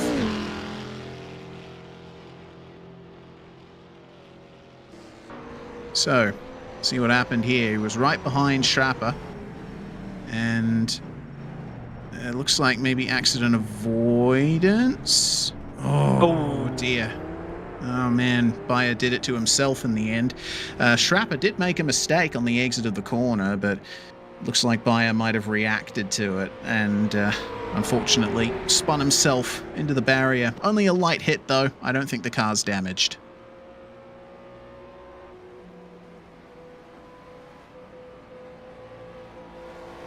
Meanwhile, the fight between Bouguier and De Vries for second in the 1500 class still rages on. Gap is now under 9 seconds, and there's a bit of traffic here for De Vries, and it looks to be Prodan running third in the top class, and Nils Sitkovsky third place in the 2-litre class. A little bit of an exchange almost happening on the exit of Arnage there. But Prodan's going to wait to make his move, and now De Vries might be able to pick up a tiny bit of slipstream from the 2-litre car ahead of him. Maybe that'll help him get a bit further back towards Bouguier.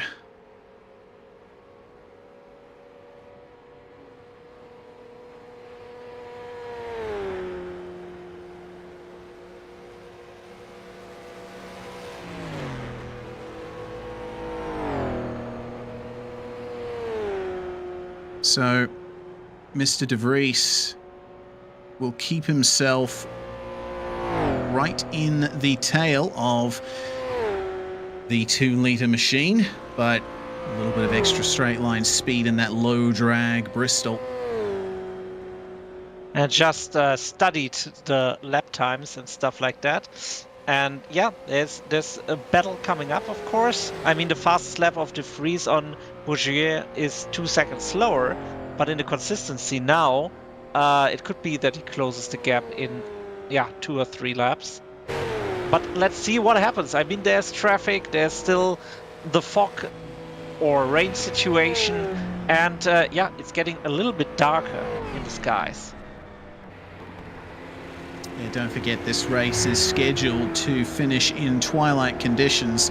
Seeing a little patches of blue sky start to come through, and it looks like down at Mulsanne Corner the sun is out. So a little bit of a break in the rain. Yeah, the chopper is flying freely there, so there shouldn't be any issues. But the fog on the start-finish really scared me for a moment. Yeah, I don't know like what... the Continue. Seems like the rain might be moving from the east to the west. It seems, because rain was first reported on the Mulsanne Straight, and now it's reached the start-finish straight on the other side of the circuit. Yeah, I don't know what R-Factor is capable of in producing weather here, like how tense the fog can be. But of course, that's a safety issue in the end if you can't see where you go. Yeah. Well, R-Factor 2 does and can and does use live weather, depending on how the server is set up. I do believe this is using live weather from the location of the real-world circuit. But yeah, R-Factor 2's real road technology allows for dry lines to form and the racing line to be a little slippery in wet conditions. Much the same as what we see on iRacing with their still relatively new weather system. Here's some nice slipstream now for Tiburzi. Yeah, Tiburzi here catching up to De Vries, I believe. Oof. Still raining a little bit, it seems. Little wibbly wobbly there on the entry. That should be the sun up there, yeah? Yeah, that is the sun. Now it's gone. Dot that we saw. Yep. Bye-bye, sun. See you again soon. Yeah. At least these cars have headlights. There's the sun again. Yes, indeed. But as you can see, the sun is getting rather low in the sky. Still over 2 hours left to run in this 6-hour race. We'll be approaching twilight towards the end, so drivers have been advised that they should have auto headlights on just in case they end up forgetting to turn their headlights on when the time comes for it. Seeing as well, DNF for Austin Birchfield. What? I need to... Quite a large problem there for the driver that was running second in 2 litre. We shall certainly investigate that. Looks like it might have just been a straight up disconnect for Austin Birchfield. That is such a shame there. A very strong drive from Birchfield. P2 in 2 litre, and well, that race is going to come to an end as Stankovsky moves into second and Tiburzi moves into the top 3 in class. Look at the rain as well. It's coming down now. I wonder if Birchfield comes back and finds himself in a full wet track. Ooh, a little bit of a slide there from Stankovsky. Yeah, the Briswell, quite a slippery car.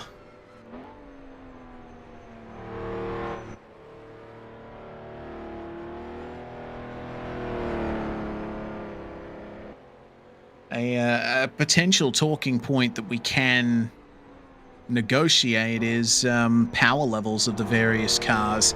It all depends on the amount of torque that they generate, really. 2 litre cars, they tend to handle the rain really well, so do the 1500s.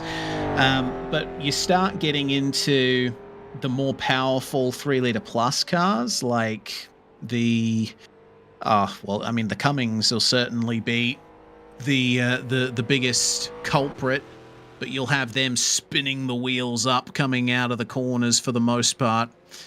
I'm not too sure what the state is of the Favero's engine, though. It'll be interesting to see how Ross McGregor handles these rapidly changing conditions. I mean, if you have too much power on your car, of course the rain is more troublesome than in the slower classes. But with now, what do we have? 8 DNFs? 9. Maybe some more will pile up. I mean, it's not like last time where half of the field nearly crashed with the very difficult track. Here's some more space for errors, but not so much, as we have seen also cars here stuck behind the dirt pile. So a comfy lead of 90 seconds can still be in trouble for McGregor. It all depends on how prepared he is for rain conditions. The server, we've been corrected. It's believed it's using scripted weather based on the forecast rather than true live weather, which requires an external plugin to work on an R-Factor 2 server. So what you're seeing here is a script that was generated, but no one, of course, knew about it, and it can change by itself. So, did you train for rain? Well, it's interesting that you say that, because in the lead up to the race, there were 2 servers put up: a dry server and a scripted weather server. And there was more than one occasion where it was a little bit slippery on the changeable conditions server. So I did get a few laps in the rain, but I wasn't anticipating that it would make much of an appearance in the race. Well, it has.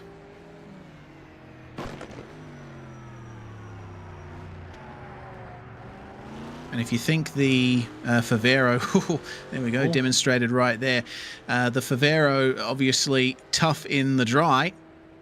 A lot of torque being produced by that V12 that it runs, and it'll certainly spin up in wet conditions as well.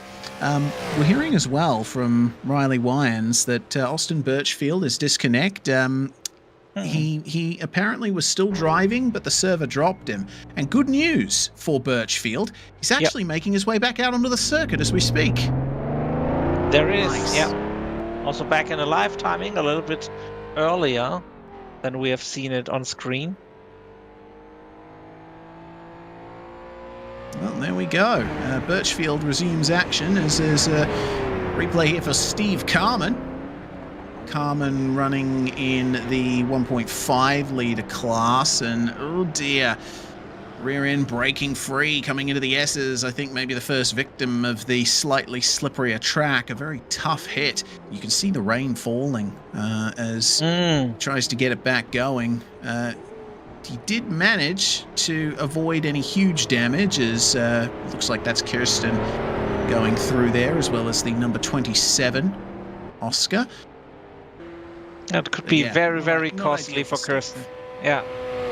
And not ideal for Steve, but if I look at Kirsten coming down the corner and there's some issue with rejoining the race, yeah, that could be very, very heartbreaking. And yeah, maybe some messages on the Discord.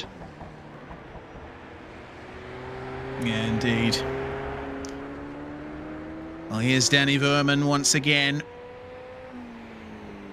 The leader of everyone a lap down and the leader of the 3 litre class, as it looks like we have our overall leader in the pit lane now. In comes Ross McGregor. Now, will he hand the car over to, I believe John Munro is his co-driver. So we'll see what goes on there. Ross McGregor and John Munro, obviously very active in the on the press side of sim racing, both writing for Traction. And I've raced against the both of them, but many years ago. All the way back on R Factor 1, in fact. Sort of the 2014, 2015 sort of era. So it's good to see that they're still out there. Ooh, Ted Hoff, I think, feeling the slipperiness there. So really be careful to apply the throttle right now, I guess. But it's also, is it again a state of how empty the car is? Yeah, I think how empty the car is has more of an effect, really. I mean, I've definitely driven these cars in full wet conditions, and they are scary no matter how much fuel is in the car, but it gets almost impossible to drive when it becomes super wet on a light fuel load. So Ted currently leading the 2 litre class, and I believe, was it Maddie who was driving with him? The last pit stop for that car was, it seems, only 7 or so laps ago. So that car will be full up with fuel. Shouldn't have too much of an issue keeping it stable.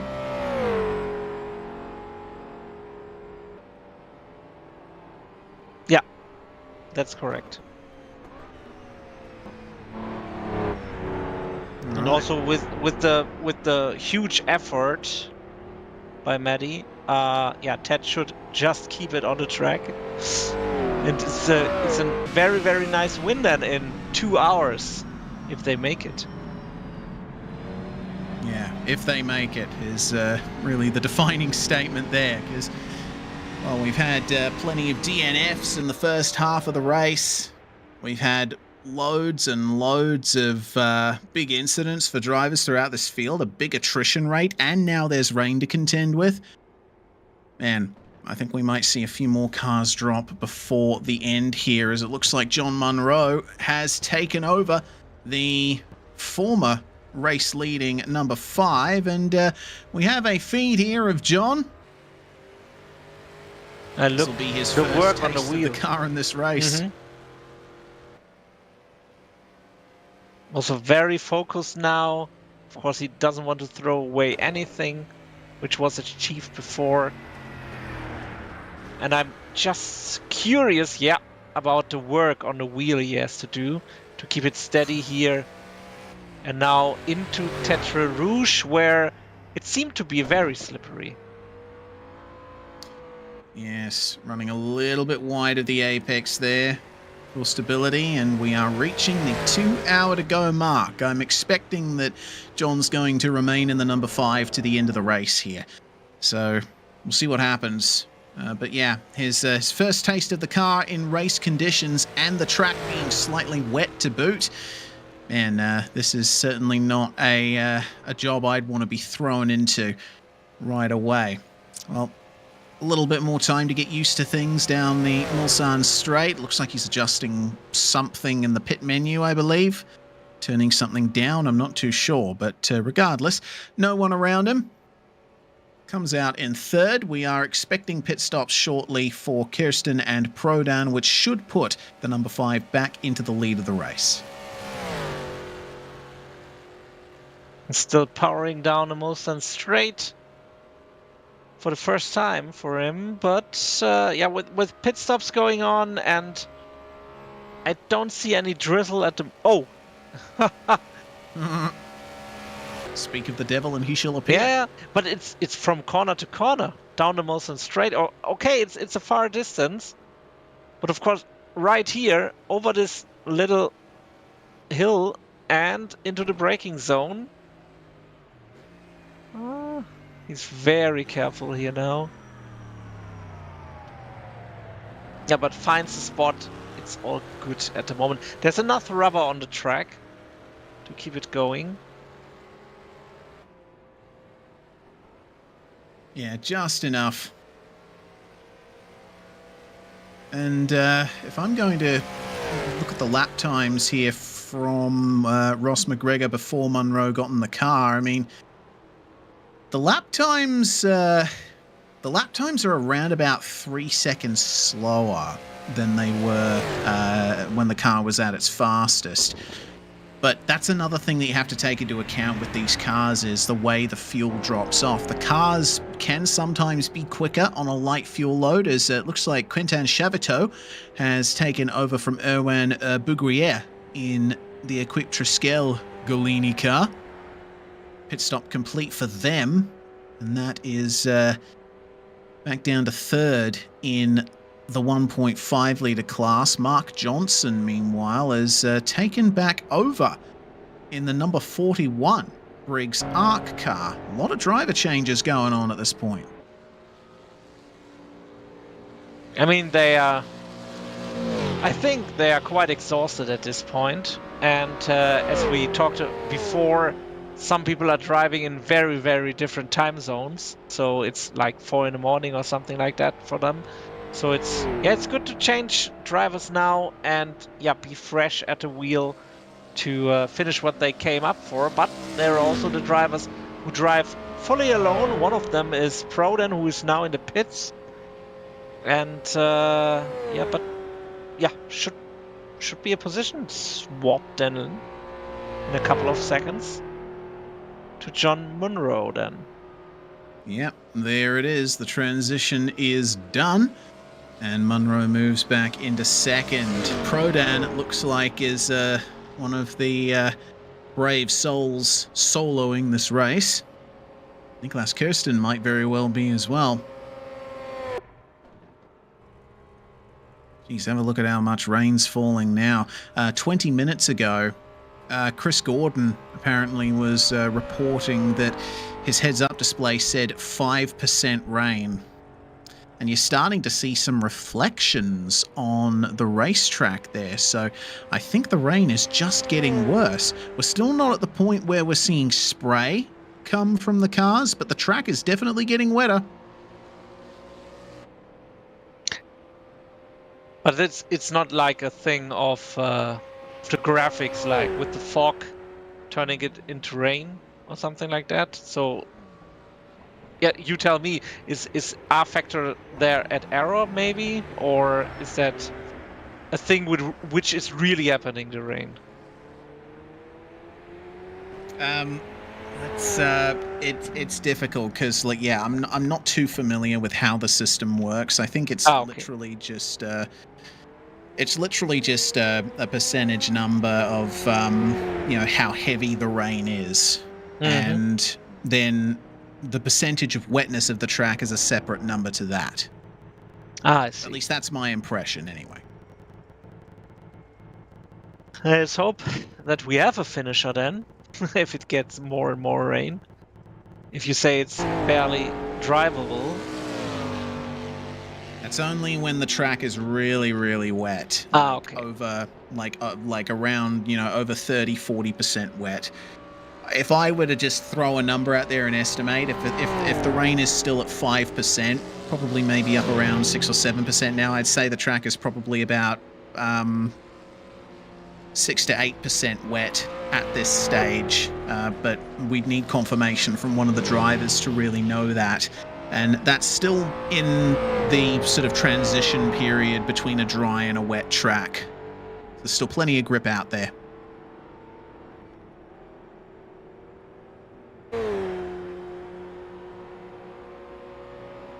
So, while the track gets wetter and wetter and the rain continues to fall ever so slightly, we are joined by HRSC head honcho Nicholas Hillebrand.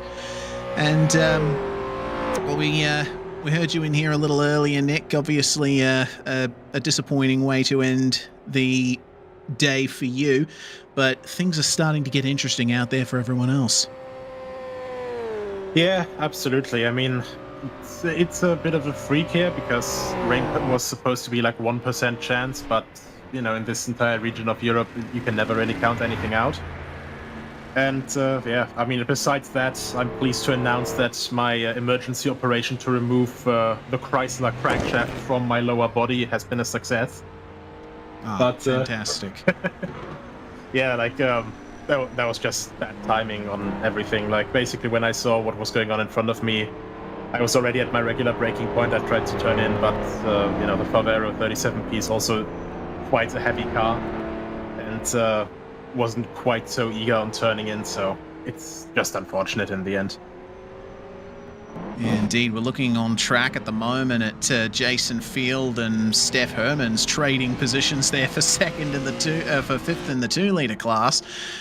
We are seeing a bit of spray out there on the circuit at the moment, and well, Nick, you and I have both driven these cars quite a bit, so we know what they're like when the track is really wet. How do you think it's going to affect the drivers with this level of wetness we're seeing at the moment? Yeah, I think especially in the braking zones and acceleration zones, it's going to start getting quite dicey, especially for the bigger sports cars. I think, quite honestly speaking, I think it's only going to get harder for the Favero pilots out there right now. So Niklas Kirsten, I think, is in a very good position in arguably the nicest to drive 3-litre plus car, the Tabor Lagarde. Older concept, but works still quite well, and not too much power, but still enough power to give you a little bit of a good run down the front straight. Yeah, and it's a pretty heavy car as well, if memory serves me correctly. So even in these wetter conditions, it'll still have plenty of traction. Yeah, absolutely. It's around a ton. I think it's a bit heavier actually than the Favero, the works cars, but it's nothing too bad overall. Like, it's a bit weird to say this, but just barely a little bit more weight has a bit better of an effect here, especially because the weight balance is a bit nicer, I think, for the Tabor, which, and as we see now spray coming up there, it's, they're not quite what I expected, honestly. Yeah, I don't think anyone expected this level of rain as Fleur brings the number 2 in and Sentkovsky pits in the Wilkes Sport Briswell.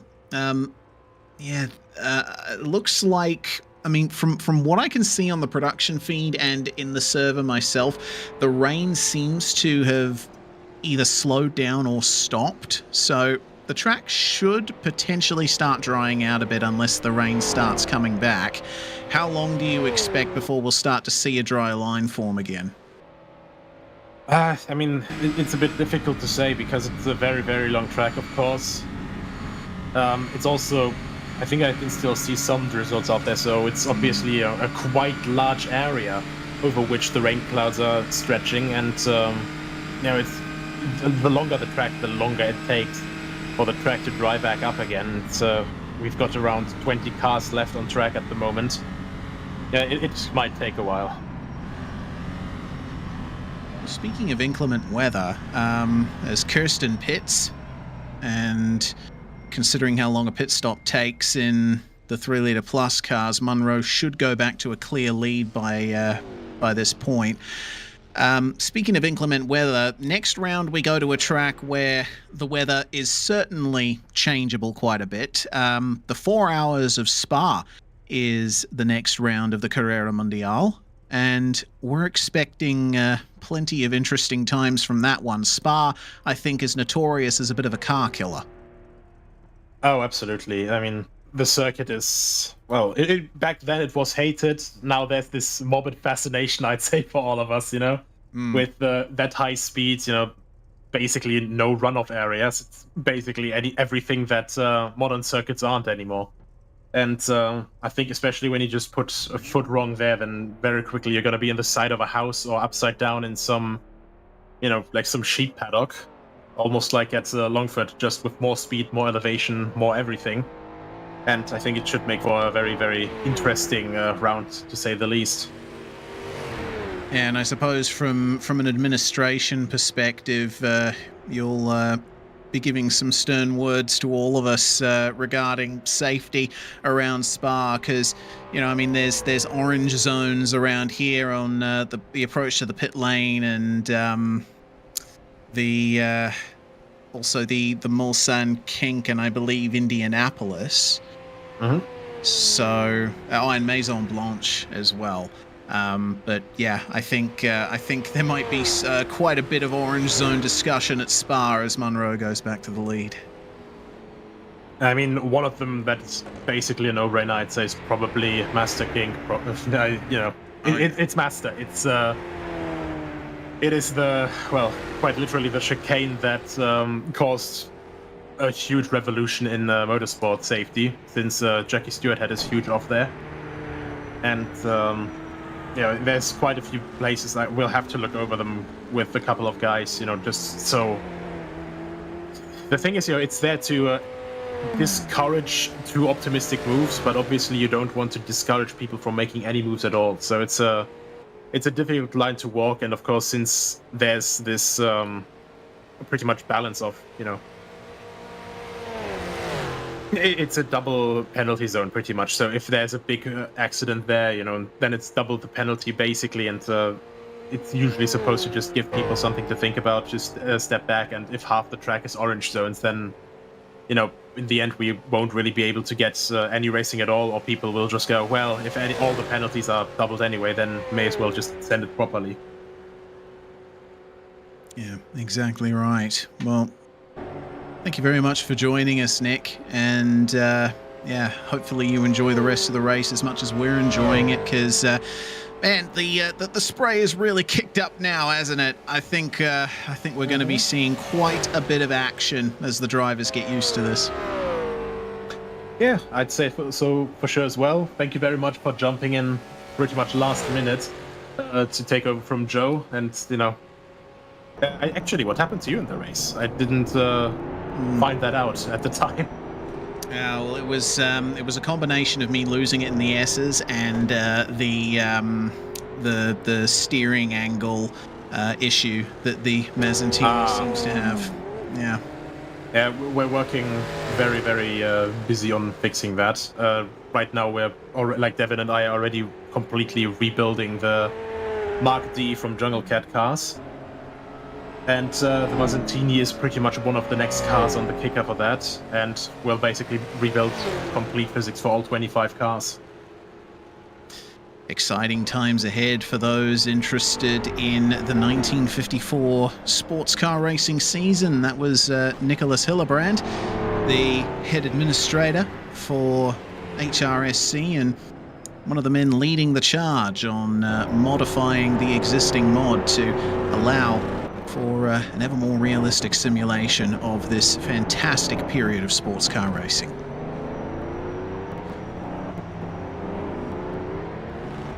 It's also great that people not putting on their time and training and racing on the track, but also on the surroundings, producing such a league and mods, and taking all of their free time into those projects here.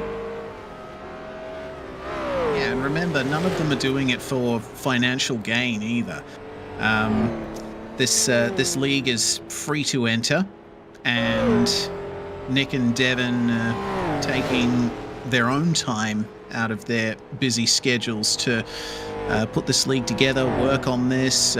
Steph Hermans as well, operating the server for this league out of his own pocket. It really is a labor of love, this league and this community.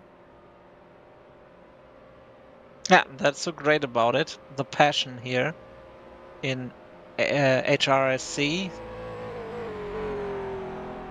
And I didn't see so many cars so close together for a long time as here on the main straight. Of course, it's different classes and stuff like that. But with the spray, it makes it, very, very interesting for the cars, for the drivers to see what's up ahead. Oof, yeah. That's got to be difficult for Munro, slowing down and trying to work his way past the 29 of Jason Field there, coming into the S's. Jason, I've been watching him, and he's one of the drivers I think is struggling the most on the way into corners here. Munro's looking silky smooth. I think he's really drifting it out of these corners. Plenty of torque, as we've said, from the Favero V12, but yeah, the drivers are really feeling it now. Honestly, as a driver, Seb, I was not expecting rain at all, let alone this much. Yeah, nobody did.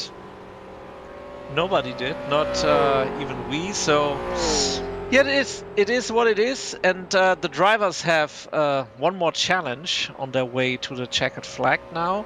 And the question is, does it get more in parts of the track, or was it the peak of rain we experienced up to this point? Yeah, well, this is the thing, you know. R-Factor 2 obviously has a pretty advanced weather simulation, and the track is big enough that there will be some areas of the track that are wet and others dry, depending on the conditions. For the time being, it seems like the rain has fallen over the whole circuit, but if there is more rain, it won't necessarily affect the whole track. So keep an eye out for that, if and when this rain lets up.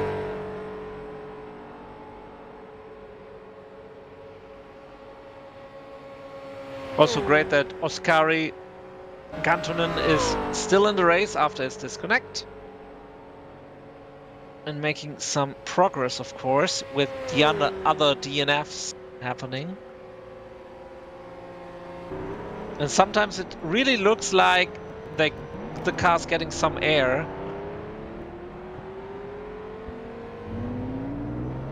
Ah, there's a too wide. Looking very tight indeed through that section of the track. Starting to close on Jason Field, only 4 seconds separating these two for position. And as we've seen, Jason Field has been struggling a bit in these wet conditions. Oskari Kantonen, of course, is Finnish, and so he seems to have a genetic predisposition to driving well in adverse conditions. Hopefully there will be no snow, or he will be the overall winner then. Checking back in with our class positions with an hour and 41 minutes to go. John Munro leading with driving alongside Ross McGregor in the Rafa Racing Club number 5, and they've got once again a solid gap back to Niklas Kirsten in the number 10, and Kirsten himself has a massive gap back to Donat Prodan, the only other running 3,000 plus car being Mefanui Fleur in the Briggs, 2 laps down. It looks like... Yeah? What does it look like, Seb? It looked like... sorry. It is looking like here the rain in this section is not anymore so hard as it was before. So maybe the clouds really are away from the track by now, as I remember where it started at the Mulsanne Straight. Sorry, I was just looking at onboard there for Oscari. Did you see the opposite lock through Maison Blanche? Yes, I did. My God. He is driving the wheels off that thing. But he has a target now. Certainly does. He's in the slipstream of Jason Field. Has to lift off. Coming into the opening corner. You see him soaring away at the wheel, but he is gaining and gaining further on Jason Field. Alongside and underneath the Newton Bridge. He'll go by Field very early on the brakes, but Oscari is looking incredibly comfortable in these conditions. Yeah, it looks totally different, like his car behaves through these corners in the forest. He's sliding it all the way through every single corner. His next target is Steph Hermans here in the number 26. Past the farmhouses on the Mulsanne Straight. Passing by the restaurant, which is now the braking zone for the first chicane on the Mulsanne Straight. Right there, off to the right, is where the chicane currently sits nowadays.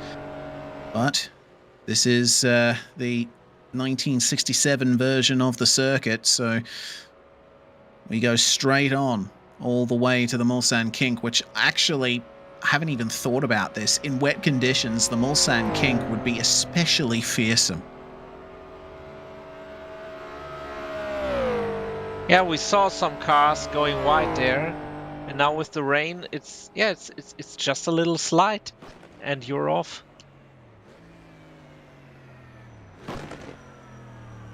Indeed. Munro continuing to jet away here in the lead of the race. I'm going to compare the lap times briefly. Munro's last lap was a 4:07.7, and he seems to be running sort of he's dipping between the 4:07s and the 4:09s over the last couple of laps. Nicolas Kirsten, on the other hand, only having just come out of the pits, a 4:09, but as the rain was coming down, he was setting 4:04s and 4:05s. He's running about, I'd say, 1 to 2 seconds a lap slower than Munro as things stand. But you never know. Could take advantage of that extra weight and traction in the Tabor Lagarde that Mr. Hillebrand was talking about with me earlier on.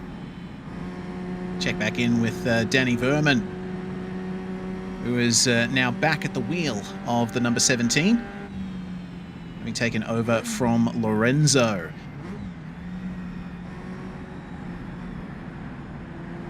He uses a little bit of the geometry of the corners here to make the turn.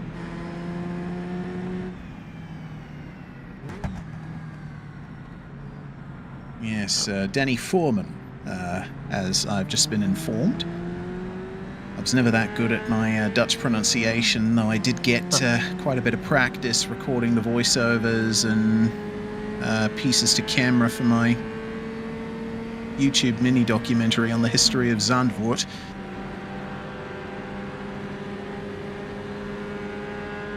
There be Donat Prodan.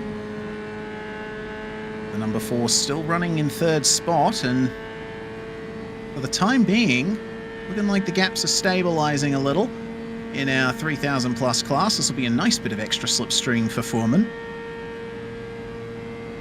So much spray, though, you know, and this is the big issue, and this is something that the drivers would have experienced in the real world, Seb, is down the Mulsanne Straight at these super high speeds. If there was spray ahead of you, you had no idea what was coming up ahead. I mean, here in the sim, we have the luxury of having a heads-up display with a position tracker and gaps and all that sort of stuff, but the real world drivers didn't have any of that. Yes, that's one thing, and you don't get water drops with at 250 kmh into your face. Yeah, that is a fair point.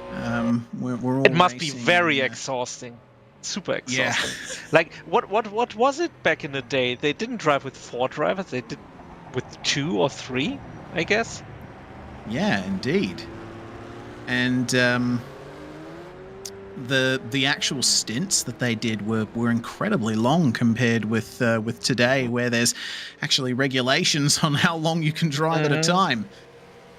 Yeah, maybe also played part in many of the accidents which did happen in the 60s, 70s, and so on. Yeah. Fatigue always a factor, even when you're racing in still air-conditioned comfort like most of us are today.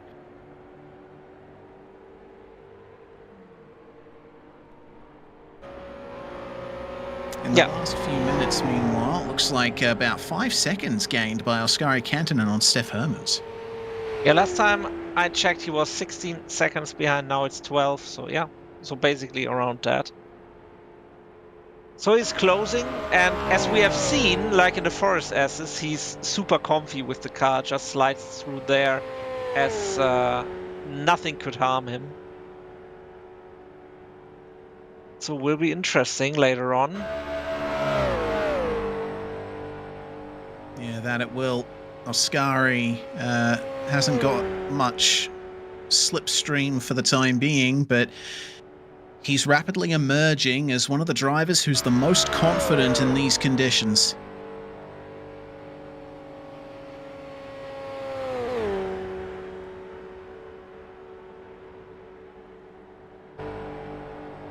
I mean, in the end, some of the cars or the drivers can play it totally safe.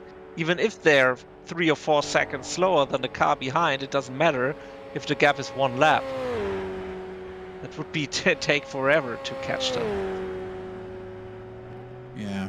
But it's certainly not taking forever for Oskari to catch up to Steph. He was 4 seconds faster than Steph on the last lap. Let's look at the sliding for Oskari Kantanen. Hermans coming up to what looks like Indianapolis, considering the kinks in the road. Without a spray, he could see him already. Yeah, certainly. See how the rain is intensified once again. It doesn't look like those conditions are getting any better. Nope. It's getting darker. That will be quite funny in the end, if it stays that way. And it will also be another test of endurance for 90 minutes to drive in that conditions. The Oscar is already quite a tail-happy car. I can't imagine how much of a nightmare it is in these conditions. I would like to see right now how Oskari is taking these corners. Yeah, I mean, I'm looking at Oskari on my end. Here in Anache. He is also he's struggling a little, but is applying the throttle far more with ease and precision. Yeah, I think the main difference between Steph and Oskari here is Steph is counter-steering reactively, and Oskari is counter-steering proactively. It's almost as if he's kicking the car into those slides on purpose. Yeah, right. I know that from I just know that from the Skippy, from the Skip Formula 2000 from iRacing. It's also a car which, you have to mangle around the track and put up the slides for the car, so otherwise it will take you out. It's like, riding a horse. I can imagine that Oskari can do that very, very good in these conditions. Oskari's a beast of a driver. Raced against him for a couple of years now, and he's honestly one of the top competitors in this community. Martin Beyer, meanwhile, just completed a pit stop once again, still running third in the S3000 class. And we'll keep an eye on this ever-closing gap between Steph Hermans and Oskari Kantanen. Comparing lap times from the previous lap, 4:28.2 from Hermans. Cantonen, meanwhile, a 4:24.5. He's running so well as Oscari at the moment. Another 4 seconds taken out of that diminutive little number 26.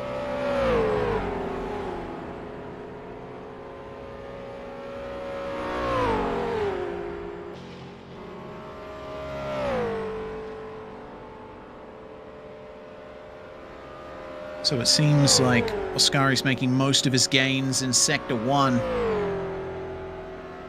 Of course, Sector 1 is the slowest real sector of the lap, and the sectors are set up kind of weirdly here. Sector 1 goes from the start-finish line to the exit of Tetra Rouge. Then Sector 2 is basically the Mulsanne Straight and the exit of Mulsanne Corner itself. And then Sector 3 is the entire track from Mulsanne all the way back to the start-finish line. Quite a bit of distance covered.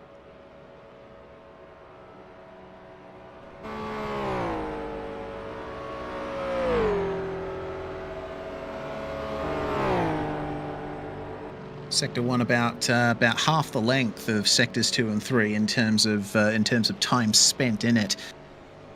So for Oscari to be making so much of a gain there really goes to show that he's being very strong in the corners. I mean, we're almost able to see them in the same camera angle now. That's how much Oscari's gaining here, and he's continuing to be lovely and stable in the braking zones and just sliding it enough on the exit of the corners that those bias ply tyres get to work hard. Also here, of course, naturally, he doesn't want to go all the way down to the white line there at the kink. But in the end, it's clear for him with the gap again closing to now nearly 7 seconds that his days are numbered in this position. Or he finds a way to control the car better, but as you can see and as you're reacting to it, he tries to push but doesn't get really the hang of it. So for him it would be better to dry up. Man, I love watching this. And yeah, you can see the last lap difference there. 3.6 seconds gained on the previous lap for Oscari, so he's going to be on Steph in another 2 laps.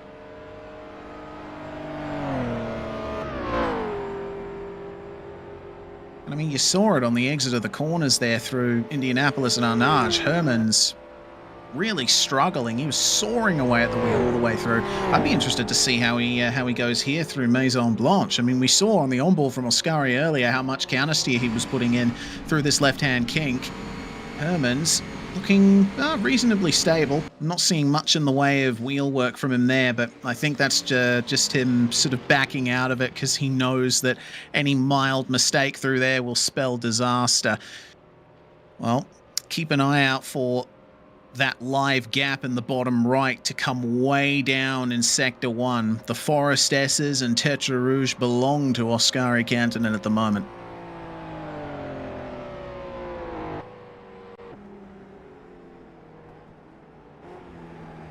Meanwhile, we've seen the gap start to fall ever further here between Mark Johnson and Quentin Chaviteau.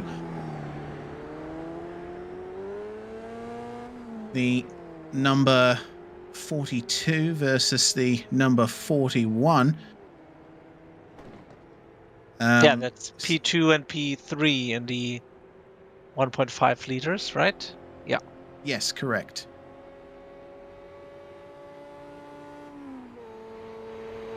Mark, I think, just trying to survive in the Briggs Arc machine while the Equipe Triskel, the green Galini, is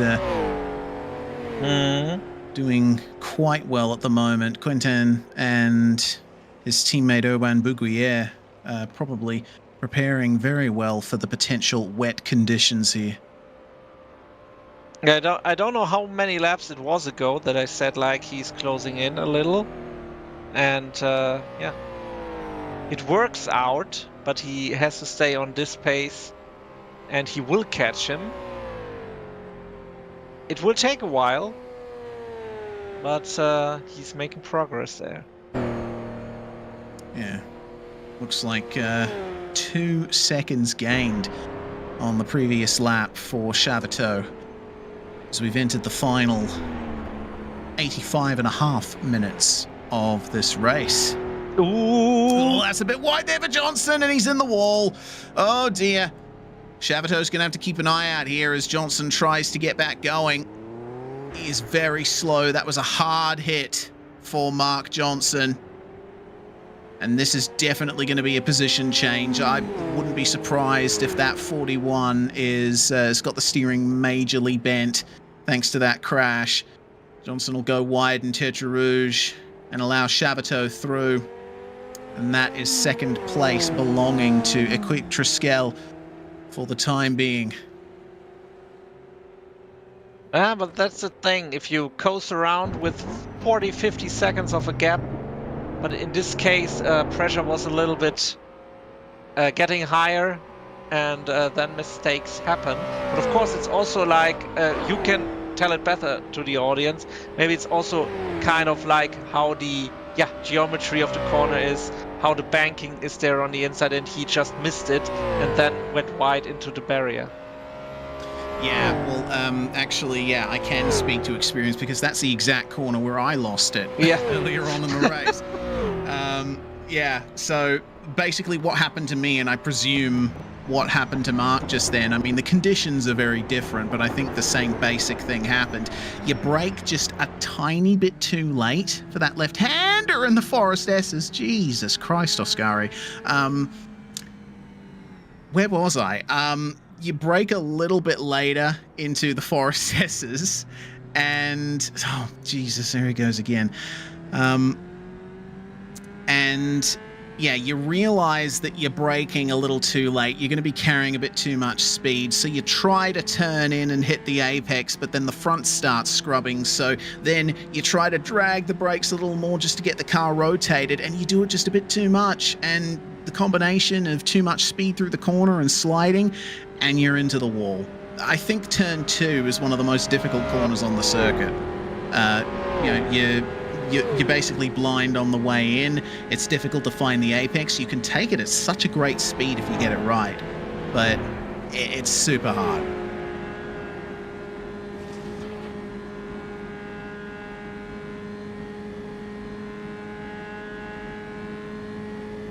I mean, the rain. I can't believe this rain. Need I remind you all? 1% chance of rain was the forecast. That 1% has been taken and just ballooned out to something incredible here. And we're seeing some great drives result from it. Oscari drifting it all the way through the first corner here as he's almost right on the limit here. Just getting over it as well. I'm pretty sure he'll be catching up to Jori Smit very shortly as well. He's already gained 30. Oh, looks like Hermans is in the pits. I was gonna say, wow, Oscari's gaining a ton on Steph now that he's by, but no, Steph is literally at a standstill, taking a pit stop, which should be potentially his final pit stop at this stage, with an hour and 20 minutes remaining. So he can repair his car and take the fuel to the end? I think so. Obviously, Hermans is driving a 2-liter car. It has a smaller fuel tank, but it also uses less fuel. I'm not sure exactly how long the 2-liter cars can go on a stint, but judging by the numbers that I've been working with in the 3-liter and seeing what the 3-liter plus cars can do, I'd say it's around about the same, maybe 28 laps at most that you can make on a tank. And in a 2-liter car, that's almost 2 hours. Okay. But there's also no restriction by R factor that if you repair, you can't fuel or something like that? Oh, what? Oh, that's the overall leader! He's John missing Monroe a wheel. has lost his front left! What has happened for the number 5? Kirsten's going to lead the race after this. But it happened before Indianapolis on the left side. We've seen that Yeah. before, somebody braking and then just turning left instead of right. Oh, lordy. But Okay. but it looks like he can make it to the pits. I don't know how long the repair would be for a wheel. If suspension is okay. Well, I if mean, it we can use the earliest stop for the number 1 car before it retired as an example. I think they spent about 3 minutes, maybe 4 minutes in the lane. But this here now Roundabout will that be amount of very time. dangerous. Very dangerous situation. With the faster cars coming up. Yeah, Maison Blanche. This is not ideal. Get on the brakes, everybody. Be very careful. Munro's going to stick to the right here, as he should. Max Strapper. Oh, God. I don't think Deary Schrapper was me. happy about that. No, he wouldn't have been. Munro doing a very expedient job of getting this number 5 back to the pit lane. I'm sure Niklas Kirsten is going to be looking at his timing and thinking, geez, I'm gaining quite a bit on the number 5. I wonder what happened. As we are wondering what happened, I can't wait to see the replay of this.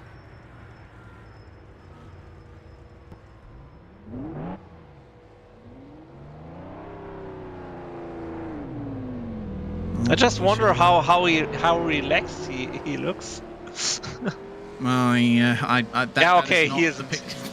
That's not the picture of relaxation there. Yeah, but how relaxed he was to carry that that rack home. Yeah. Now, I'm pretty sure that you Oh yeah, it can is. do other It work is. on the car while you're getting it fixed. But Ah. there we go. Oh no! Oh, just braked a bit too late for Indianapolis, and my Oof. God, that's a massive hit. Honestly, he's lucky that the engine was still running, and Niklas Kirsten goes to the lead of the race. Soloing this event is Niklas in the old, heavy Tabor Lagarde. The wet conditions are smiling upon him today. With an hour and 18 minutes remaining in this race, he could be on course for victory.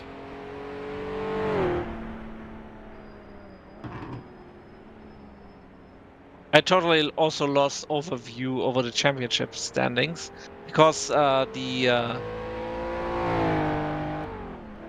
think the best drivers are out already, so there will be a huge mix-up in the standings after this round. Yeah, I'm going to bring up the spreadsheet on my end and double check because I'm sure I'll be able. What is going on there? There's a car going wide. Did he fall asleep? Dimitar Dolichki, who's taken over from Neil Sentkovsky in that 2-liter Briswell, doing a bit of sightseeing. That is at Indianapolis, running very slowly, hitting one of the signs on the way out, and getting back onto the circuit. And yeah, that car does not look healthy.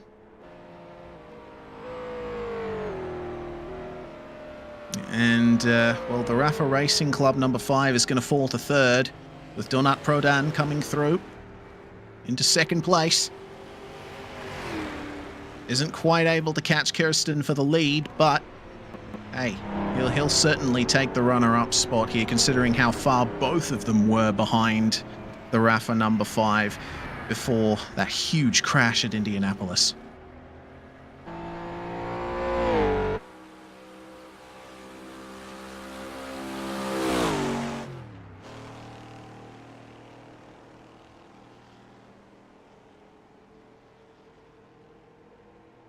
Yeah, there's upsets absolutely everywhere here. So I'm keeping an eye on the team's championship. We're going to see the incident that happened to Dimitar here, and I suspect it's Indianapolis strikes again. It's a little whoa. Okay, so evidently a problem there for... Oh! Did he just take out a letterbox? It would be the second one today. Oh no. Oh, that's not ideal for those guys. I mean, we saw that Sentkovsky was running so well, in fact, fighting for the podium positions in the 2-liter class, and now Dimitar has to make it all the way back to the pits at a very slow speed here. I mean, at least he can do it after that crash. I wouldn't expect it. Oh no! Oh, dearie me. Especially here. I don't know if that's a good idea to spin it around here. I already hear traffic coming up. Yeah, this is a tough spot. He's going to have to wait for a gap. Or is the engine off? I don't know. Difficult to tell. No, it isn't. Okay, so But- he's... oh, dear. Yep. Is he stuck in the hay bale? Oh, it just keeps getting worse for Dimitar Dulichki. Maybe he thought there is a little bit more of space. Oh, and Baez had a problem too. No! Martin What a Baez drama. lost one of his front wheels. So much drama. Yeah, do you remember 1 hour ago as we talked about gaps and stuff like that and how to finish? And now everything is getting turned on their heads. Yeah, Wheels the whole off. race. This is crazy. Oh, he's still there! He's still there! Ah, Dimitar's gotten free of the hay bale, though. He's going to try and get it turned around. Hopefully he'll be able to as yet more cars come through. Now Dimitar's going to have to try and get it into reverse without getting right onto the track, because if he does, then he'll be right on the racing line. So Bayer...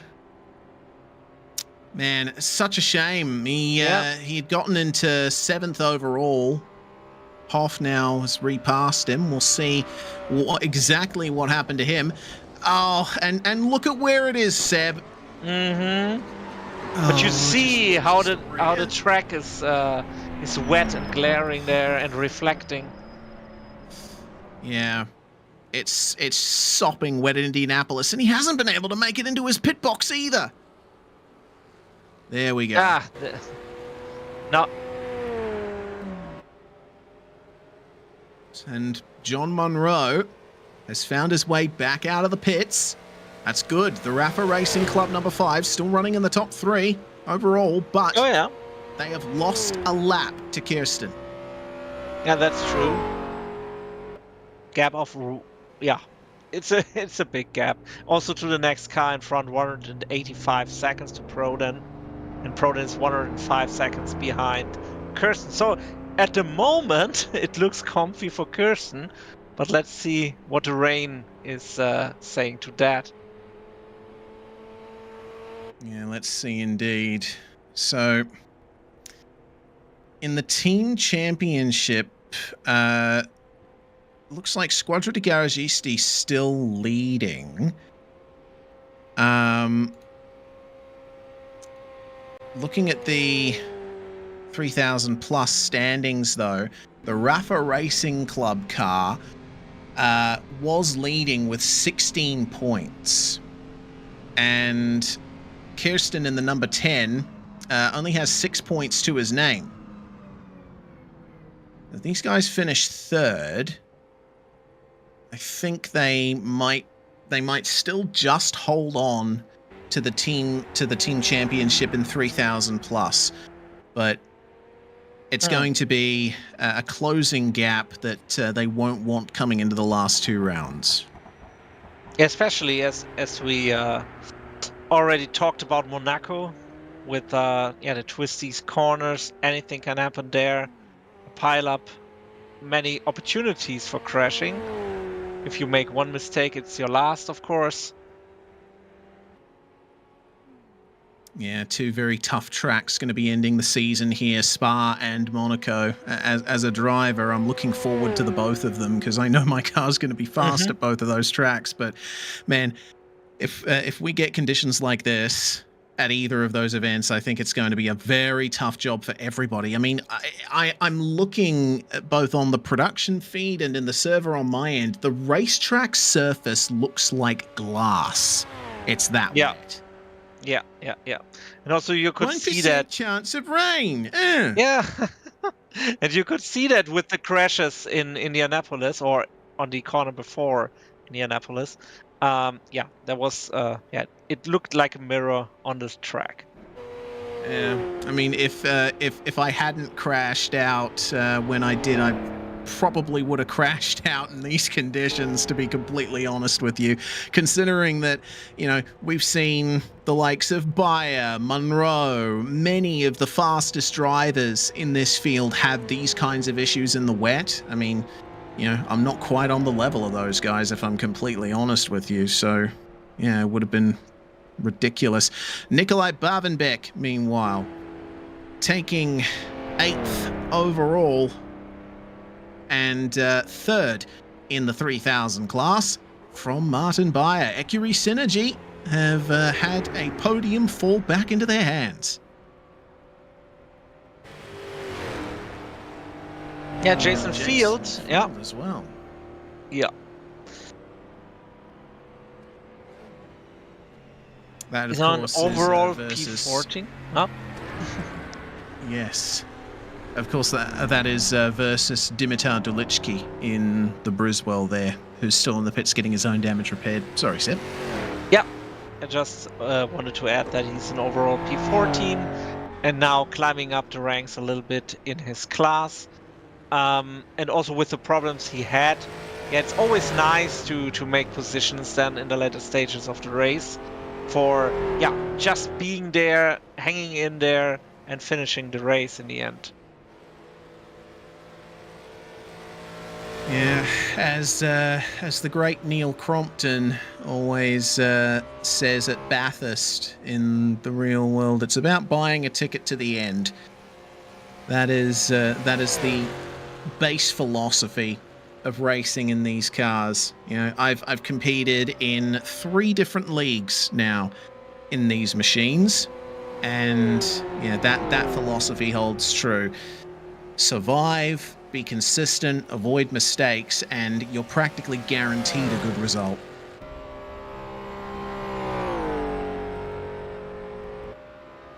There goes Austin Birchfield, meanwhile.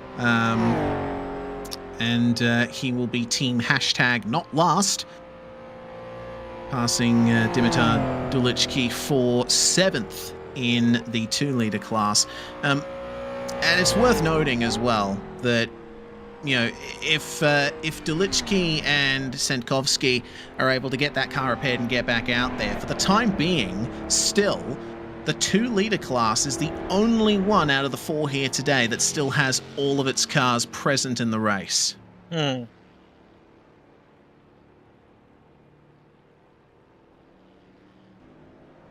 goes Martin Bayer, managing to bolt another left suspension assembly and tyre onto that machine. And Bayer now back to P4 in his class. But we have seen like a same situation and then positions switch back. Nikolai Bavnek is still in his lap. So there's still opportunity to gain a position in the class and get onto the podium. Yeah, Bayer is extremely quick.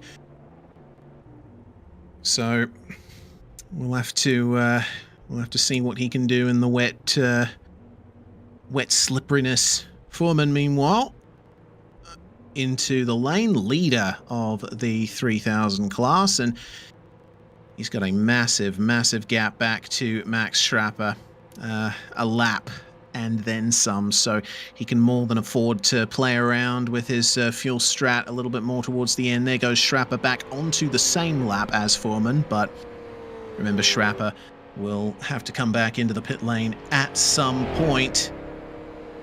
In fact, Schrapper's last pit stop was all the way back on lap 47. He's just started his 69th lap. 22 laps complete on that stint for him. And I would expect another 5 to 6 laps or so will see him in the lane. Okay, and yeah, he's in P2 of his class. There's a big gap to the leader, of course, of 1 lap. But yeah, with the pit stop, he's in no danger of getting losing the position. So overall, P5 for Max Schrappe will also be the place, I would say, after the pit stop. Well, speaking of the 4th place car, driver change. Lorenzo van Erven has found his way back into the car. The driver who took over from Foreman after the initial stint of the race. Once again, those two have been driving beautifully up the front. They came into this looking to dominate. They were fast in qualifying.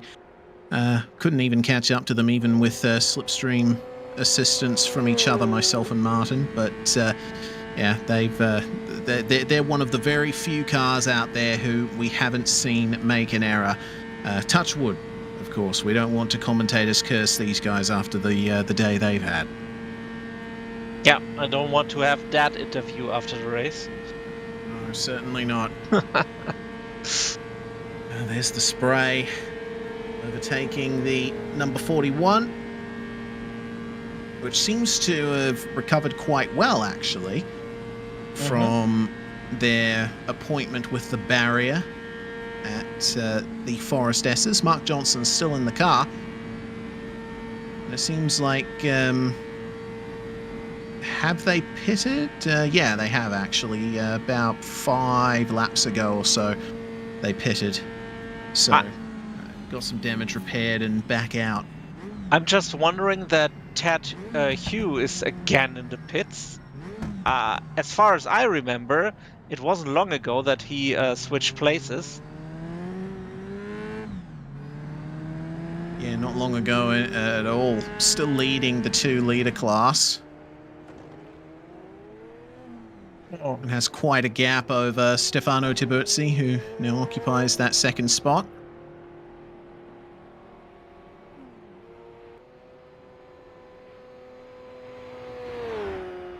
Meanwhile, in 1.5 litre, Darren Andrews, alongside Riley Wyans, who we talked to some time ago. We haven't really focused on him too much or heard much from Darren, which I suppose, considering what's happened to almost everyone else, is a good sign. Mm-hmm. It's a good old Seb Vettel treatment. If you don't see him on the screen, it's all good. Yeah, exactly.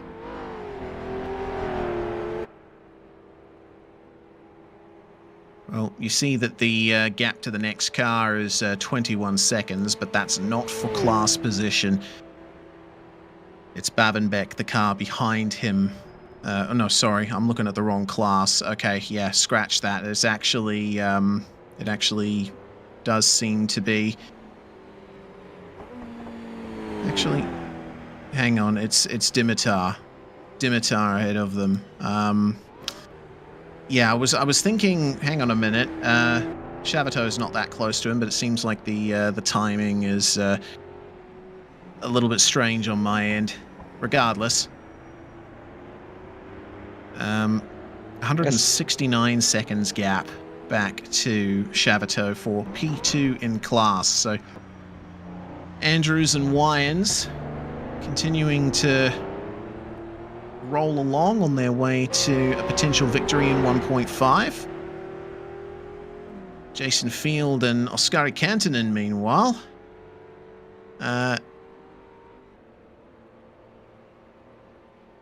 Where is Field? Field's 6th place in the 2-liter class, and Oskari Kantanen in 4th, so he's coming around to lap Jason Field again. Jason, one of the drivers that we've seen not cope too well with these wet conditions. The confidence has definitely seemed to fall off a bit for him. And Oscar is also closing the gap to Jerry Smith a little bit. But it's still 60 seconds, so yeah, will be a long way if he wants to catch him. Yeah, well, considering the gaps that Oscari's been making up, it seems like it'll happen sooner rather than later. I'd say in about 6 or 7 laps or so. Oscari running almost 10 seconds faster on the last few laps.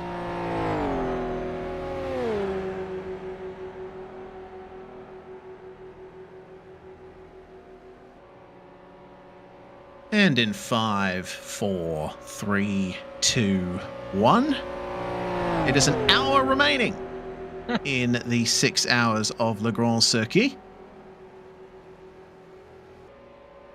Round 3 of the Carrera Mundial for 2024.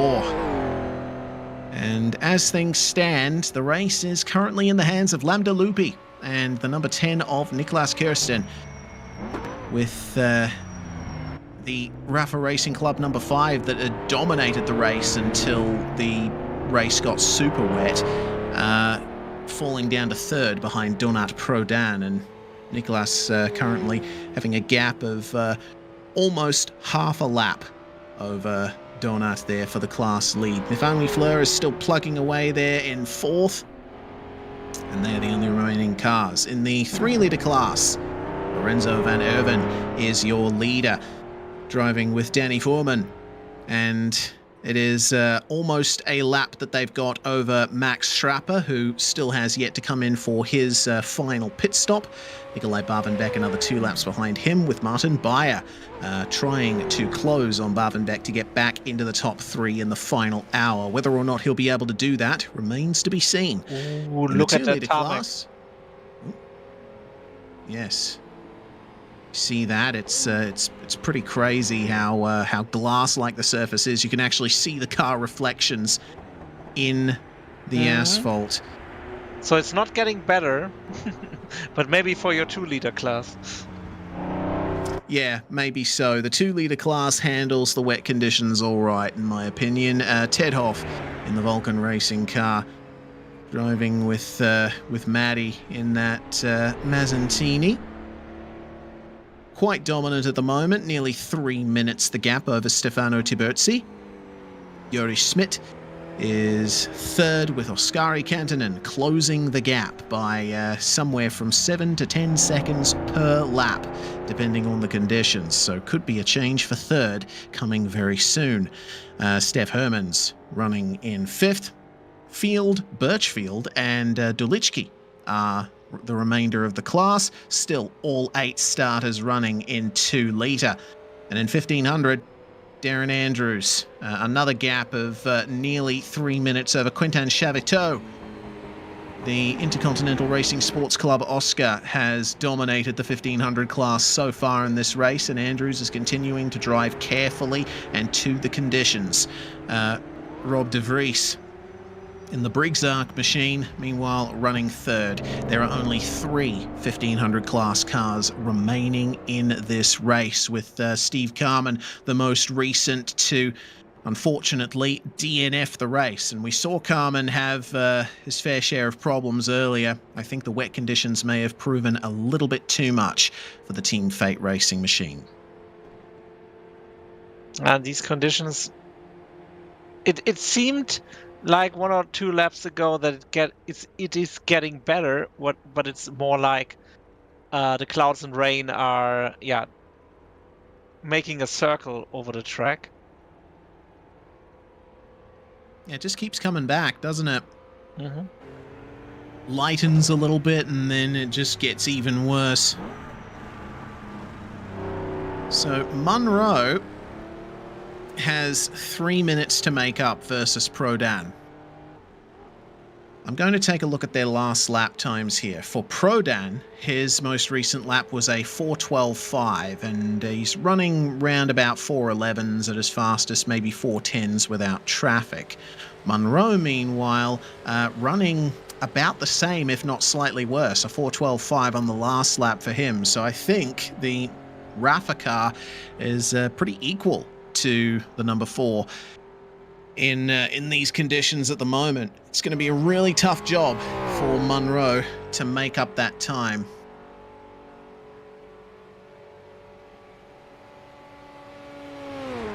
But as you said, he can go to the end. Is there another stop incoming for Prodan? I think not. So that wouldn't be an issue.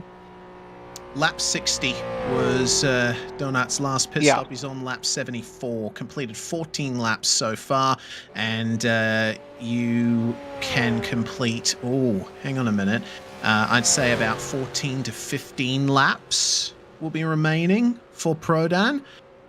That results in a full stint of about 29 to 30 laps. So you never know, Prodan might have to splash and dash. Meanwhile, it looks like there's been a problem for the Beaufield engineering car. Jason Field found himself off the circuit at Tetra Rouge just a few moments ago. And it looks like they had to be avoiding action taken by a couple of the cars coming up on him. I don't know if it was a particularly large incident. At least he's running. Yeah, indeed. And not stopped at one of the houses for a fresh warm towel. Yeah, it looks like he just lost it by himself and spun into the berm on the inside. A couple of cars had to go wide to avoid him, but it doesn't look like any damage for the number 29.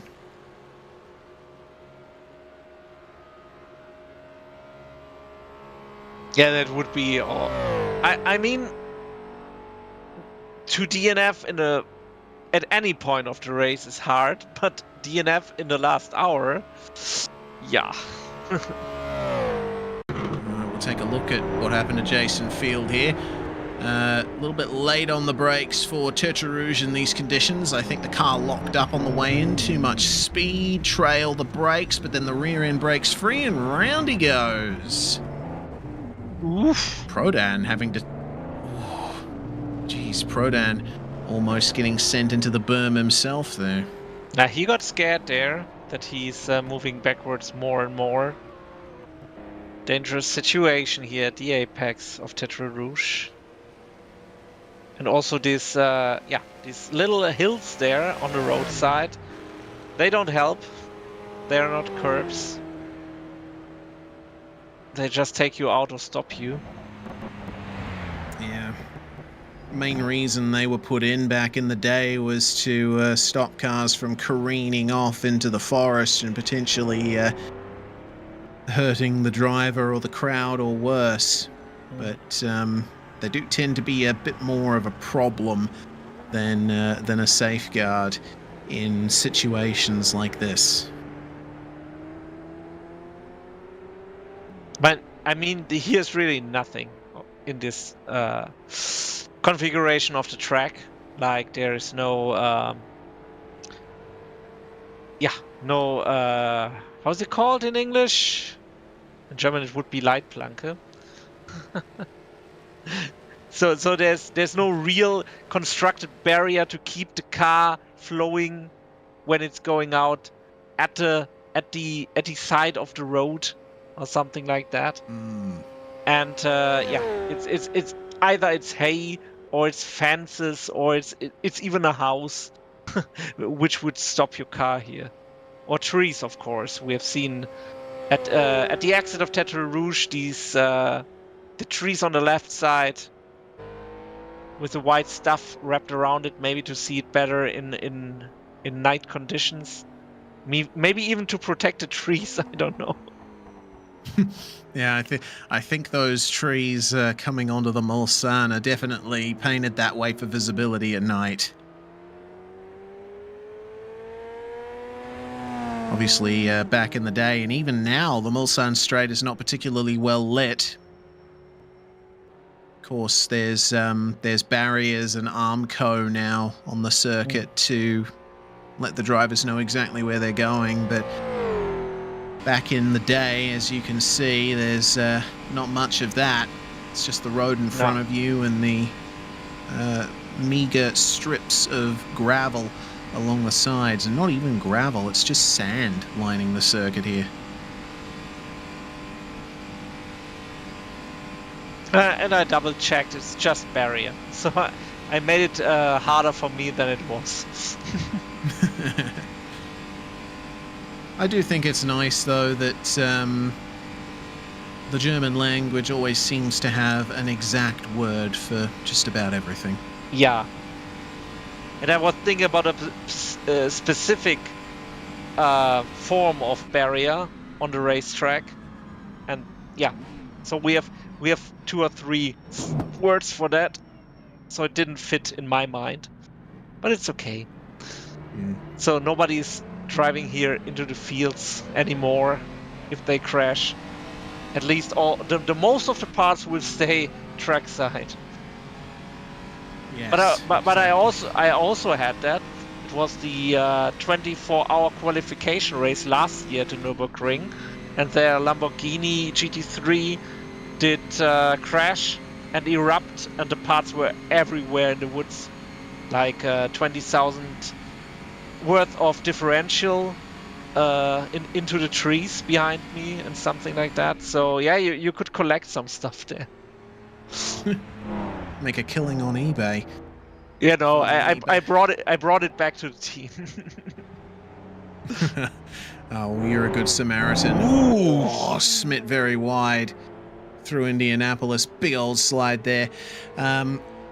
It's a shame that eBay and racing buy, sell, swap pages weren't around in the 1950s. I'm sure a lot of people would have made quite a bit of money off selling race car parts that they found in the middle of the forest. Oskari Kantonen, meanwhile, focusing on him,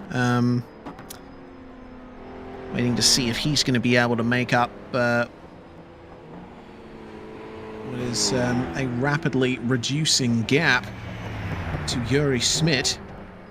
45 seconds now, and Oskari's been encountering a little bit of traffic, so the rate at which he's catching has fallen a little bit. Looking at his last lap time, 4:24.8. Meanwhile, for Yuri, a 4-minute 30.7. So Oskari's not quite reaching the heights of that 10-second gain per lap that he's had before, but still 6 seconds a lap with 48 minutes to go. That's oh, hello. The sun is shining again. Oh, we haven't seen that in a while. Last time it was behind the clouds, so we are happy to have it back. Also great visuals then. Yeah, still some drops coming down there, and oof, what a moment for Tibursi again, out of Indianapolis. And here comes Anaj, one of my not favorite corners in all of racing. Yeah, slowest corner on the track now is Arnage.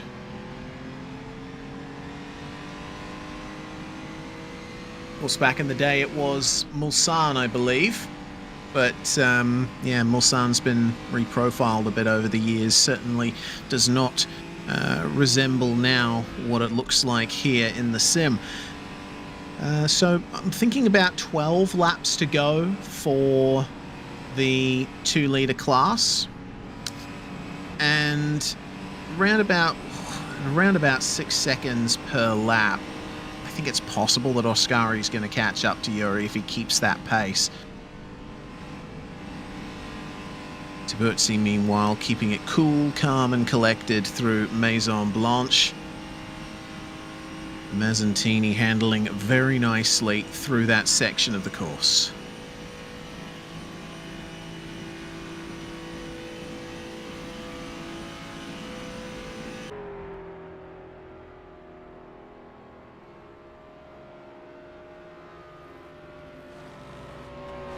But the spray has yet to abate, so does the rain. Seems like it's been raining now for a good hour plus. So ever likely that we will finish this race in the wet.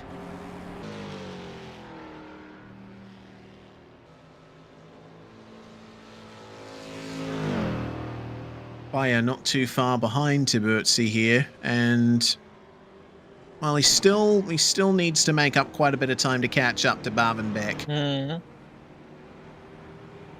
It's I think with 45 minutes remaining, it's a slim possibility. Yeah.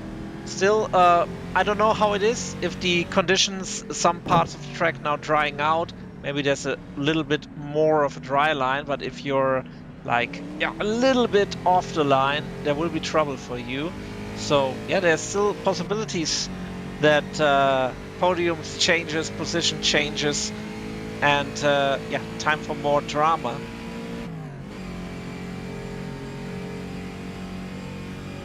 We saw a massive shift in the state of the race when the track really got wet, and I think coming into the last half hour we might see a few more developments. Things have settled back in a little bit, but everything will surely come to a head at some point.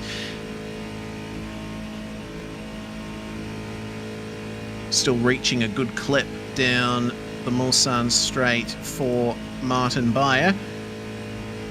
In the dry, able to reach 244, 247 k's an hour, and he's roughly approaching that here in the wet conditions as well. Doesn't seem like there's much drag on the tires in these wet conditions.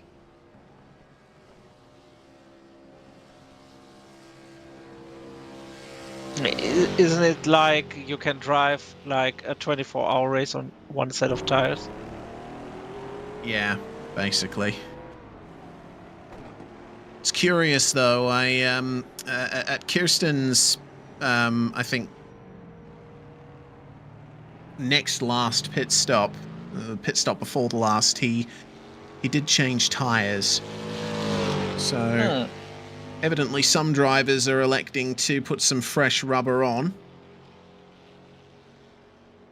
Maybe it's also the hope for more grip.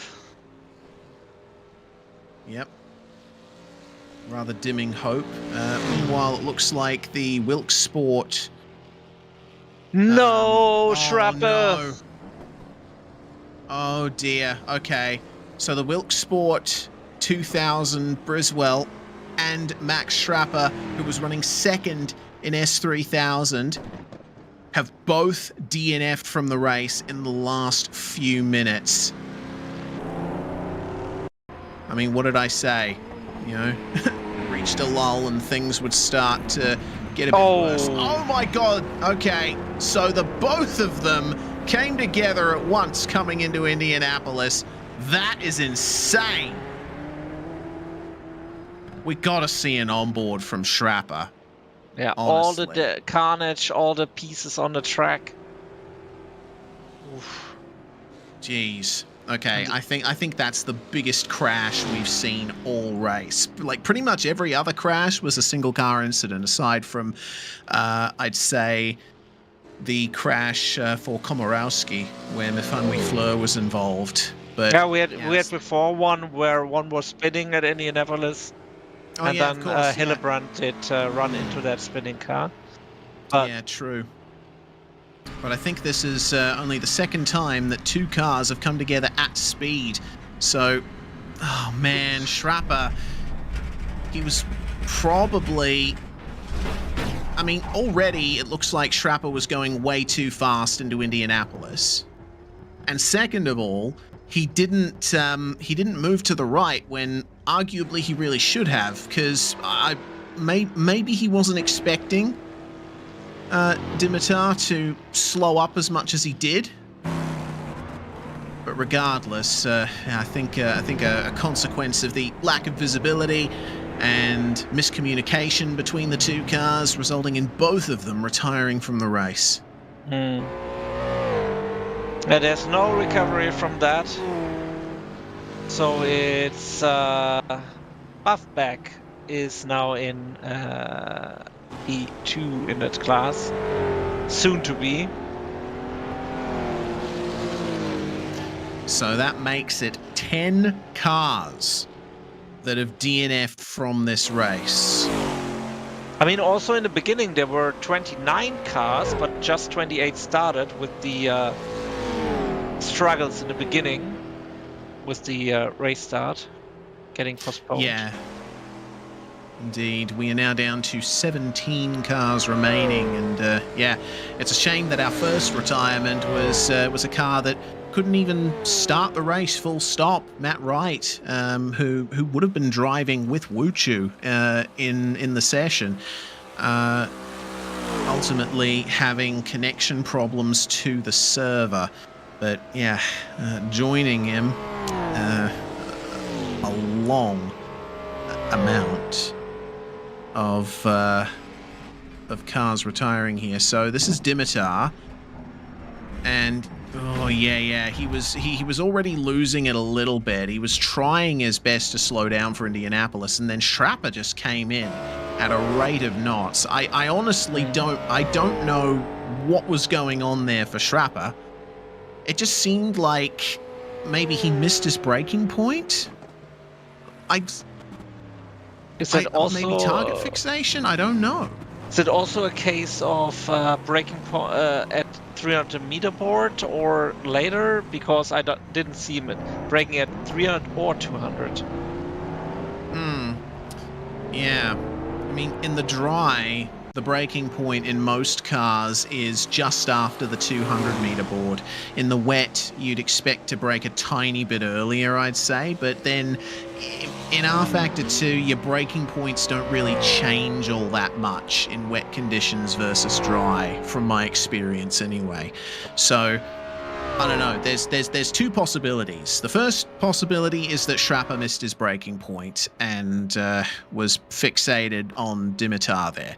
The second possibility is that Dimitar accidentally braked too early and caught Schrapper out.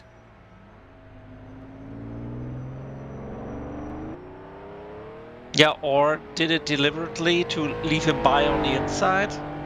Yeah, maybe that was Dimitar's intent there. But I mean, you got to communicate that a bit more clearly, I think, in conditions like this, if that was indeed the case. I mean, if I'm in Schrapper's position, I'm thinking, you know, I'm expecting him to brake at a certain point, and I'll have to make my way past him, maybe wait for out of Arnage to move past him, because my car's clearly quicker on the straights. Yeah. Or he lifts on the straights already, but yeah, didn't happen. Huge drama again, but at least nobody else not involved got damaged from that by the car standing there in that corner. Yeah.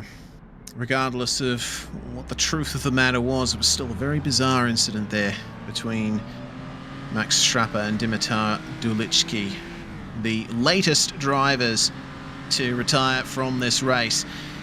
Well, Niklas Kirsten in the Lambda Lupi number 10 has been minding his own business up at the front of this field ever since the problems for the Rafa Racing Club number 5. And I mean, he's got a gap of 2 minutes and 17 seconds to Donat Prodan, so he doesn't have to push too hard here to get to the end. All he needs to do is hit his marks and make sure that he gets right to the end here.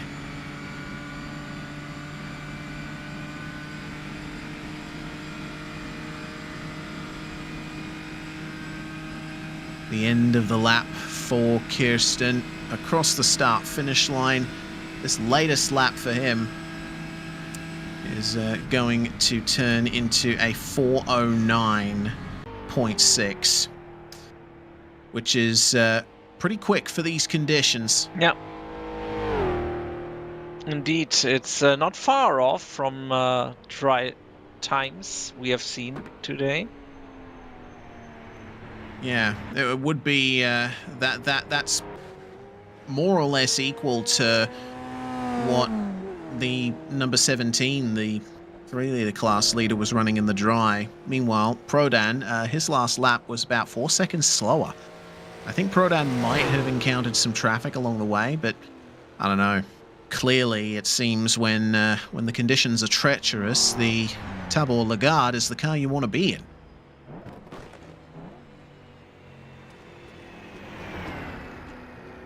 Well, it works like a charm here for Prodan, of course, with the positions he made up in the opening stage of the race, now in P2. Again, quite comfy, and it doesn't seem that Munro can close this gap in the last 35 minutes. The gap stayed around, 3 minutes for the last couple of, half an hour or so. Yeah, Prodan's laps have been running from about the 4:12 to 4:16 bracket, and it's round about the same for Munro. I mean, Munro's been running good laps the last 3 laps in a row. He's set 4:11s and 4:10s as of recent, but that's not quite enough to close the gap to Prodan at this stage. But remember, Prodan might not be 100% on fuel. In fact, that makes me think, is this drop-off in pace from Prodan him fuel saving to make sure he can get to the end without having to stop again? Oh yeah, I remember. So there's still some to go, some maybe events or incidents will happen. I hope nothing like with Max Schrappe, like that, of course, because everyone who made it this far has obviously deserved to finish and see the white and black checkered flag. Yeah, absolutely. If you're interested in... Sorry, go on. Oh, and also Munro, who did carry the car to the pits on 3 wheels. Also quite an effort. Yeah, he was able to carry a lot more speed on 3 wheels than most of the other cars in this field could. Munro, of course, is I mean, you know, and I can tell you this from experience. I've raced directly against this guy. He's a fantastic driver. He's able to get ridiculous pace from any car he drives. And the same can be said for Oskari Kantanen in overall 12th, still making up ever so slight gains per lap on Juri Smit. And Oskari could certainly make his way onto the podium in the 2-litre class. 4:29 on the last lap for Juri Smit, 4:24 for Oskari Kantanen. So the gains are still big and still consistent.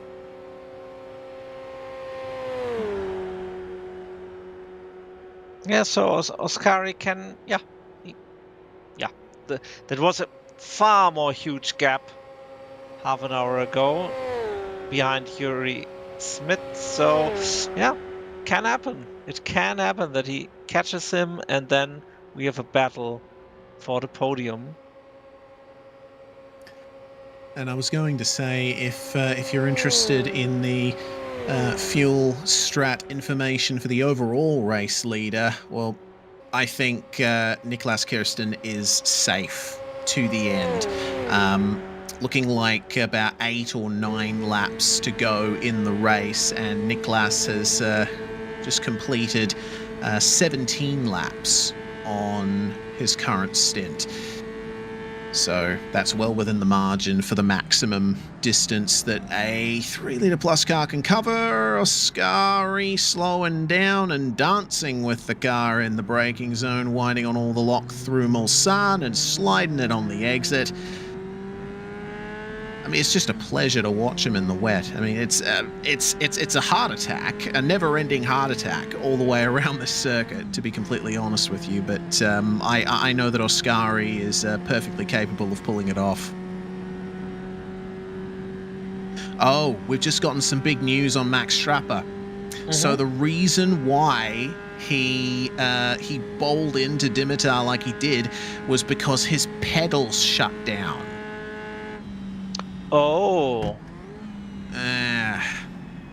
So it looks like a USB device disconnection for Max Strapper. So all of that discussion we had over, like what the deal may have been with that huge crash we saw some moments ago, you can throw all that out of the window. It was straight up a hardware failure for Max Strapper, which has got to sting after running so well in the 3-liter class. Yes, indeed. And last race he had multiple disconnects, still made a decent position, but I think this time, how is it with the points? If he's DNF, he doesn't get any points, right? I believe it's a 75% minimum distance to be classified for points. I'm not too sure though. Might have to get Hillebrand to weigh in on that. I don't have the rule book in front of me. Yeah. But if that is the case, then 75% of the distance would be an hour and a half left. So I would say so too. Yeah. Right. Well, looking at the 3-liter standings, Strapper is was fourth in the standings coming into this round, and will be fourth no matter what. Yeah, definitely. And I won't certainly gain anything on him because I crashed out early on and I was the car behind him in the standings. So, hooray for us, Max.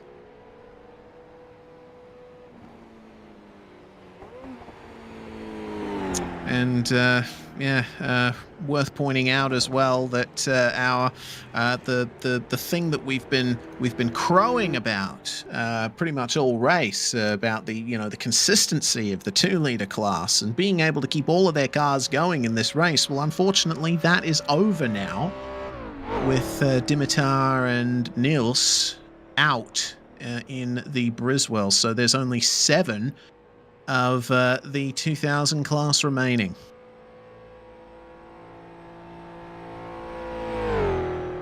Meanwhile, Kantonen is rapidly closing in on Smit once again. A podium on the horizon for Oskari Kantonen with less than a half hour to go.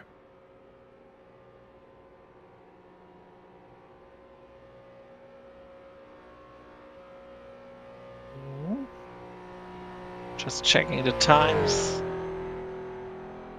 Yeah, I don't know how that happened, but he's now just 11 seconds behind Smith, and he was 26 behind last lap. I don't know what is going on here, or if my timing is broken again. Pressing F5. Nope, it's 11 seconds right at the moment. Yeah, so it looks like, 429 versus 423 on the last lap, which is pretty much the gain that we were expecting Oskari to make. So it looks like Smits had an issue on this lap somewhere. Yeah, it must be. That's the case. So maybe again a matter of pressure coming up. Let me hit the R key on my end and go back to find out what happened. So it would have happened in Sector 1. And the Mulsanne straight looks totally fine for Yuri Smit, it has to be said. So 11 seconds faster in Sector 2 for Oskari Kantonen. Yeah, okay. It happened right after the timing line at the end of Sector 1. It looks like Smit had a spin coming out of Tete Rouge. He was already quite wide in Turn 1 on this current lap, but yeah, seems like he had a little bit of a cross-up on the way out of the shortcut onto the Mulsanne straight. It seems once again he's having trouble in Arnage. Maybe with that big gap of 26 seconds he could have make it, but with that spin, the gap is so close down, now under 10 seconds, 8 seconds to be exact. So there will be opportunities for Ascari, of course, in the next 1 or 2 laps. Yeah. That will leave him plenty of time to consolidate that podium position in the S2000 class. What a comeback it would be if Ascari could pull this off from disconnecting earlier in the race.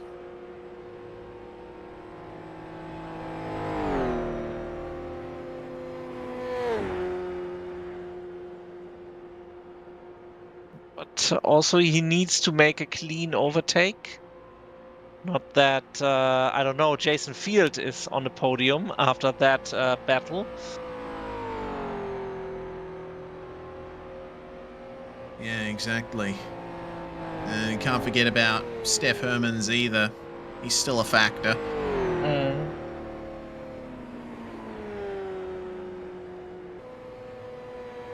So it turns out, closest battle on track turning out to be 3rd place in the S2000 class.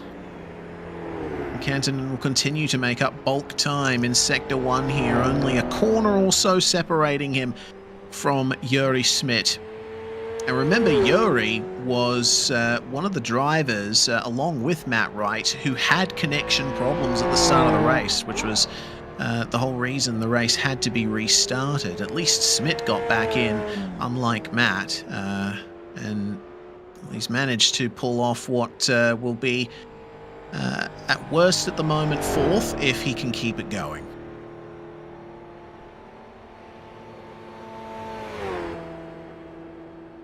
Some very good comeback stories to come out of this race. I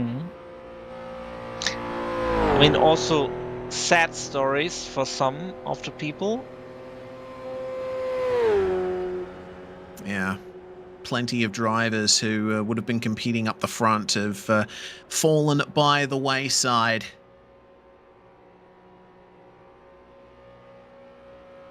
And Simple crashes early on, big slides in the wet, hardware failures, technical issues, you name it, it's all happened here.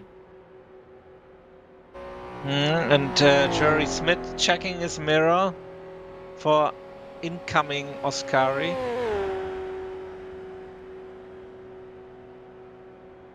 Very quick closure rate for Ascari as the track is getting rather dark now. With 23 minutes remaining, we're approaching the twilight here in virtual France. It's looking very gloomy out there, as Ascari can see the rooster tail thrown up by Yuri Smit. The gap now within 5 seconds, and you can see with the gap, Ascari is making up the majority of his time on the brakes. Like, did you see how much he gained there? It was nearly a second on the brakes alone at Mulsanne. Yeah, he really does know what he's doing here. We saw that with his lines in the damper conditions before. We talked about how he makes the car slide, not he reacting to the sliding car. And so, yeah, he has the pace to catch his opponent in front and maybe catch the podium, and Jason Field is maybe like, why did I spin at that corner at Tetre Rouge? It would be, I don't know, 50 seconds more. Maybe that would have been enough. It would still be super close, of course, that Ascari catches him. But yeah, it is what it is in the end.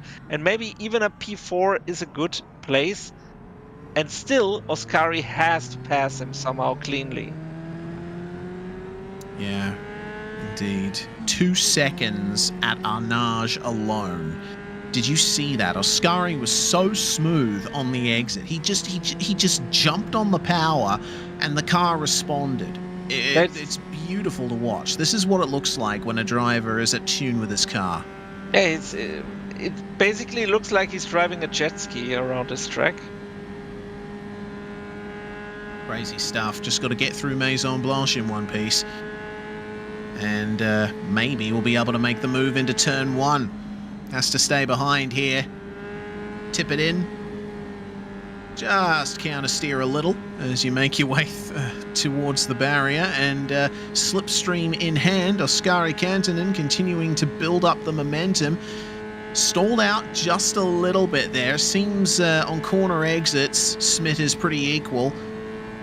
Now, is Smit going to yield the position here, or is he trying to break the slipstream? It looks like it was an attempt at breaking the slipstream. Oskari will have to wait a little longer to get past him here. Ooh, he's so close to the inside of the corner as well, but look at that! What a run through turn 1. And Oskari Kantonen will grab 3rd place in the 2-litre class in magnificent fashion. Juri Smit has no choice but to yield and sit behind Oskari and hope to high heaven, pray to whatever deity may be out there that he can stay in the slipstream. Yeah, and also kudos to Yuri that he did slow down his car behind Oskari at that exact moment where the overtake was happening. There was the gap was a little bit slow, close. Mm-hmm.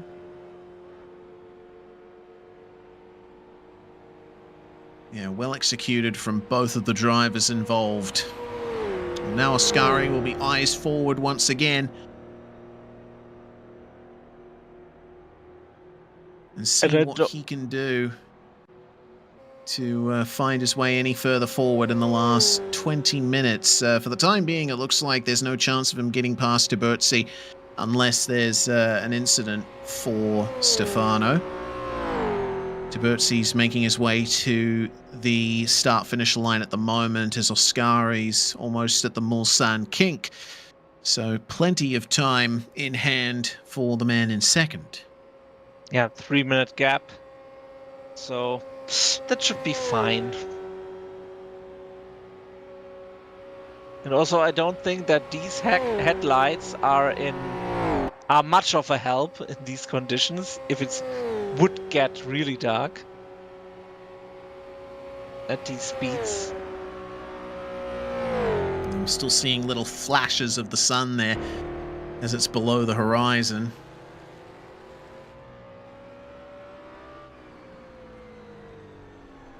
Tiburzi, meanwhile, seeing his headlights light the way. Oof. He will be finishing in the dark. Not much more you can do other than try to hit your marks as best you can. Remember where your braking points are in these wet conditions. And just bring it home. For the time being, there's also a gap rapidly closing on Nikolai Bavenbeck, it seems. Mm-hmm. The 3-litre podium is still not completely decided. Bavenbeck running in second. Martin Bayer is only 5.5 seconds behind and rapidly making gains. As far as driver of the day goes, I honestly can't pick one, Seb. There's been so many great performances here today. Maybe our chat will provide us a little bit of extra context.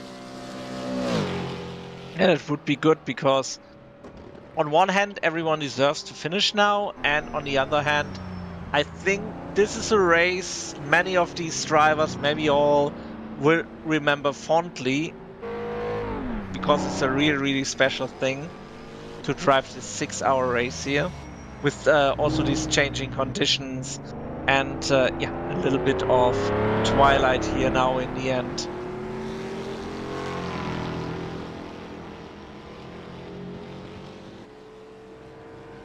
Good lord.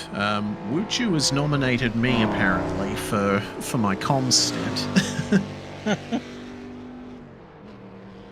Of course, I'm no stranger to sim racing commentary. I work with the Genisus Extreme guys regularly, and you can find me all over quite a few broadcasts in the sim racing world. Nicolas Oskari is nominated by, I believe that's Erwan Bouguier in the broadcast chat. I mean, I'm leaning towards Oskari, obviously, but I think there's a good case to be made for both drivers of the number 17, because it seems like they're the only two driver pairing that's really had little to no problems throughout the race. Yeah, that's right. And also Maggie's whole first stint was really good, and that was the basis for now Lorenzo leading the class, and will collect a class victory here and an overall P4. I mean, if anything happens to a car in front, that could also be an overall podium. But as I said, everyone deserves now to finish. And hopefully no hardware issues will take somebody out again. Oh yeah, it's the overtake. Yep. Martin has caught up to Nikolai Bavenbeck and blasted past him out of Tete Rouge. Couple of votes for Martin Bayer in the broadcast chat. And I gotta say, I'd agree with you as well. I mean, full disclosure, I have a personal stake in Martin finishing well. We are part of the same team, after all. But the fact that he's been able to recover from his issues, he suffered a disconnect earlier, and then when the wet weather really got bad, he was one of many drivers to crash at Indianapolis and lose a wheel. He got it back to the pits, he got it repaired, and he's just driven like a man possessed to grab second place in the 3000 class, which is where he was at the start of the race. Mm-hmm. Yeah, right. It was a hard way to the pit. Yeah, long hard road and long and hard way to the pits, where he scraped the bottom of the car and needed to get down there again and something like that. So yeah, tricky. Yeah, but still not over. Certainly not. Is that Kirsten that Byers just passed there, or is that Kirsten coming through to lap him? That was a lap. Production feed there. Yeah, so it is Niklas Kirsten coming through on Bayer. There's a vote for Niklas as well. I mean, consistent, safe. Perfect race. Yeah. Hopefully nothing happens here. Oh dear. Yeah, Martin goes at a good clip down the straights in the Golini there. He can give the Tabor Lagarde a run for its money. Is it also maybe a thing like the huge differences which we have seen with Oscari? Okay, he can drive the car around these corners. We have seen it with his braking. But is this also like an engine thing? Like the deterioration of the engine over the course of these 6 hours? Well, I don't think there's necessarily deterioration of the engine built in to the mod. Okay. There is engine life, though, and basically, you know, the more you push into like the push and over rev range of the RPM, the more the engine life goes down. The engine will still perform the same as it always has, but once the engine life reaches 0, it just goes pop. Ah, okay.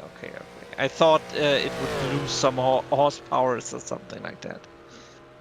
No, not quite. I don't believe there's the possibility to simulate that in R-Factor 2, but I could be wrong. I'm sure Wuchu's going to chime in with a little correction if he's even still awake to hear it. He's been dozing off in his chair, apparently, listening into us. I mean, I know that I'm a little crazy, staying up until 4:30 in the morning, commentating this race after having raced in it. But Wuchu, I think, is a real trooper. Wasn't even driving, but yeah, still staying and supporting us here.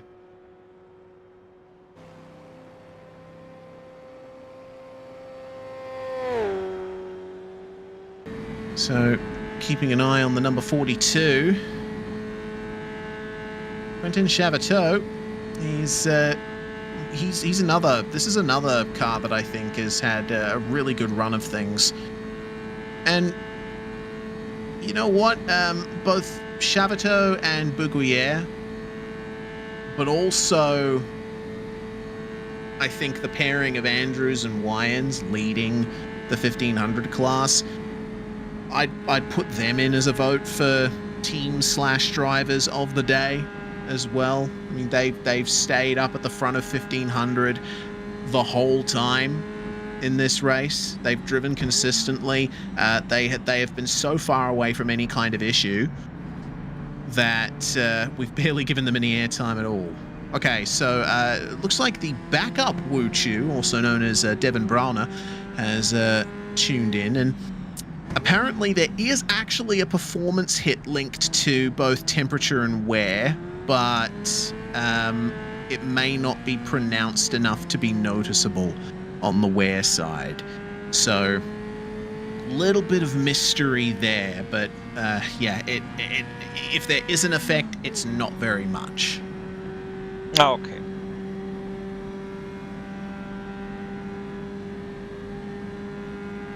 So it's more a case that the Golini is so good on the straights. Yeah, I mean, it's a newer car than the Tabor Lagarde, a bit more torque, and don't forget it is a lighter car as well. The Tabor Lagarde is a heavy loaf of a car, and it is also the oldest car in the field, based on the Talbot Le something or other from the late 1940s. So yeah, it is a bit of a fish out of water in amongst all of this newer machinery for the time. And there is brake wear as well, don't forget. Drivers like John Munro will be dealing with the drum brake wearing. A lot of fade at the end of a 6-hour race for the drum brake runners. The disc brake runners, meanwhile, well, they don't tend to suffer from brake fade as much, but it is still a factor. So, yeah, that's definitely something to keep in mind as well.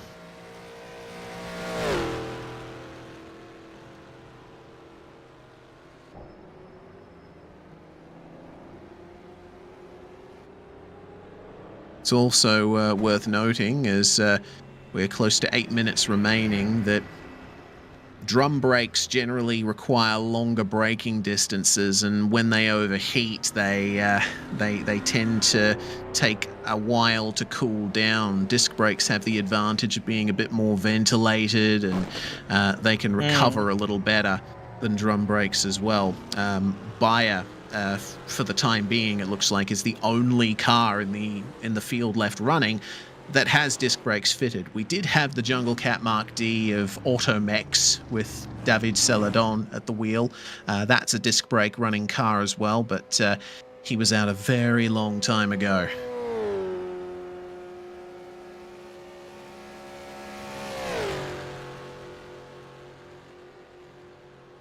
And with just 7.5 minutes to go, I think the conditions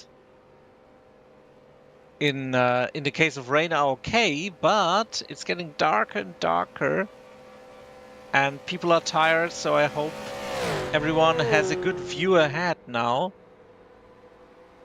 and not missing any corners or braking markers. Yeah, if the conditions were dry, you'd just be in autopilot right now. You know, you've seen the light fade. You're still able to pick your braking points, and you're just trying to hit all of those marks to the end. And you can sort of let muscle memory do the work in that regard. But the track is still rather wet, and grip is at a premium, so I think the concentration levels will still be quite high. Whether or not they have energy in reserve in the last 6.5 minutes remains to be seen.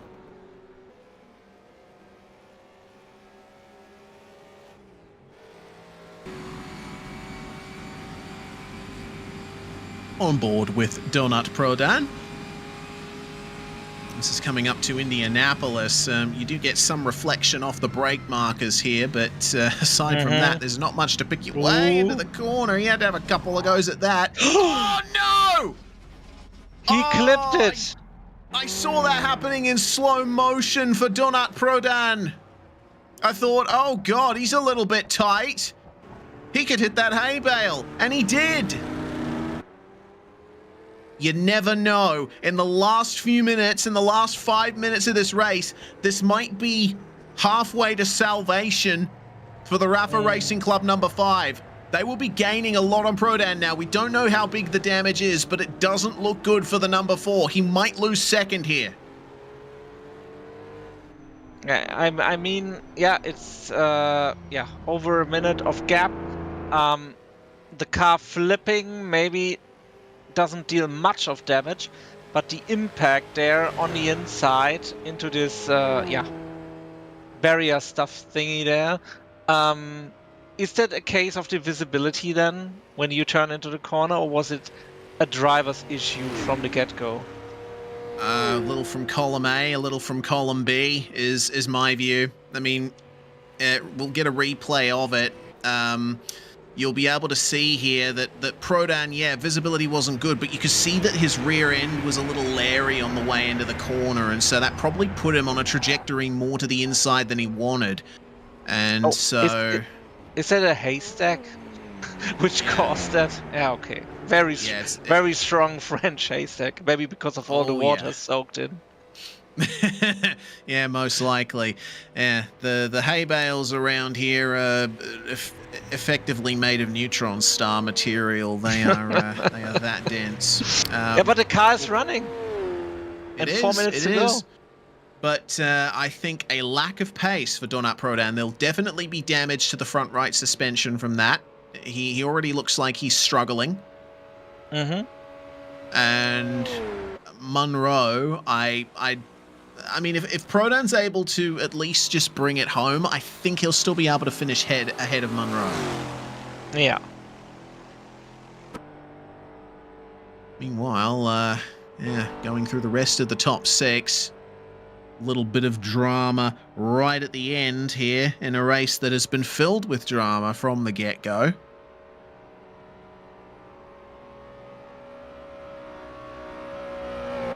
Ted trying to chase down what positions he can get, but I think he's safe for the time being.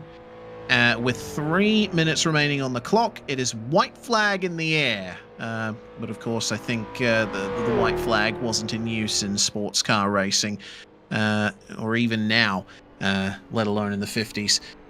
But it is the last lap for Niklas Kirsten, who may not have been expecting the circumstances which have befallen him. The two beams of light jetting their way through the darkness as the sun is now below the horizon at a very overcast French countryside. All he needs to do is make it to the end of the lap here, and he'll be on his way to victory. I mean, we would never have expected this. The form of Rafa Racing Club, Ross McGregor putting on a fantastic first half of the race, but I think just unfortunately for John Munro, he got into the car at a time when the weather was changing on a dime, and he got caught out, but Niklas powered through. Yeah, that's right. Maybe also an advantage for driving alone, or maybe, it was just a wrong moment to be in the car in the changing conditions. If the conditions are more stable, even if it's wet, it's far more predictable, of course. And for Kirsten, it's now with a 200-second gap, an easy ride to the finish line. Yeah, if the race was going on an extra lap, he might even put a lap on Prodan with the damage that he's dealing with. You can see that the gap isn't changing all that much for Prodan versus Munro, maybe making up a few seconds in the corners, but nothing much left to be gained in the battle for second and third.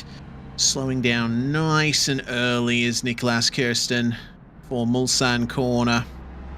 Gently out on the throttle. Barely a hint of wheel spin. You know, it's basically the complete opposite style of driving that we've seen to Oskari Canton, and where Oskari was throwing the car into every single corner, dancing on the limit of adhesion, Niklas Kirsten is lumbering his way around this place and barely showing any sign of sliding. It's not the time for some last lap shenanigans, getting a fast lap or whatever. Yeah, indeed. It's well past the time for the fastest lap as well, with the track being so wet. Fastest lap will remain with Rafa Racing Club with that 3:58.543 from Ross McGregor earlier in the race. Just before he handed the car over to John Munro. 3, 2, 1, and that is the end of the timer. 6 hours have elapsed in this race. Just in time for Niklas Kirsten to make his way up to Maison Blanche. You can barely see anything beyond the track now. It's all dipped into the soupy blackness. Just those two light beams lighting up the road ahead. Lifting off through the kink and up to Maison Blanche we come. Maison Blanche is French for White House. The last time it will look upon the number 10 of Niklas Kirsten. As all he has to do now is keep the throttle pinned all the way to the finish line. Lambda Loopy's Niklas Kirsten is going to be your overall winner of Carrera Mundial Round 3 here. The 6 hours of Le Grand goes to Niklas Kirsten. Great effort, great driving all the way through, incident-free, absolutely clean, and for the win. Oh, Martin and here comes Bayer Bayer. is going to be the next car to cross the line. And, well, what a drive for Martin. Getting second place in the 3000 class. Oskari Kantonen crossing the line to finish third in 2000. Meanwhile, in the 3-litre plus, John Munro gets to the line in third spot. He was behind Kirsten at the time, so Donat Prodan still has to get to the end of the lap from here. Nikolai Bavenbeck, meanwhile, finishing third in the 3-litre class. We've still got to wait to congratulate our winners in 2000 and 3000 as well as 1500. It looks like Darren Andrews in the Intercontinental Racing Sports Club is going to be one of the final cars to cross the line. Here comes Rob de Vries, meanwhile. Third place is belonging to Briggs Arc here in the Galini in the 1500s. Lovely stuff from them. Just needed to keep it consistent. And Mifan Fleur, what an effort from the number 2 to bring this one home in one of the most ridiculous cars in the field. It would have been absolute hell to drive in those slick, wet conditions. But at least they made it also, fourth in the class. And I can just imagine they are so relieved and with a smile on their face that they saw the checkered flag here. Yeah, I bet they are. Lorenzo Van Erven will be making his way to the line behind Quentin Chaveteau here, who grabs second place in the 1500 class. But your 3-litre winners, Lorenzo Van Erven and Danny Voorman, driving a perfect race to bring home the win in 3-litre. Round of applause for those two. The number 17 was untouchable today.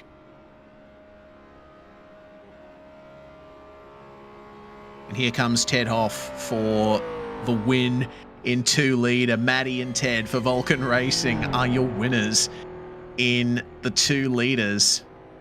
They'll be celebrating long into the night from here. Steph Hermans, meanwhile, 5th place in 2-litre. It was a solid drive from him. He had his fair share of issues like most drivers today, but that yellow number 26 will bring it home. Here comes Jason Field to grab 6th in 2-litre. Nice slow run to the line for Bowfield Engineering. Absolutely crazy race for them. He had trouble in the wet conditions, but he survived. And here comes Donat Prodan. Yeah, he Two made it. solo drivers rounding out the top 2, and he made it to the end despite his damage. Can't imagine how scared he was when the car was flipping. And then the relief that the car is moving and, yeah, driving quite okay-ish. Indeed, and we still have to congratulate our final class winner, because here comes Darren Andrews.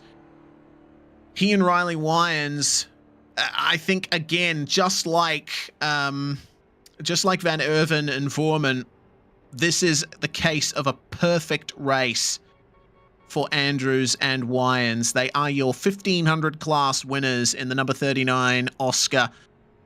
Just beautiful stuff. That's nice how they go over the line together. Yeah. The 2-litre there with Austin Birchfield at the wheel, finishing 7th in the S2000 class there. Well, with everyone now across the line, the results are now confirmed. In your 3000 plus class, Niklas Kirsten is your winner, and Donat Prodan is second. Those two drivers were the only ones in their cars. They soloed 87 laps around Le Grand Circuit to get this done in changing conditions that caught everybody out. John Munro and Ross McGregor will bring the Rafa Racing Club Favero home in third, and the final finisher being Mifanui Fleur for the Briggs-Art Cummings team. 83 laps completed there in the 5-speed Chrysler V8 Monster. David Bacca-Celadon, what a heartbreaking race for him. A DNF in a car that was pretty much built for this track. Unfortunately, the brakes catching him out there, and Jonathan D also having his fair share of problems. A DNF for him. Nicholas Hillebrand, our league organizer, out just after Mike Honcho and Declan Brush in the number 1. Some big crashes for the number 1, leaving them with a sole DNF there at this race. Then we move to the S3000 class for cars at and under 3 litres in engine capacity. Lorenzo Van Erven and Danny Foreman will bring it home in the Amici Motorsport Favero. 85 laps completed. You have to go back another 4 laps to find Martin Bayer, who put on an absolutely stellar drive to recover from 2 huge incidents. First a disconnect, and then a crash that took off his front left suspension. Nikolai Bavenbeck driving a beautifully consistent race there in the Ecurie Synergy Morgenstern, and they are your only 3 finishers in the class. Max Schrapper with a hardware failure on his pedals, ending his race at Indianapolis. Gerard Rion, while the sun was still out, he had a crash at Maison Blanche and ended his race in flames, and there's me. 6th, dead last in the 3-litre class. Oh dear, get off that screen. I don't want to be reminded. Thank you very much, Daniel. Into the 2-litre class, Ted Hoff and Maddie will bring the number 34 home in the lead, a lap ahead of Stefano Tiburzi in the Automobili Cavalcanti car. Oskari Kantanen, another fantastic recovery to finish on the podium after a disconnect and putting on some of the most spectacular driving we saw over this whole race. 80 laps completed for him, same for Juri Schmidt, who, for all we know, might not have been able to even start the race with those connection issues at the start. Steph Herman's driving a consistent race to finish in 5th, and Jason Field and Austin Birchfield, your final finishers there. Dimitar Dulichki and Neil Sentkovsky, they put on a good drive in that Briswell. They were running as high as 2nd at some points, but they were unfortunately caught up in the hardware failure for Max Schrapper and did not finish the race. And finally, In the 1500 class, Darren Andrews and Riley Wyans absolutely dominant in the number 39, finishing a lap ahead of Quentin Chavanteau and Erwan Bouguier in the Equipe Triskel Galini. Rob De Vries and Mark Johnson bring the Briggs Arc car home in third. And unfortunately, Steve Carman, none too happy with the way his car drove in the wet conditions. Adam Komorowski, unfortunately, getting caught up in an incident on the Mulsanne Straight and DNFing out of the race, losing the entire front end of his car. And Jerry Ferry also retiring due to large problems in his Galini. And, well, that's going to bring things to an end for the racing. Now we can talk to our best finishers. First off, Niklas Kirsten will have a chat to us here from the Lambda Lupi number 10. Niklas, big congratulations on that one. It was all about survival to the very end. Yeah, hello. Yeah, thank you. Yeah, you're right. Was all about survival, especially when it started to rain for the last third of the race, I think. Yeah, I think we were all caught out by the fact that the rain ended up being so heavy. I think it's on the verge of becoming a bit of a meme in HRSC. Even now, 1% chance of rain, and it turns out to completely define the second half of the race. But the Tabor Lagarde, I think, was pretty much the perfect car for those conditions. Heavy, lots of traction. You were able to make great use of it. Yes, it's certainly one of the best handling cars, and that's a big advantage in the rain, obviously. Indeed. Do you think you'll be able to make use of that handling next round at Spa? Very fast circuit, so maybe the other cars will beat you through the corners, but consistency and safety were on your side here, and that'll certainly count next round. Yeah, I'm hoping the best. I mean, the turbo was quite good in Dunwood with a lot of fast corners, so maybe it's not too bad at Spa. All right, well, thanks very much for joining us, Niklas, and really appreciate you jumping in to have a chat with us. Maximum points from you today. Enjoy it, mate. You did super well today. Thank you all. Bye. That is Niklas Kirsten there in the number 10 to bring things home. It looks like Donat Prodan is not here to have a chat to us, so we will have to potentially jump to the Rafa Racing Club guys, John Munro and Ross McGregor, as we get to bring them in here. Guys, you started this out really dominant, but the change in weather conditions, I think, caught you guys out a bit, as it did for just about everybody in the field. We'll go to Ross first. I mean, you must have been happy with the way the car was handling. Qualifying went your way. Yeah, John just did a good lap. Started on pole, but it doesn't really mean much in a 6-hour race at Le Mans. So, but yeah, the opening laps, I tried to work with Nico to build a gap behind. Then he obviously had a bit of a moment and hit the barrier, and from that point on, I had just kind of made a break and just started ticking the laps off. And I just had like the ability to just kind of go 1-2 seconds a lap faster than everyone else, and just eventually built a gap to Niklas to like 90 seconds, I think it was. But it didn't quite go to plan, because I was supposed to hand over to John for stint 2, but unfortunately I messed up the pit menu, so I ended up doing 4 hours straight, which wasn't much. Well, it was fun, but I'd rather do 4 hours than 2 separate stints of 2 hours separated by a 2-hour break. But it's fine. So yeah, it was all looking good. I'll let John describe the rest. And then I showed up. Yeah, John. I mean, the weather conditions, they surprised us all. And Indianapolis seemed to be a favorite place of many to have a prang.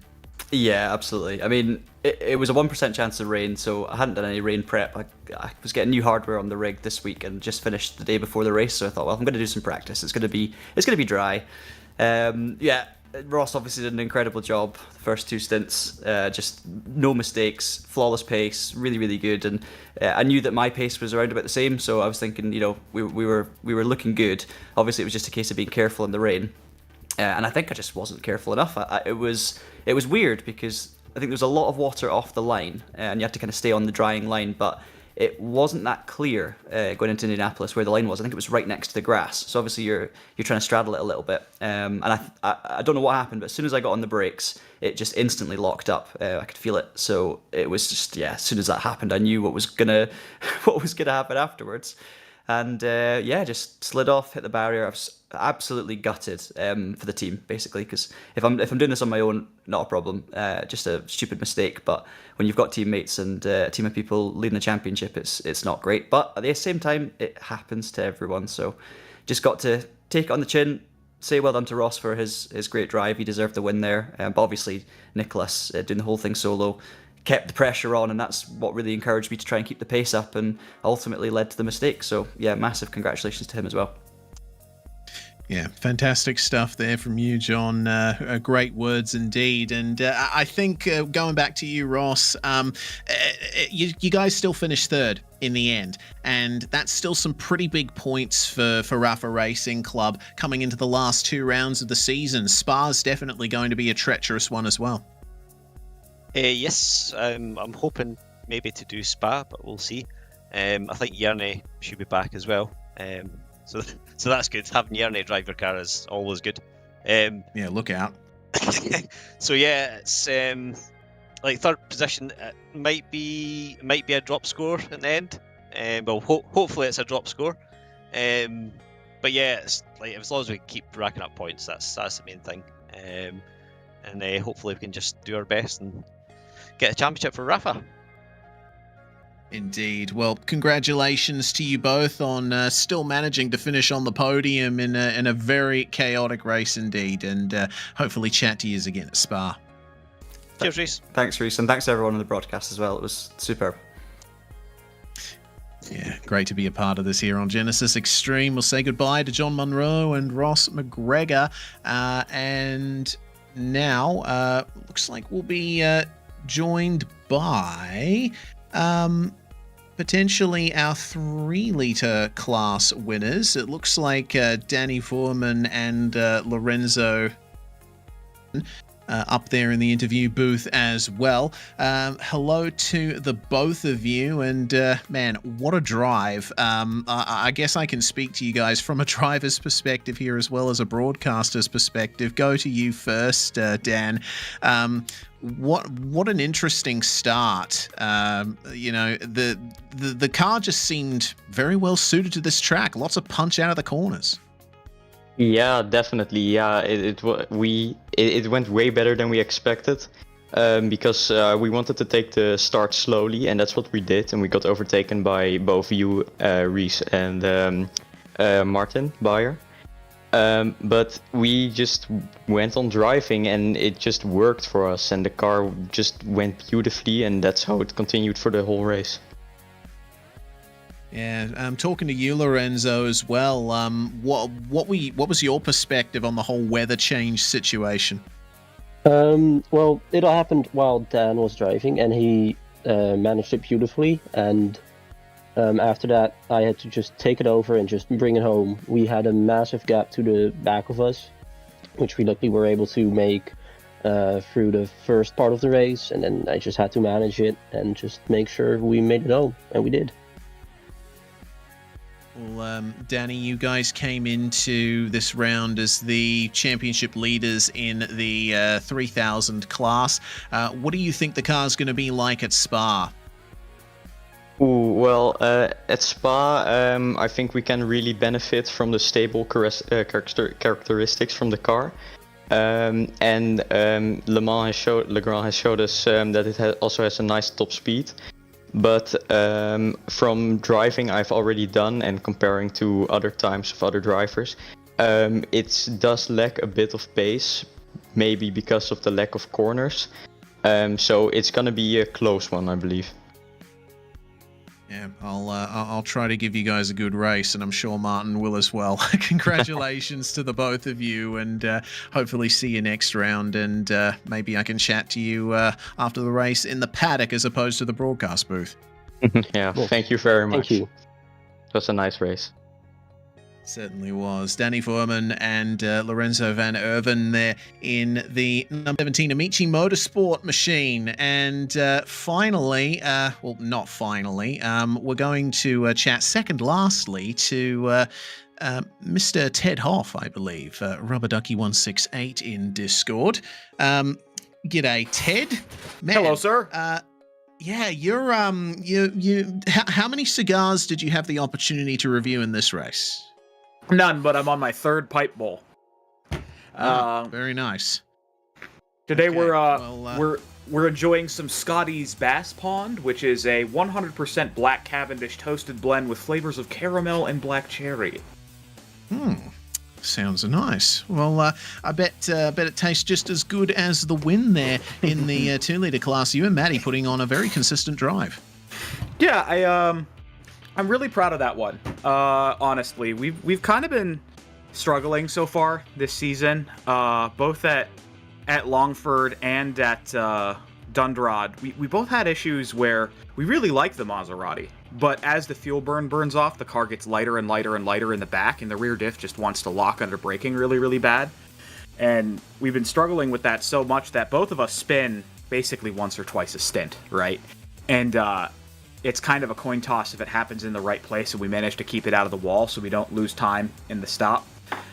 Obviously, Cantonin has been lightning fast, and me and Maddie have been about equal with Matt. So gutted for Matt's mechanical issue, and then Cantonin also having a mechanical issue.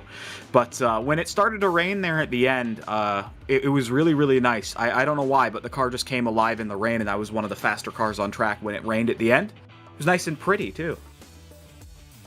Yeah, definitely a nice look. Le Grand Circuit in the rain, and I can tell you as a fellow Mazzantini driver, albeit my car does have about 500 cubic centimeters more of engine capacity, I feel your pain on the brakes. It's certainly not the easiest car to control, especially when the car is light. But going to Spa next week, I can also tell you the Mazzantini should be quite quick there. It's nice through the corners, and you may very well have a chance to at least finish on the podium again. Yeah, we're looking for that. Hopefully we don't have to get lucky again next week. We want it so that we're second or third consistently every time when everybody shows up. And looking at some of the issues the other drivers have had, I believe we're the only 2-liter drivers that don't have a non-score already on the board where we would have to use our drop week. So just trying to get through it consistently, and also helping out Jason when I hop into his car whenever I can, and maybe looking for more cars to get in. I've just been having a lot of fun with the pack, the variety. So many high-speed flowing technical sweeps at Spa, and then basically a karting track for Monaco. So should be the two most unique circuits here at the end of the year. Yeah, both circuits where the 2-liter class is going to be very competitive with the faster cars. Thanks for joining us, Ted, and hopefully see you next time. Thank you, sir. God bless. All right, there goes Ted Hoff to parts unknown as we finally bring in Darren Andrews representing the Intercontinental Sim Racing Sports Racing Club. I can't even remember your team name, Darren. It's so early in the morning for me. But goodness me, you and Riley putting on an absolute masterclass in that Oscar. Thanks, Reese. Yeah, no, it was a perfect race, almost. Yeah, Riley did a fantastic first 3 hours. We decided to play it safe with and keep high fuel in the car, as you've probably discussed today. They're very difficult to drive. In our Oscar, it's once it gets to a third of a tank, you're really struggling to hang on to it. So, but Riley did an amazing job. I think I inherited like a 3-minute lead.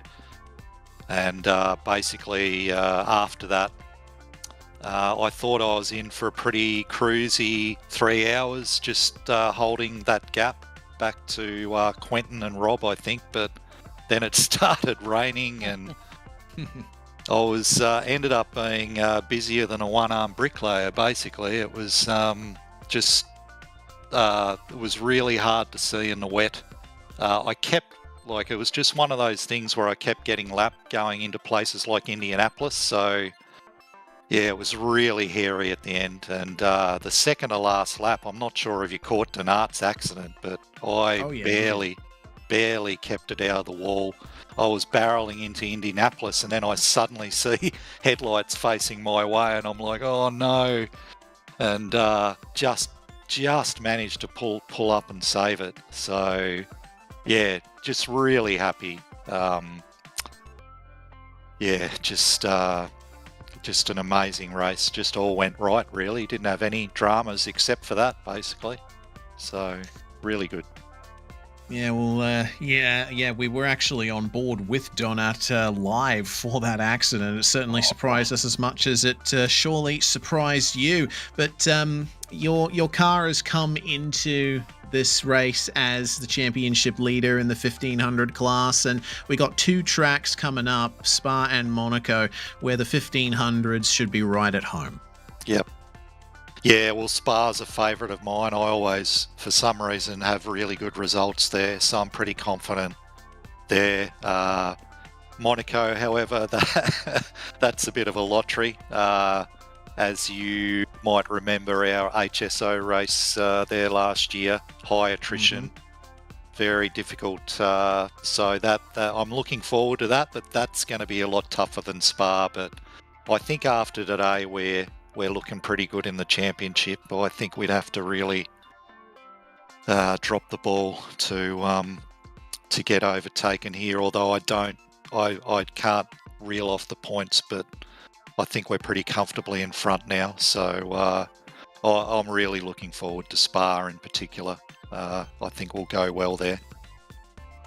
Yeah, for sure. Well, thank you very much for joining us, Darren, and enjoy that victory with Riley. Well done.